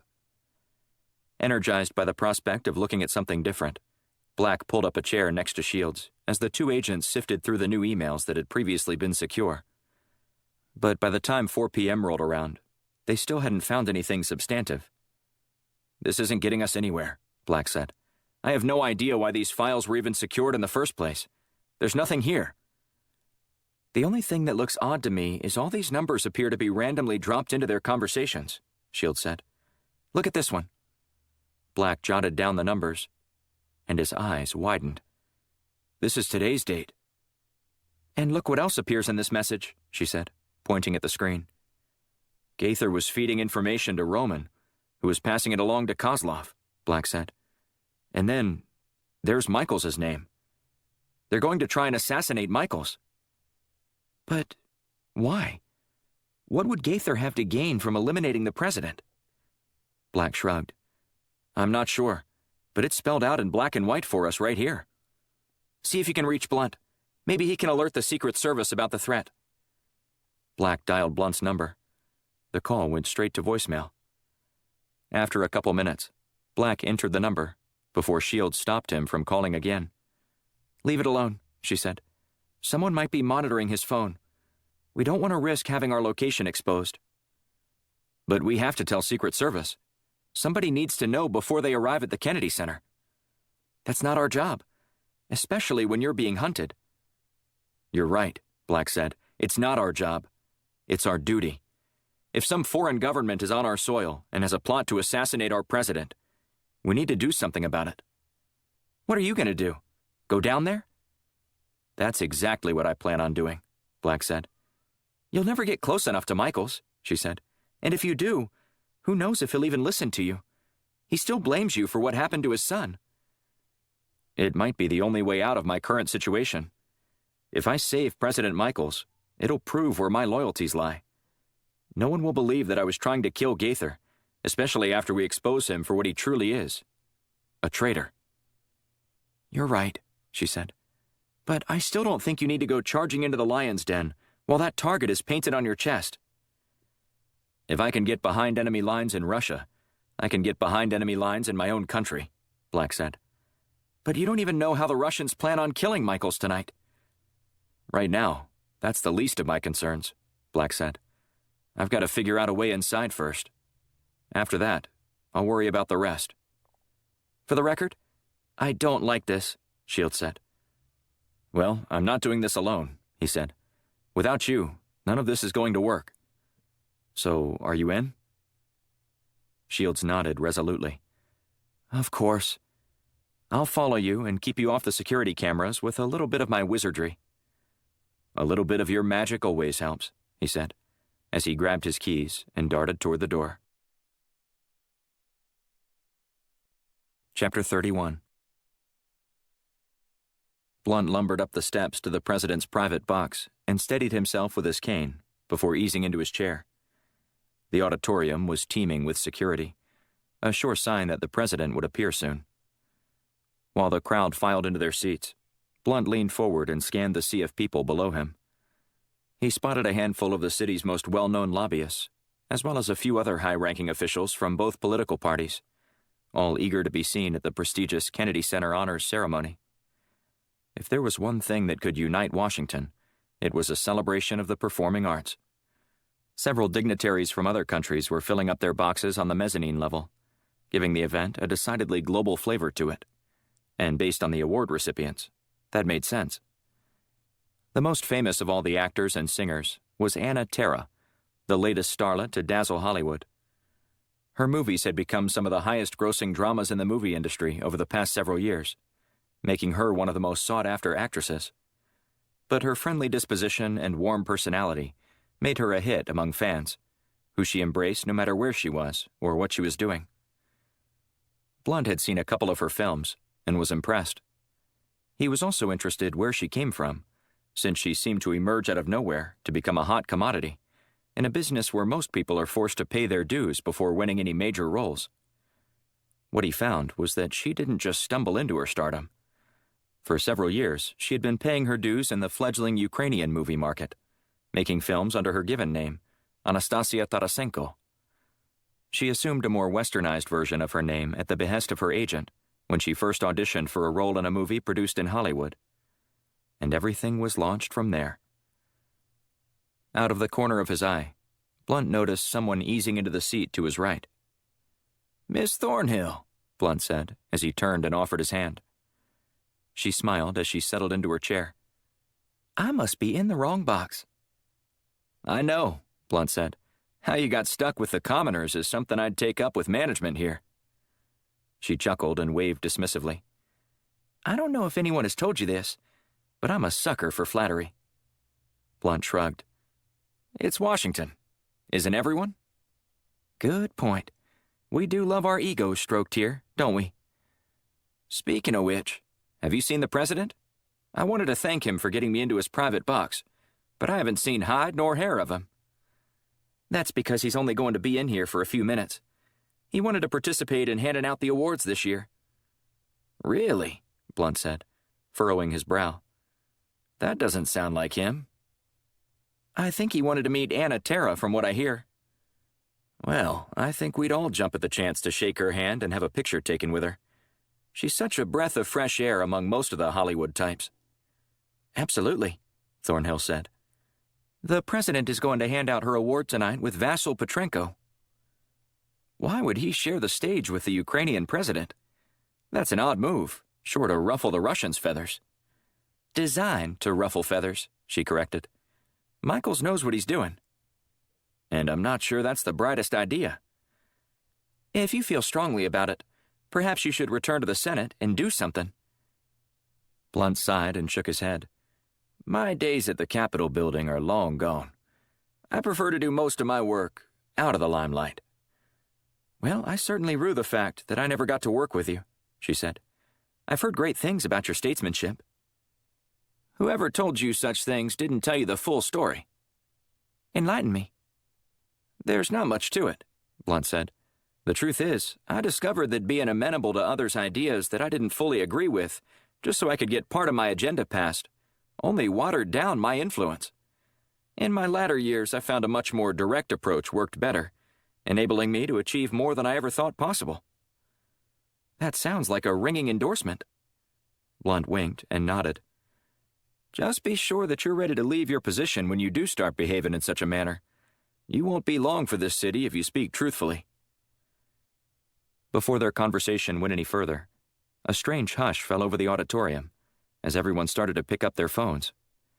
The eerie silence was followed by gasps, and then a murmur that spread across the room like a wave.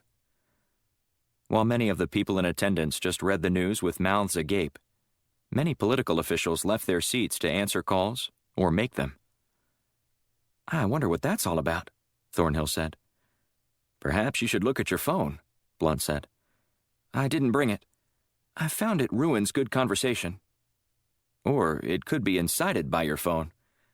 I guess it all depends on your point of view, Thornhill said. Blunt swiped on his phone's screen, revealing an alert from the Washington Post app. He feigned surprise, if only for Thornhill's benefit. What's it say? She asked. See, Blunt said, shaking his phone. This already has you interested, and I haven't even told you what I read. Okay, fine. Tell me what it says. The suspense is killing me. WikiLeaks just released a cache of documents detailing how Senator Gaither helped support a human trafficking ring with the help of some nefarious Air Force Base commanders. Are you serious? I wish I weren't, Blunt said. If Gaither hasn't resigned by the end of the night, I'll be shocked. He's still in the hospital, isn't he? Blunt shrugged. Does it matter? Seems like maybe there's more to that attempted assassination story than we thought. What do you mean? Maybe the shooter was gunning for Captain Watkins and trying to make it appear as though Gaither was the target. Thornhill's eyebrows shot upward. That's a serious accusation, Mr. Blunt. Or is that based off more than just conjecture? I'll let the suspense kill you slowly, he said with a wink. The house lights blinked, signaling the event was about to begin. Have you seen the president? Thornhill asked. Blunt shook his head. I've been looking for him ever since I walked in. There was something I wanted to tell him. Me too, she said. But apparently we're just guests in his box, and not important enough to sit near him. It does look that way, doesn't it? Blunt's phone buzzed with a message from Shields. He picked up his cell and scanned the text. Black is headed to the Kennedy Center to warn the press. His life is in danger. Can you warn him first?" Blunt texted back that he'd try. He shoved his phone back into his pocket and glanced around. The president, nor any of his Secret Service detail were anywhere to be seen. Blunt got up and headed toward the box exit to see if he could find someone who could help. Right before he stepped into the hallway, a security guard stepped in front of Blunt and straddled the doorway. The man scowled and nodded in the direction of Blunt's chair. "I need to make a phone call," Blunt said. The guard didn't move and slowly placed his hands on his hips, peeling back his sports coat to reveal his sidearm piece. He cut his eyes toward it, sending a not-so-subtle message. Blunt persisted. "It's really important," he said in a hushed tone. The man leaned in. "If you make one move outside of this box, I'm going to usher you out permanently. Is that understood?" Blunt spun around and took 2 steps toward his seat, before whipping around and darting toward the exit. But the guard stepped in front and bear-hugged Blunt, wrapping him up and dragging him down the hall. "The president is in danger," Blunt said. "I need to warn him." "He's always in danger," the guard said with a sneer. "Now, let's get you out of here." "You don't know who you're messing with," Blunt said as he kicked and squirmed in an effort to break free. But it was no use. The brute wasn't about to let anyone acting as crazy as Blunt was any distance down the hallway toward President Michaels's box. "Someone's going to try and kill him tonight," Blunt said. Yeah, you crazy old man," the guard said. "Now, why don't you do us all a favor and get in bed on time tonight, okay?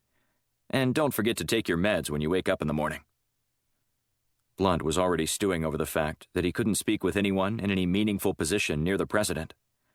But then to be patronized by the thick-necked enforcer at the doorway? Blunt had little patience for such behavior, though there was nothing he could do about it in the moment. And the moment of reckoning was fast approaching, faster than Blunt had hoped.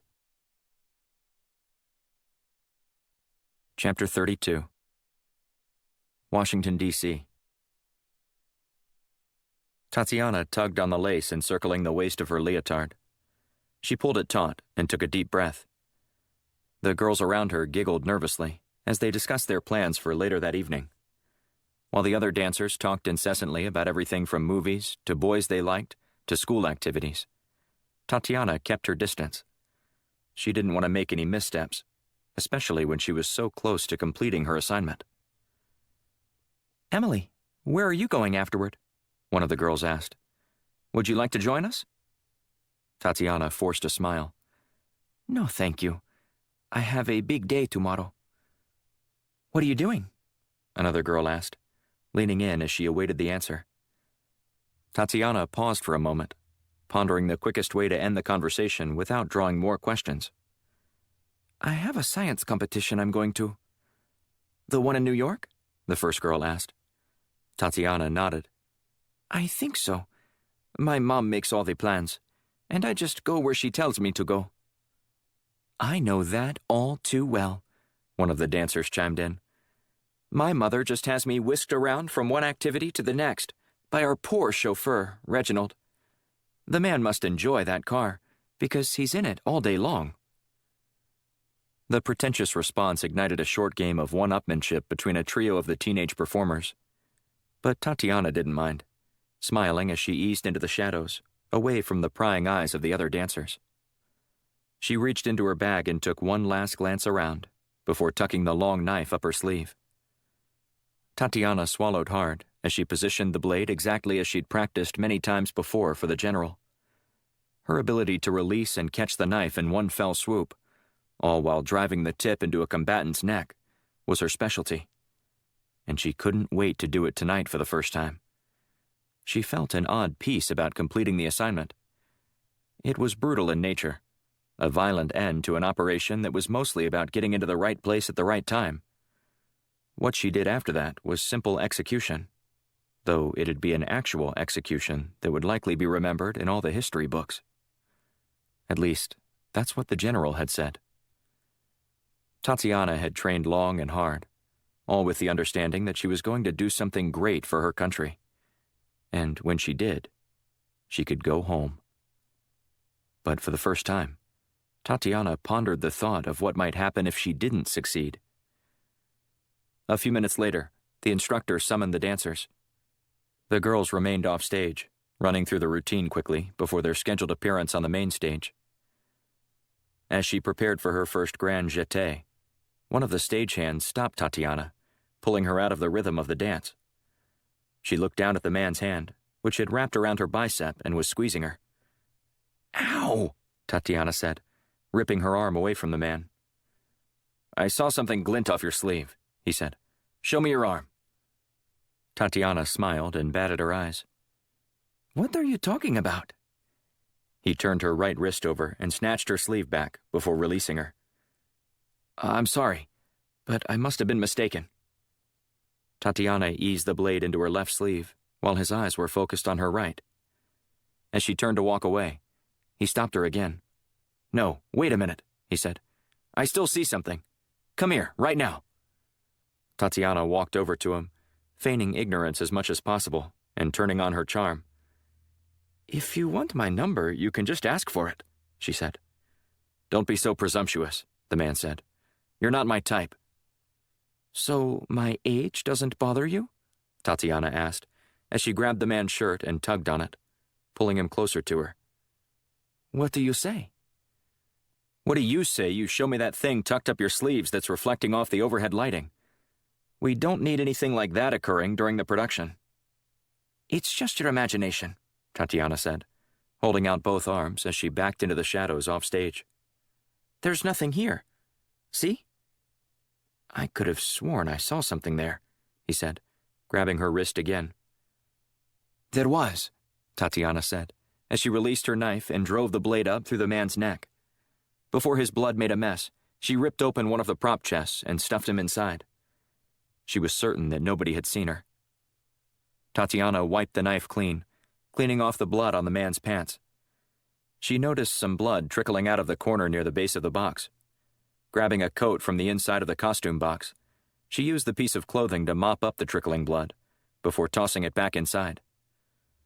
Promptly resecuring the knife, she raced back out into the rehearsal room and picked up where she'd left off, performing her grand jeté as she leaped across the makeshift stage. "Is everyone ready?" the instructor called, clapping her hands to signal for everyone to line up. "The show just started," the woman said. "We're on in 1 hour." In 60 minutes, she was going to end the president's life, and she couldn't wait to do it so she could go home. Chapter 33. Black parked his car in the deck and eyed one of the catering vans loading up empty hors d'oeuvres trays and used glassware. He eased next to the vehicle and waited for the guy who appeared to be in his early 20s. Once he was by himself, Black whispered to get his attention. "Hey, bud, want to make a quick extra $200? Black asked, signaling for the guy to come closer. The young man looked around before hustling over to Black. "Maybe. What do you need me to do?" "I need you to take the night off and give me your catering jacket," Black said. He was already wearing dark pants and only needed a white jacket and a security clearance badge to complete the look. "Why not?" the guy said. "I was just filling in tonight for a friend anyway." "Great," Black said. "Give me your coat there, and I'll give you the money." The two swapped items before Black rushed over to the door, keeping his head down as he meandered inside. He turned the corner and came face to face with a security guard checking all the passes. When he saw Black in a catering outfit, the man hardly looked at the badge and waved Black through the metal detector, which didn't go off. Just as he was about to turn the corner, the guard called after Black. "Hey, you! Come here!" Black froze, unsure if he should run and verify his status as an intruder, which would also give him the best chance to get away, or politely return and see what the man wanted. As much as Black wanted to select the first option, he chose the second. "What is it, sir?" Black asked, in as polite of a manner as he could muster. "Do you guys still have any of those little hot dog thingies that you pick up with a toothpick?" "Are you talking about little smokies?" "Sure," the guy said. "I don't know. Whatever you call them. Just bring me a small plate of them, if you don't mind. My stomach is about to eat itself, I'm so hungry." Black nodded. Of course. I'll be back in a jiffy with a plate of little smokies, just for you. Relieved that the summons was nothing more than that, Black hustled down the hallway, before taking a hard right once he glanced over his shoulder and had noticed that the guard had returned to reading his magazine. "I'm in," Black said, after he turned on his comms and affixed it to his ear. "Took you long enough," Shields said. "And now you need to hurry." Black shed his jacket to reveal his tuxedo as he ascended the steps and arrived on the main floor. He needed to warn the president about the imminent danger, but Black had a plethora of obstacles to overcome, starting with access. The steps to the balcony were reserved for VIPs with a special access badge. Black didn't have one, nor did he want to get too close to anyone for fear that they might recognize him. The initial images of Black plastered on television looked nothing like him, but according to Shields, the latest reports revealed Black in his most recent hairstyle and color. "Don't get too close," Shields said. "I'm sure that Gaither alerted the FBI and the Secret Service about what you look like now, and agents from both those agencies will be looking for you, trying to keep you as far away from the president as possible, most likely by taking you into custody." "So what am I supposed to do?" he asked. "Why are you asking me? You're the one who said you'd figure it out when you got there." Black strode toward a fire alarm. "Don't even think about it," she said. "That will only create more chaos and be far more difficult to control." "But it gives me an advantage, since I can charge headlong into the crowd streaming toward the exits, without anyone paying me any attention." "Titus Ulysses Black, you turn around right now," she said. "You're watching me, aren't you?" he asked. "Like a hawk." "Okay. Instead of chastising all my ideas, can you possibly think of one yourself and pass it along? I'm starting to get desperate." "I tapped into the Kennedy Center's security network, and I'm scanning the footage as we speak," Shields said. "Again, that doesn't do me any good." "Of course it does when I can transmit this to your phone so you can see what I'm looking at," she said. Black's phone buzzed with a message from Shields that was a simple link. "I'm assuming you want me to click on this, unless you've decided to rickroll me at one of the worst times ever." Shields chuckled. "Select the app I just sent you, and that should be able to see everything I can." "What good is this going to do me if I can't get inside the auditorium?" "Just check out the still photography I added to that email, and let me know what you think." "I'm not sure I can see everyone distinctly," she said. "Me either," Black said. "But it'll have to do." "Why don't you use the back stairwell and find a spot where you can assess the audience and possible attack points in the building?" "Roger that," Black said. He entered a side door and started climbing the steps 2 or 3 at a time. After he'd worked his way up 2 flights of stairs, he stopped. He wanted to wait for someone to exit through those doors, as they inevitably do. But after 5 minutes of waiting, nobody came. Frustrated, Black sat on the top step just below the landing and watched Shields' cameras roam back and forth across the room.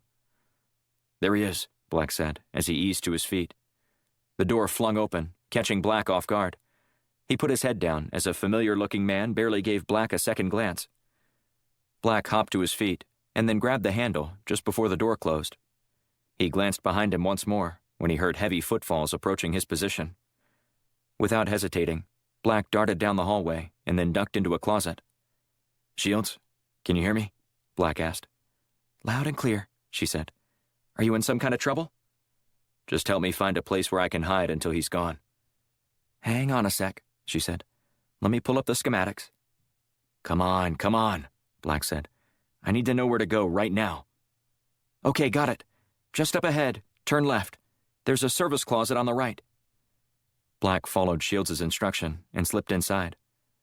For the first time in 10 minutes, Black caught his breath, and he wondered if he'd be able to help the president before it was too late.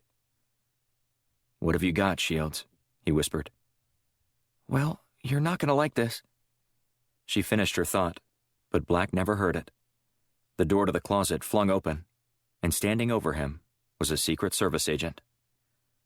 Well, if it isn't Washington's most famous fugitive," the man said, training his gun on Black. "You're going to make a big mistake if you arrest me," Black said. "The president's life is in danger." "Yeah, because of you," the agent said. "Now, hands where I can see him. Let's not make this any more difficult than it has to be." Black held out his hands and shivered as the cold metal cuffs slid around his wrists. Chapter 34. Washington, D.C. Shields watched over the security cameras as Black was apprehended by the Secret Service agent.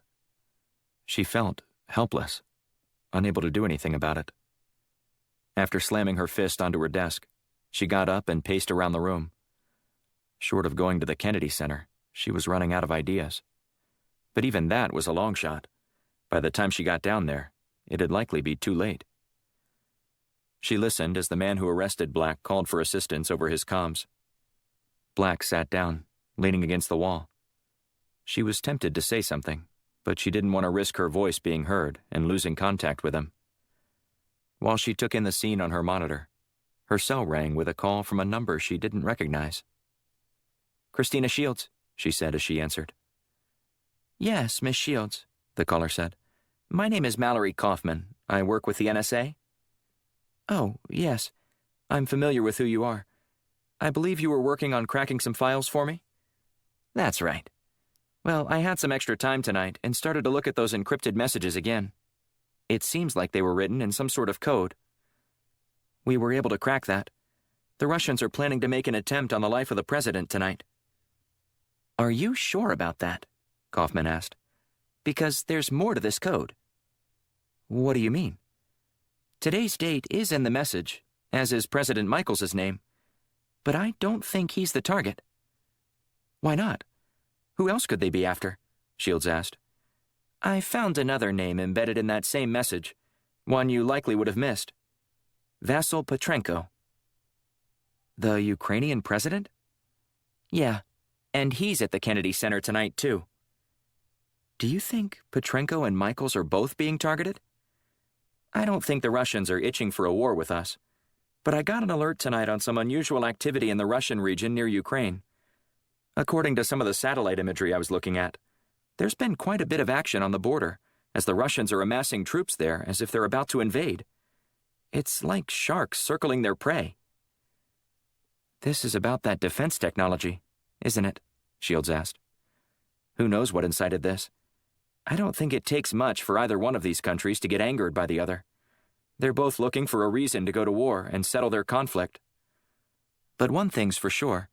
If the Russians assassinate Petrenko tonight, full-fledged war will break out. That much is guaranteed.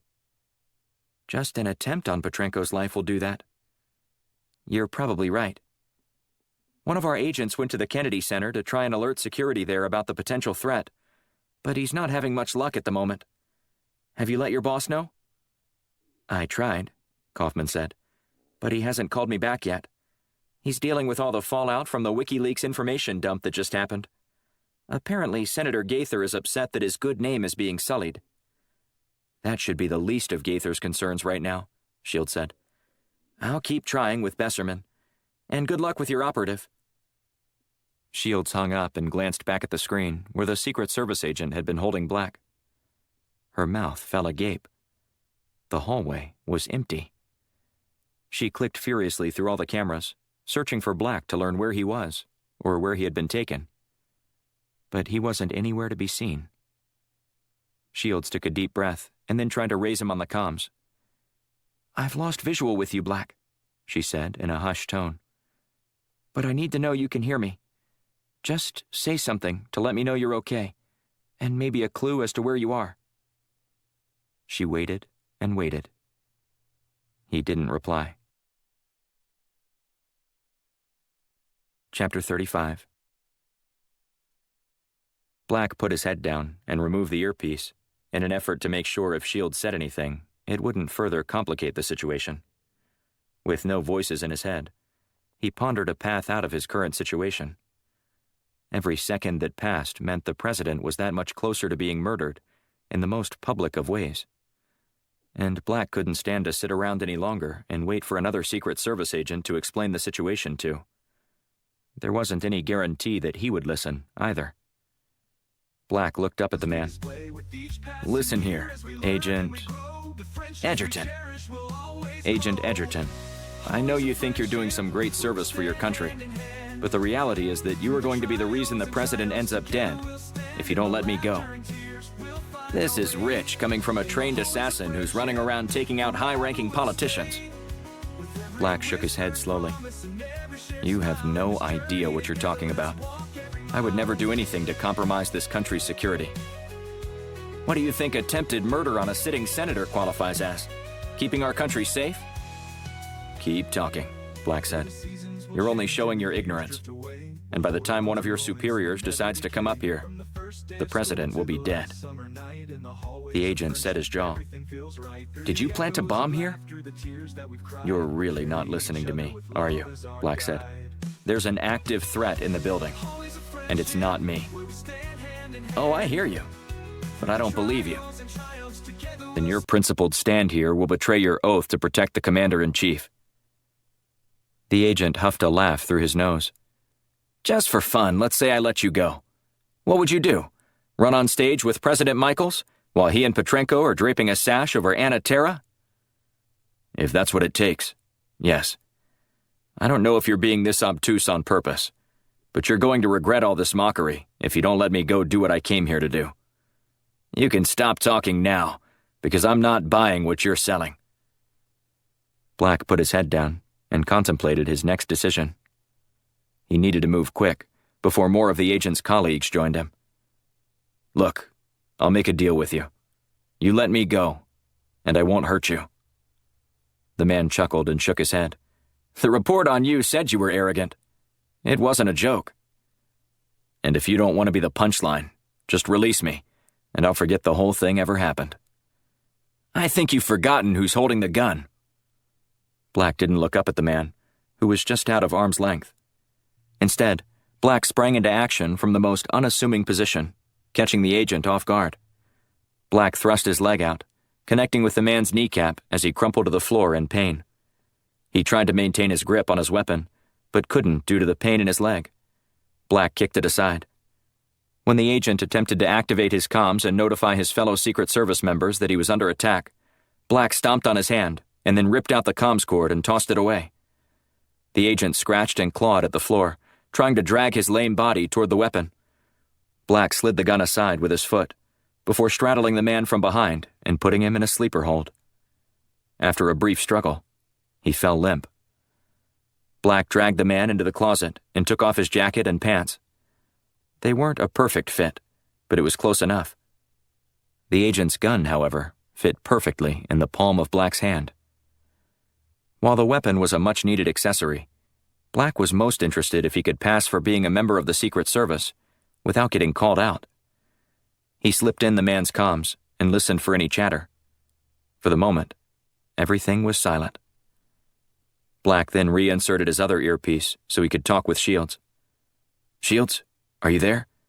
Do you copy?" he asked as he hustled toward a back stairwell that led to the catwalk. After a brief pause, her voice came through loud and clear. "I'm here," she said. "What happened to you? I was watching you one minute, and the next, you were gone." "I had to subdue my new Secret Service friend and secure him. Once I did that, I swapped clothes with him, and I'm now heading to the catwalk to see if I can get a better view of what's happening."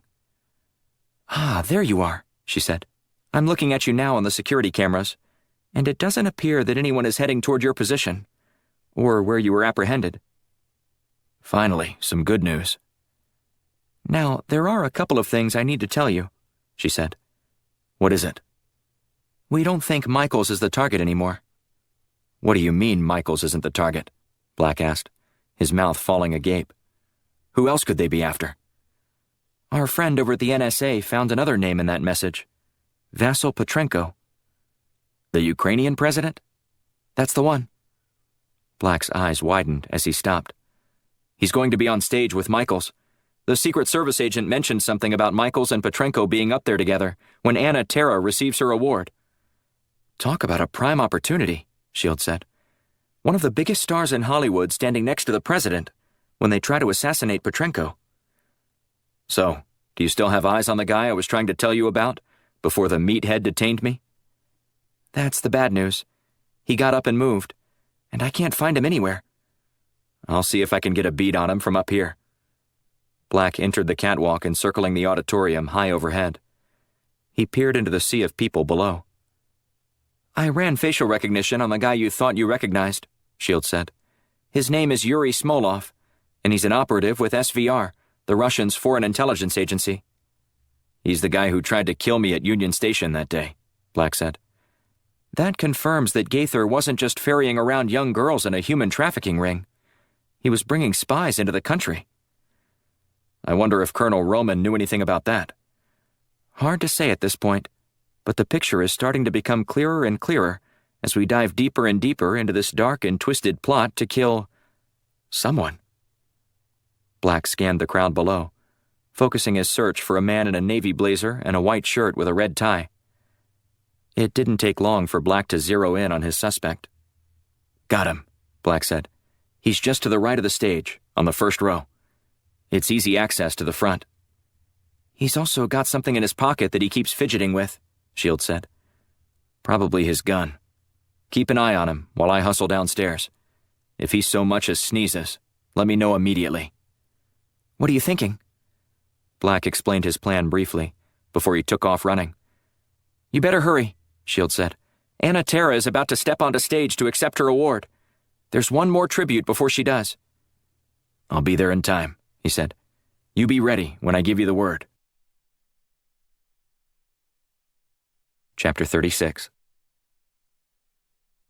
Tatiana swallowed hard as she pranced out onto the stage in formation with the rest of the dancers. Once she was in position, the music struck up, and she twirled around, gracefully leaping and spinning with the dance troupe. While the crowd wasn't there to see her play soccer, the high she got from performing as a dancer was just the same. She had always loved to dance, yet found the discipline required to reach the pinnacle of the performance world far more strenuous than she wanted. At least as an athlete, the precision was as important, while the taskmasters far less grueling. The general was a collection of both the best and the worst. He had been encouraging when she was struggling, demanding when she wasn't. However, he held a high standard for everyone, and there was little room for errors. One mistake and he would send you to bed without any supper, or take away your free time on Sunday afternoons. And while Tatiana wished for another life, she had grown to accept it, and at a much faster rate than her fellow recruits. It's why she was here, in this moment, on this stage. As the movement slowed, Tatiana froze in position and scanned the eyes of the audience below. She wanted to see if her performance was delighting the crowd or simply passing the time until the real star graced the building with her presence. Despite her desire to assess the success of the dance based off the reaction from everyone in attendance, she couldn't see much past the fifth row. The faces of any people beyond that were difficult to see due to the bright lights beaming down across the stage. Wearing a wide smile on her face, she scanned the gala attendees who were visible. They looked on in wide-eyed wonder as Valerie Gordon flew across the stage in the solo portion of the dance. Valerie was the star of the show, a generational talent, Tatiana had heard one instructor call the dancer. And all eyes were glued to her as she seemed to float across the room with minimal effort. All eyes, except for a pair belonging to one man on the front row. He wasn't watching Valerie. He was watching Tatiana. Tatiana forced the wide smile across her face even, as she found herself with shortness of breath. What is Papa doing here? How did he know I would be here? Her father looked at her and shook his head subtly. Is he trying to tell me something? No? What's no? For a fleeting moment, she considered the possibilities. How would he even know what she was doing here, or what she was about to do? Just over 2 years had passed since she last saw her father, since she last heard him answer the phone and then remain silent, unwilling to utter any response. But there he was, staring at her with the same type of intensity a surgeon does as he cuts out a brain tumor. The look he gave her wasn't warm or endearing. It was businesslike, and he clearly didn't want her doing what she was about to do. He should have said something then. It's too late now. I'm going to do this for my country, and to make the general proud. As Valerie's solo concluded, and she returned to formation with the rest of the dancers, Tatiana began twirling in sync with everyone else. They crisscrossed in the center of the stage, leaping between one another in a choreographed segment where the ballerinas appeared endlessly. Rotating around and around, the girls created a beautiful scene with their symmetry. Tatiana had to make herself smile for most of the event, but not this time. Her grin was genuine, her pride swelling, as she was just seconds away from completing her mission and getting to go home for good. The general had told her that someone would be there to pick her up and whisk her away once she completed her task. Perhaps it was her father, but she wasn't going to worry about that just yet. There was still work to be done. A president to kill. Out of the corner of her eye, she noticed Anna Terra descending the steps, flanked by President Michaels and Vasyl Petrenko, President of Ukraine. Perfect. She made one last pass across the floor before turning near the corner and dancing straight toward Petrenko. The music faded away, and the crowd erupted in applause. Even Tatiana's father clapped.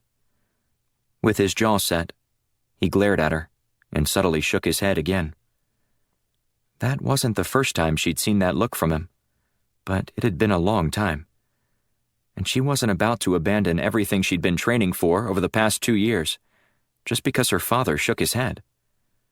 No, I'm going to make him proud. Tatiana turned her back on the audience for the final time as she followed her fellow dancers in the exit pattern off the stage. Her target stood at the edge of her prescribed route, an arm's length distance away, close enough for her to strike in a manner so elegant, people likely wouldn't realize what was happening. As she moved within 5 meters of the trio of celebrities about to stride onto the stage, Tatiana released the knife, allowing it to fall right into her hand.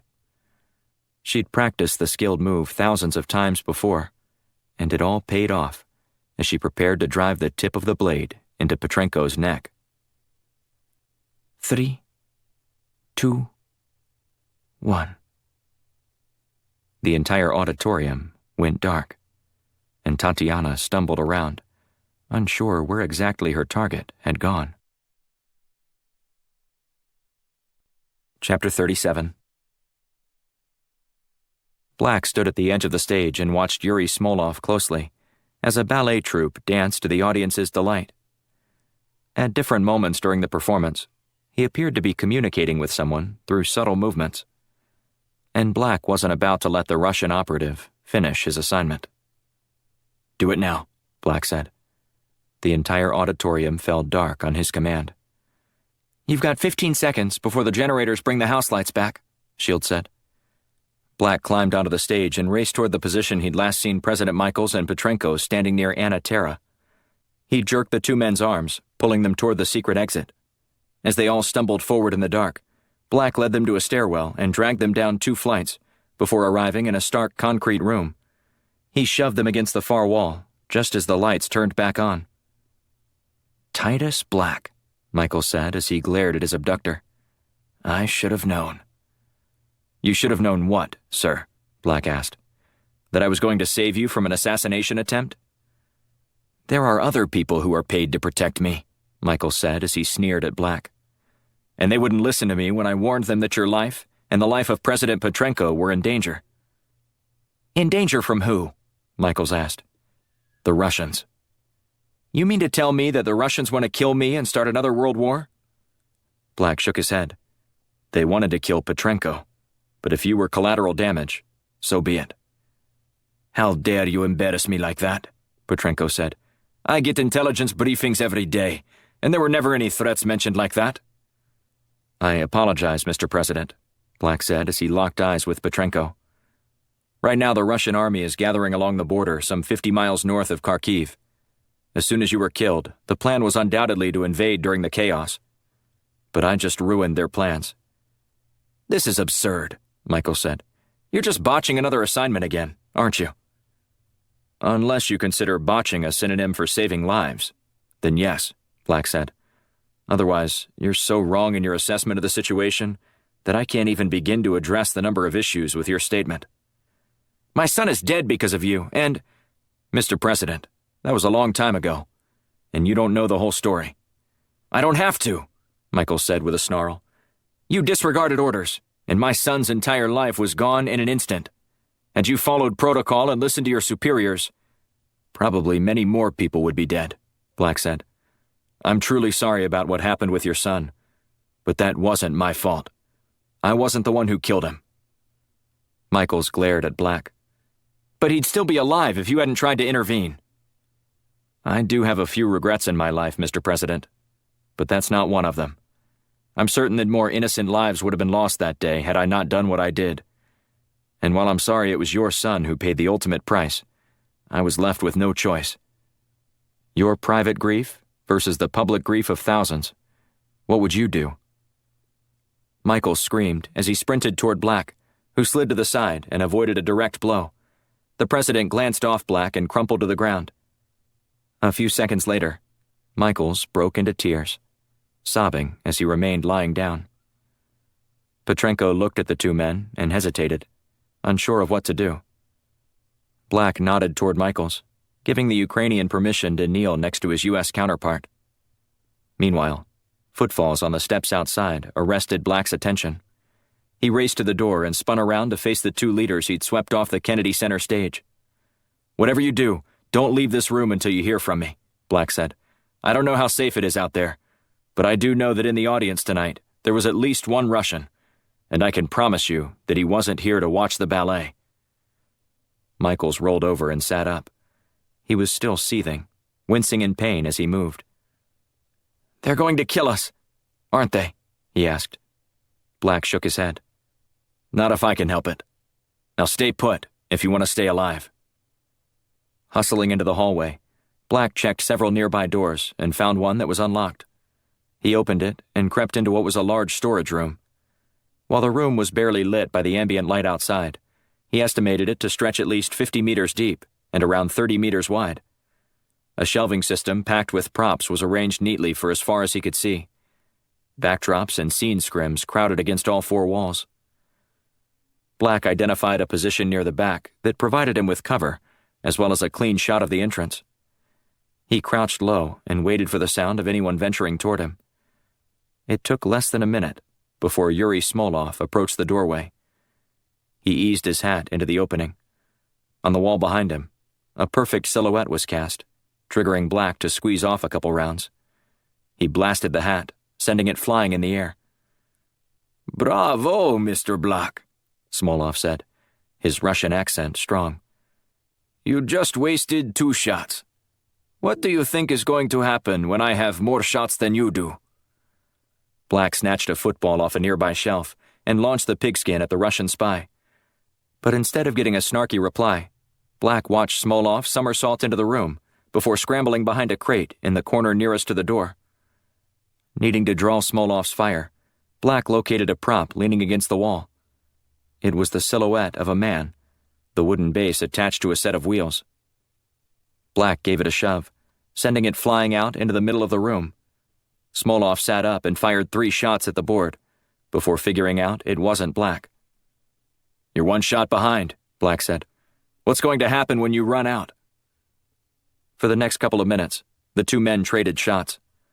Black was convinced he could take out Smolov in the shadows, but that task proved more difficult than the Firestorm operative ever imagined possible. Eventually, by Black's count, he had the lone remaining bullet. "You think you're just going to walk up and shoot me?" Smolov said after a moment of silence. "What if I have another magazine ready to reload?" "If that were true, you wouldn't be cowering behind some boxes." "Mr. Black, do you know how much time SVR training concentrates on the art of throwing a knife?" Black wasn't interested in having a conversation. He only wanted to drag Smolov's body onto the Kennedy Center stage to exonerate himself. It would be showy, and probably a scene that would live forever on the internet. But Black didn't care. He just wanted to prove wrong everyone who doubted his innocence. Just as Black wondered if this fight was going to devolve into a standoff, he watched Smolov dart out of the room. Black chased after the Russian and took the final shot when he tried to unlock the door at the end of the hall. The shot coerced Smolov to dive to the ground. Seconds later, he stood with bravado and glared at Black. "They're in here, aren't they?" Smolov said, as much telling as he was asking. He took a few steps back and kicked down the door. He'd barely made it inside before Black leaped onto the Russian from behind, sending both men crashing to the floor. Black stole a peek at the two presidents as they huddled in the corner. "Get out of here, Mr. President," Black said. "You especially, President Petrenko." But neither man moved, both apparently mesmerized by the fight unfolding in front of them, both likely scared they might be attacked on their way out of the room. "Go now," Black urged again. Just as Petrenko made a move toward the exit, Smolov lunged toward the Ukrainian leader with a knife. Petrenko jumped back, narrowly avoiding a swipe from the blade. "I'll finish you in a minute," Smolov said, sneering at Petrenko. Black called Smolov, motioning for him to fight. "Leave the unarmed alone. Come fight a real man." Smolov's nostrils flared as he glowered at Black. "You Americans always go sticking your nose where it doesn't belong." Black edged closer to the Russian and ignored the comment. When Black feigned a lunge forward, Smolov drew back, making the mistake of leaving his hand exposed. Pouncing on the opportunity, Black kicked Smolov's hand and knocked the knife free. It clattered on the ground, skidding into the corner behind Smolov. He glanced at the blade over his shoulder and walked backward toward it. As he bent down to pick it up, Black broke into an all-out sprint. He pinned Smolov against the wall behind him, preventing him from reaching the handle. Smolov writhed in an attempt to escape, twisting and turning, but to no avail. Black flipped Smolov over and put him in a sleeper hold. With the threat momentarily secured, Black scrambled to his feet and started to search for something to tie up Smolov's hands and feet before calling the authorities and reporting the events that had unfolded. "Finally," Black said with a sigh, as he looked at Michaels. "We'll get some answers about what was really going on and who was involved." But Black didn't see Petrenko, who had scooped the knife up off the ground. By the time Black turned around, Petrenko was savagely attacking the Russian spy.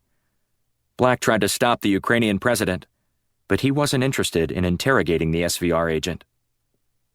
After 30 seconds, Black pleaded with Petrenko to stop. "It's over, sir. He's not coming back to life. You've made sure of that." Black glanced down at the concrete floor and noticed a thick stream of blood rapidly approaching his hand. "Vassal, why did you do that?" Michaels asked. "He's so much more valuable to us alive than dead." "The only good Russian is a dead Russian," Petrenko said. "Besides, I'd never believe a word out of his mouth anyway." Down the hall, the sound of boots stormed toward them. While Black was dreading that thunderous noise just a half hour earlier, he welcomed it now. He wouldn't have to fight anymore. It was over.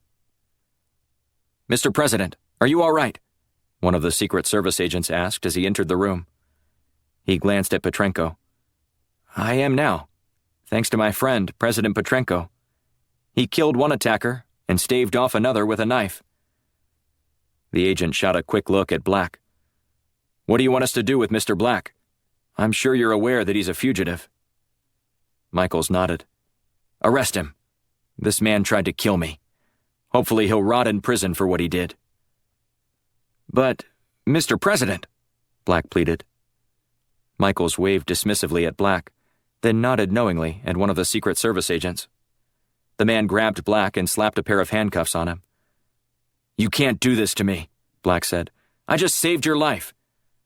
"No one will believe you, kid," Michaels said.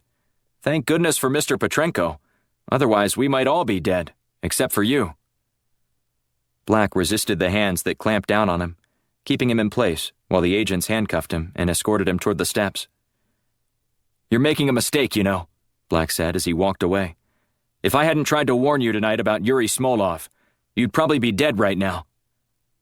Michaels didn't say a word, unwilling to even respond to Black's accusations. "He's lying," Black said. "You gotta know that." But the men who'd apprehended Black remained stoic, unmoved by his emotional pleas for help. "Save it, pal," one of the men said. "They're going to put you in a hole, and you're going to stay there for a very long time." Chapter 38. When the lights in the auditorium came back on, Tatiana was on stage, wielding her knife, searching in every direction for the two presidents who had vanished in the darkness. She turned to the left and then to the right, looking for a way out. Anna Terra was the only other person on stage, and she held out her hands in a posture of surrender. Unsure of what to do next, Tatiana dropped the knife and ran toward the wings. Before she disappeared behind the curtains, she glanced over her shoulder where she'd seen her father. He was gone. Two men in suits collapsed on her, wrapping her up and taking her into custody. "What are you doing to me?" Tatiana said. "I didn't do anything." "Because all ballet dancers flit around carrying knives?" one of the men said sarcastically. "Please, spare me the Innocence Act." "You're in big trouble, little lady," the other guard said. As Tatiana eavesdropped on the conversations of the men surrounding her, they seemed to be just as confused as she was as to the whereabouts of President Michaels and President Petrenko. After a few minutes, one of the men ushered her into a dark SUV. Following a short drive across the city, she found herself inside a small interrogation room in the FBI's downtown offices. Tatiana sat alone in the room, hands restrained and attached to the table in front of her, a blanket over her shoulders. A single tear inched down her cheek. She could feel her makeup running too. More than an hour passed before a woman sauntered into the room and slid her notepad on the desk. She slumped into the chair across from Tatiana and leaned forward. Her hair was pulled taut in a bun. Snatching a pencil from behind her ear, she tapped the eraser onto the paper to an up-tempo beat. "I would ask your name, but I doubt I'm going to get your real name," the woman said. "But my name is Alexis." "My name is Emily." She closed her eyes and slowly shook her head. "Did you really think I was going to fall for that?" "That's my name." "No, that's what your Russian handlers trained you to say. But we know that's not really the case, now is it, Tatiana?" She remained stoic, despite the revelation that Alexis knew who she was. It was entirely possible that the Americans only knew her name, and nothing else. That's why the general warned her that if she was captured, the Americans could learn her identity, but he said there was no guarantee that they knew who she really was, or what she was up to. "Never drop your cover," the general had told her. "Don't do the easy work for them. If they're going to break you, make them earn it. Otherwise, you're just giving up. Never give up." Tatiana's lips quivered as more tears streamed down her face. "My name is Emily Smolov, and my father is a diplomat here. Perhaps you've heard of him? Yuri Smolov?" "That's interesting," Alexis said, "because I've read Mr. Smolov's file, and he doesn't have any children that I'm aware of." "Maybe you don't know Mr. Smolov as well as you think you do." Alexis shot her a sideways glance before pulling out her phone and typing on it. "Might I suggest the search term Emily Smolov, Yuri Smolov?" She glared at Tatiana. "Might I suggest you keep your mouth shut?" After a few seconds, she stared, mouth agape at the images on her phone. "Did you find them?" Tatiana asked, half hoping, half asking. Alexis turned her phone around and held out the screen so Tatiana could see it. "There we are," she said, her expression unmoved by the picture that affirmed her story was true. "I told you. However, I also don't need to tell you about the diplomatic immunity I receive as a household member of the Russian delegation." "I wasn't aware that Mr. Smolov had any children your age," Alexis said. "This comes as a big surprise to me, though I'm not about to let a couple of pictures on the internet settle the issue for me." She swallowed hard, trying not to cry anymore, trying to make the general proud. Though it wasn't easy. Tatiana wanted to sob buckets and then strangle someone. But none of that would help her cause at the moment. "Stick to your cover, Tatiana." Alexis slid the document aside and clasped her hands together, interlocking her fingers. Leaning nearly halfway across the table, her eyes met Tatiana's gaze. "I don't care who your papa is. You can't get away with everything here," she said. "Then please, tell me what I did. I don't remember trying to kill anyone." "I'm no stooge, Emily. I know who you are and what you were doing up on stage, even if you didn't actually do anything. Now, we don't have any record of your entrance into this country, so it would be in your best interest to tell us the truth, starting right now." "Why don't you ask my father?" she said. "He will tell you whatever you need to know." "Well, I would, except he's not available at the moment," Alexis said. "Apparently your father was at the Kennedy Center tonight. What a strange coincidence that he was there too, and you just so happened to be standing on stage, armed with a knife when the dance ended." "He's been arrested?" Tatiana asked. "You could say that," Alexis said, as she eased another picture out of the folder. Tatiana stared at the image, gently stroking her dad's face in the photograph. "Now, are you going to tell me what I need to know? Or do I have to use far more painful means to get you to comply? The choice is yours." Tatiana crossed her arms and stared out the window at a mixture of faint stars and Washington's lights winking back at her. "I already told you the truth," she said. "The choice is yours of whether you want to believe me or some story you've already made up in your head about me." Alexis sighed as she stood. "Fine. Have it your way. I can promise you that you won't like what's about to happen next." She exited the room, closing the door behind her. When it latched shut, Tatiana sobbed and heaved over what she'd just endured. Keeping a straight face after seeing the photograph of Yuri Smolov was one of the hardest things she'd ever done. The general had always told her to stick to the cover, and everything would be all right. So she did, trusting his advice without question. And he delivered, though she wasn't sure what the FBI agent was going to see when he searched for her alias, along with that of a Russian spy masquerading as a diplomat.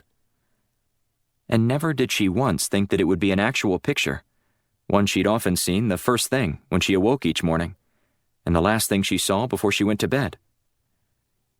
After seeing her father at the Kennedy Center, Tatiana started to wonder if he was going to be the one to extract her. And if he was, perhaps he was working with the Russian government in a special capacity. But until she laid eyes on that photo, she'd never once considered that her father was indeed a spy. Chapter 39. A hood dropped over Black's head before he was led out of the underground entrance in handcuffs. While he had no idea where he was ultimately going, he could hear the men speaking in hushed tones and knew it wouldn't be good. He wanted to hear Shields' voice come through clear in his earpiece, but she wasn't saying a word. Not that it mattered. Black's comms had been discovered and destroyed right in front of him, stomped on by one of the arresting FBI agents. "The fun is just beginning," one of the men next to Black said. A door opened and then shut. Black sensed there was at least one other person in the car. "Bet you didn't expect your night to go like this, did you?" Black said. There was a moment of silence before he heard a response.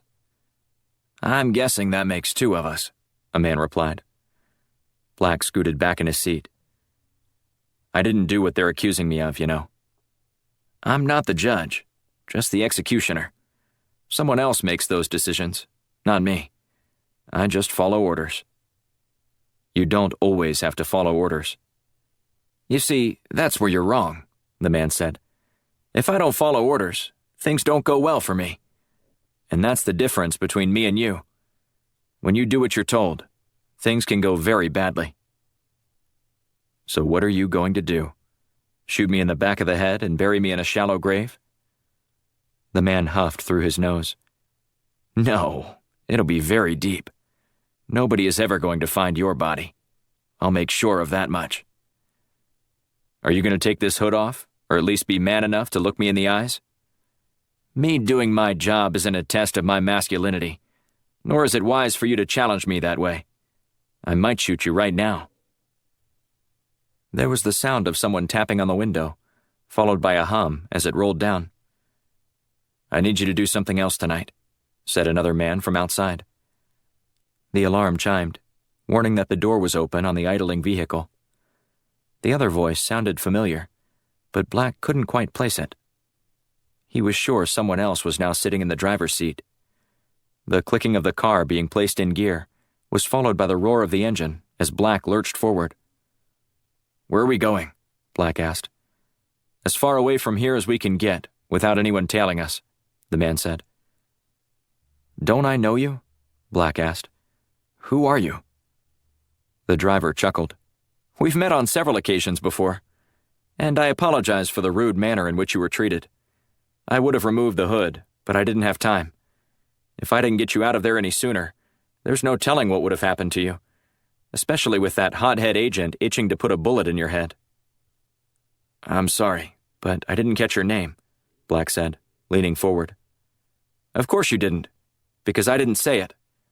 And it might be best that you don't know. What are you going to do with me?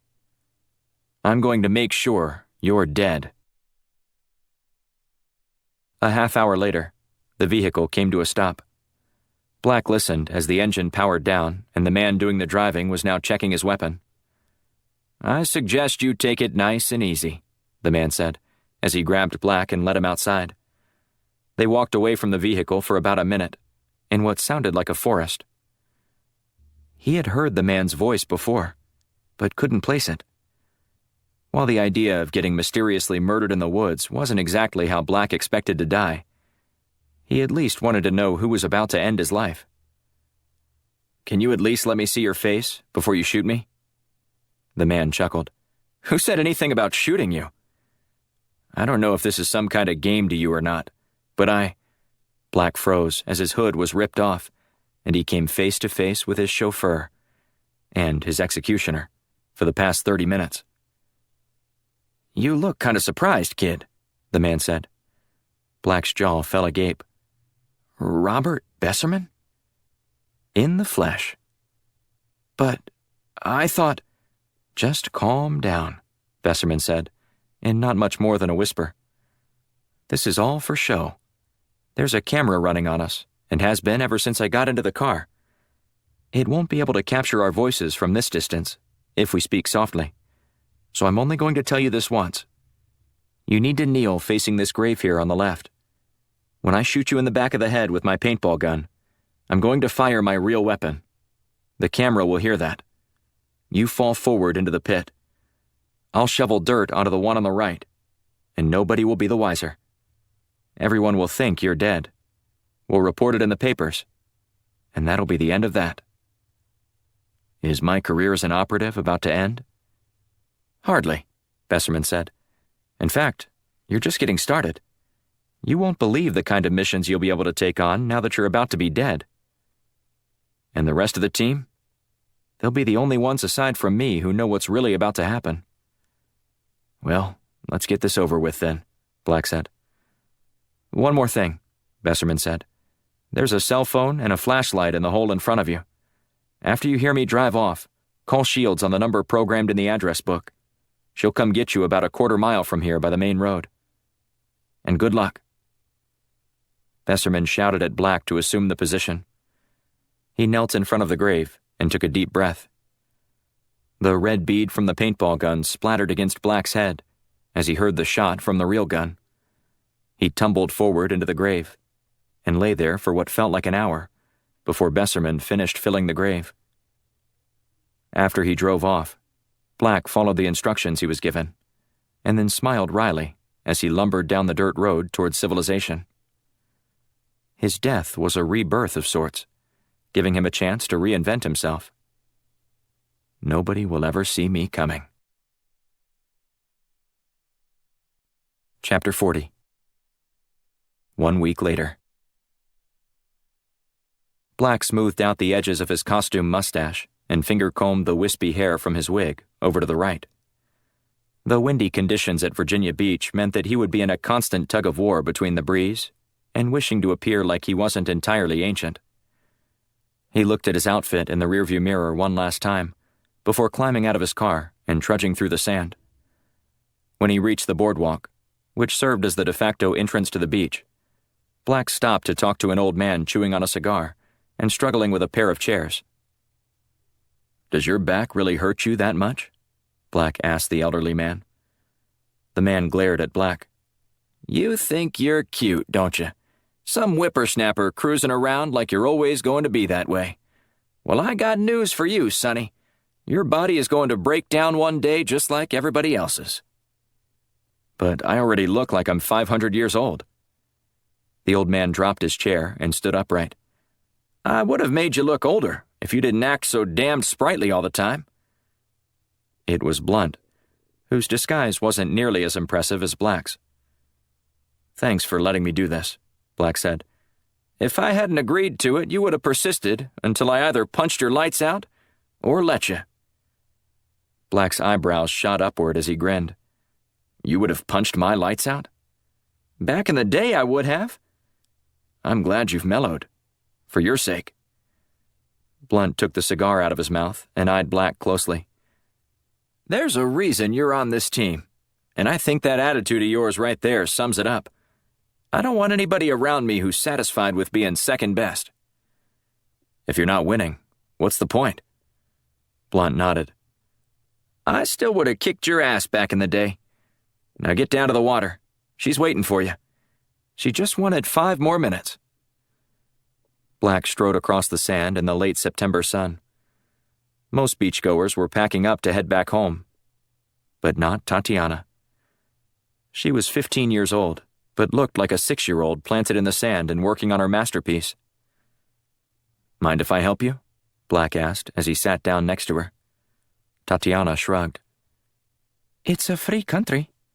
At least, that's what I hear. Snatching a nearby empty bucket, Black filled it with sand and packed it down tight. It's free, but it's not perfect, you know. We have our flaws, like everyone else. Do you think your country is perfect? Tatiana shook her head subtly. I don't know what to think anymore.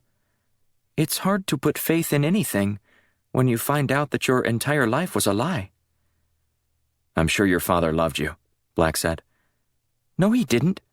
He loved his job. He loved his country. But he simply tolerated us.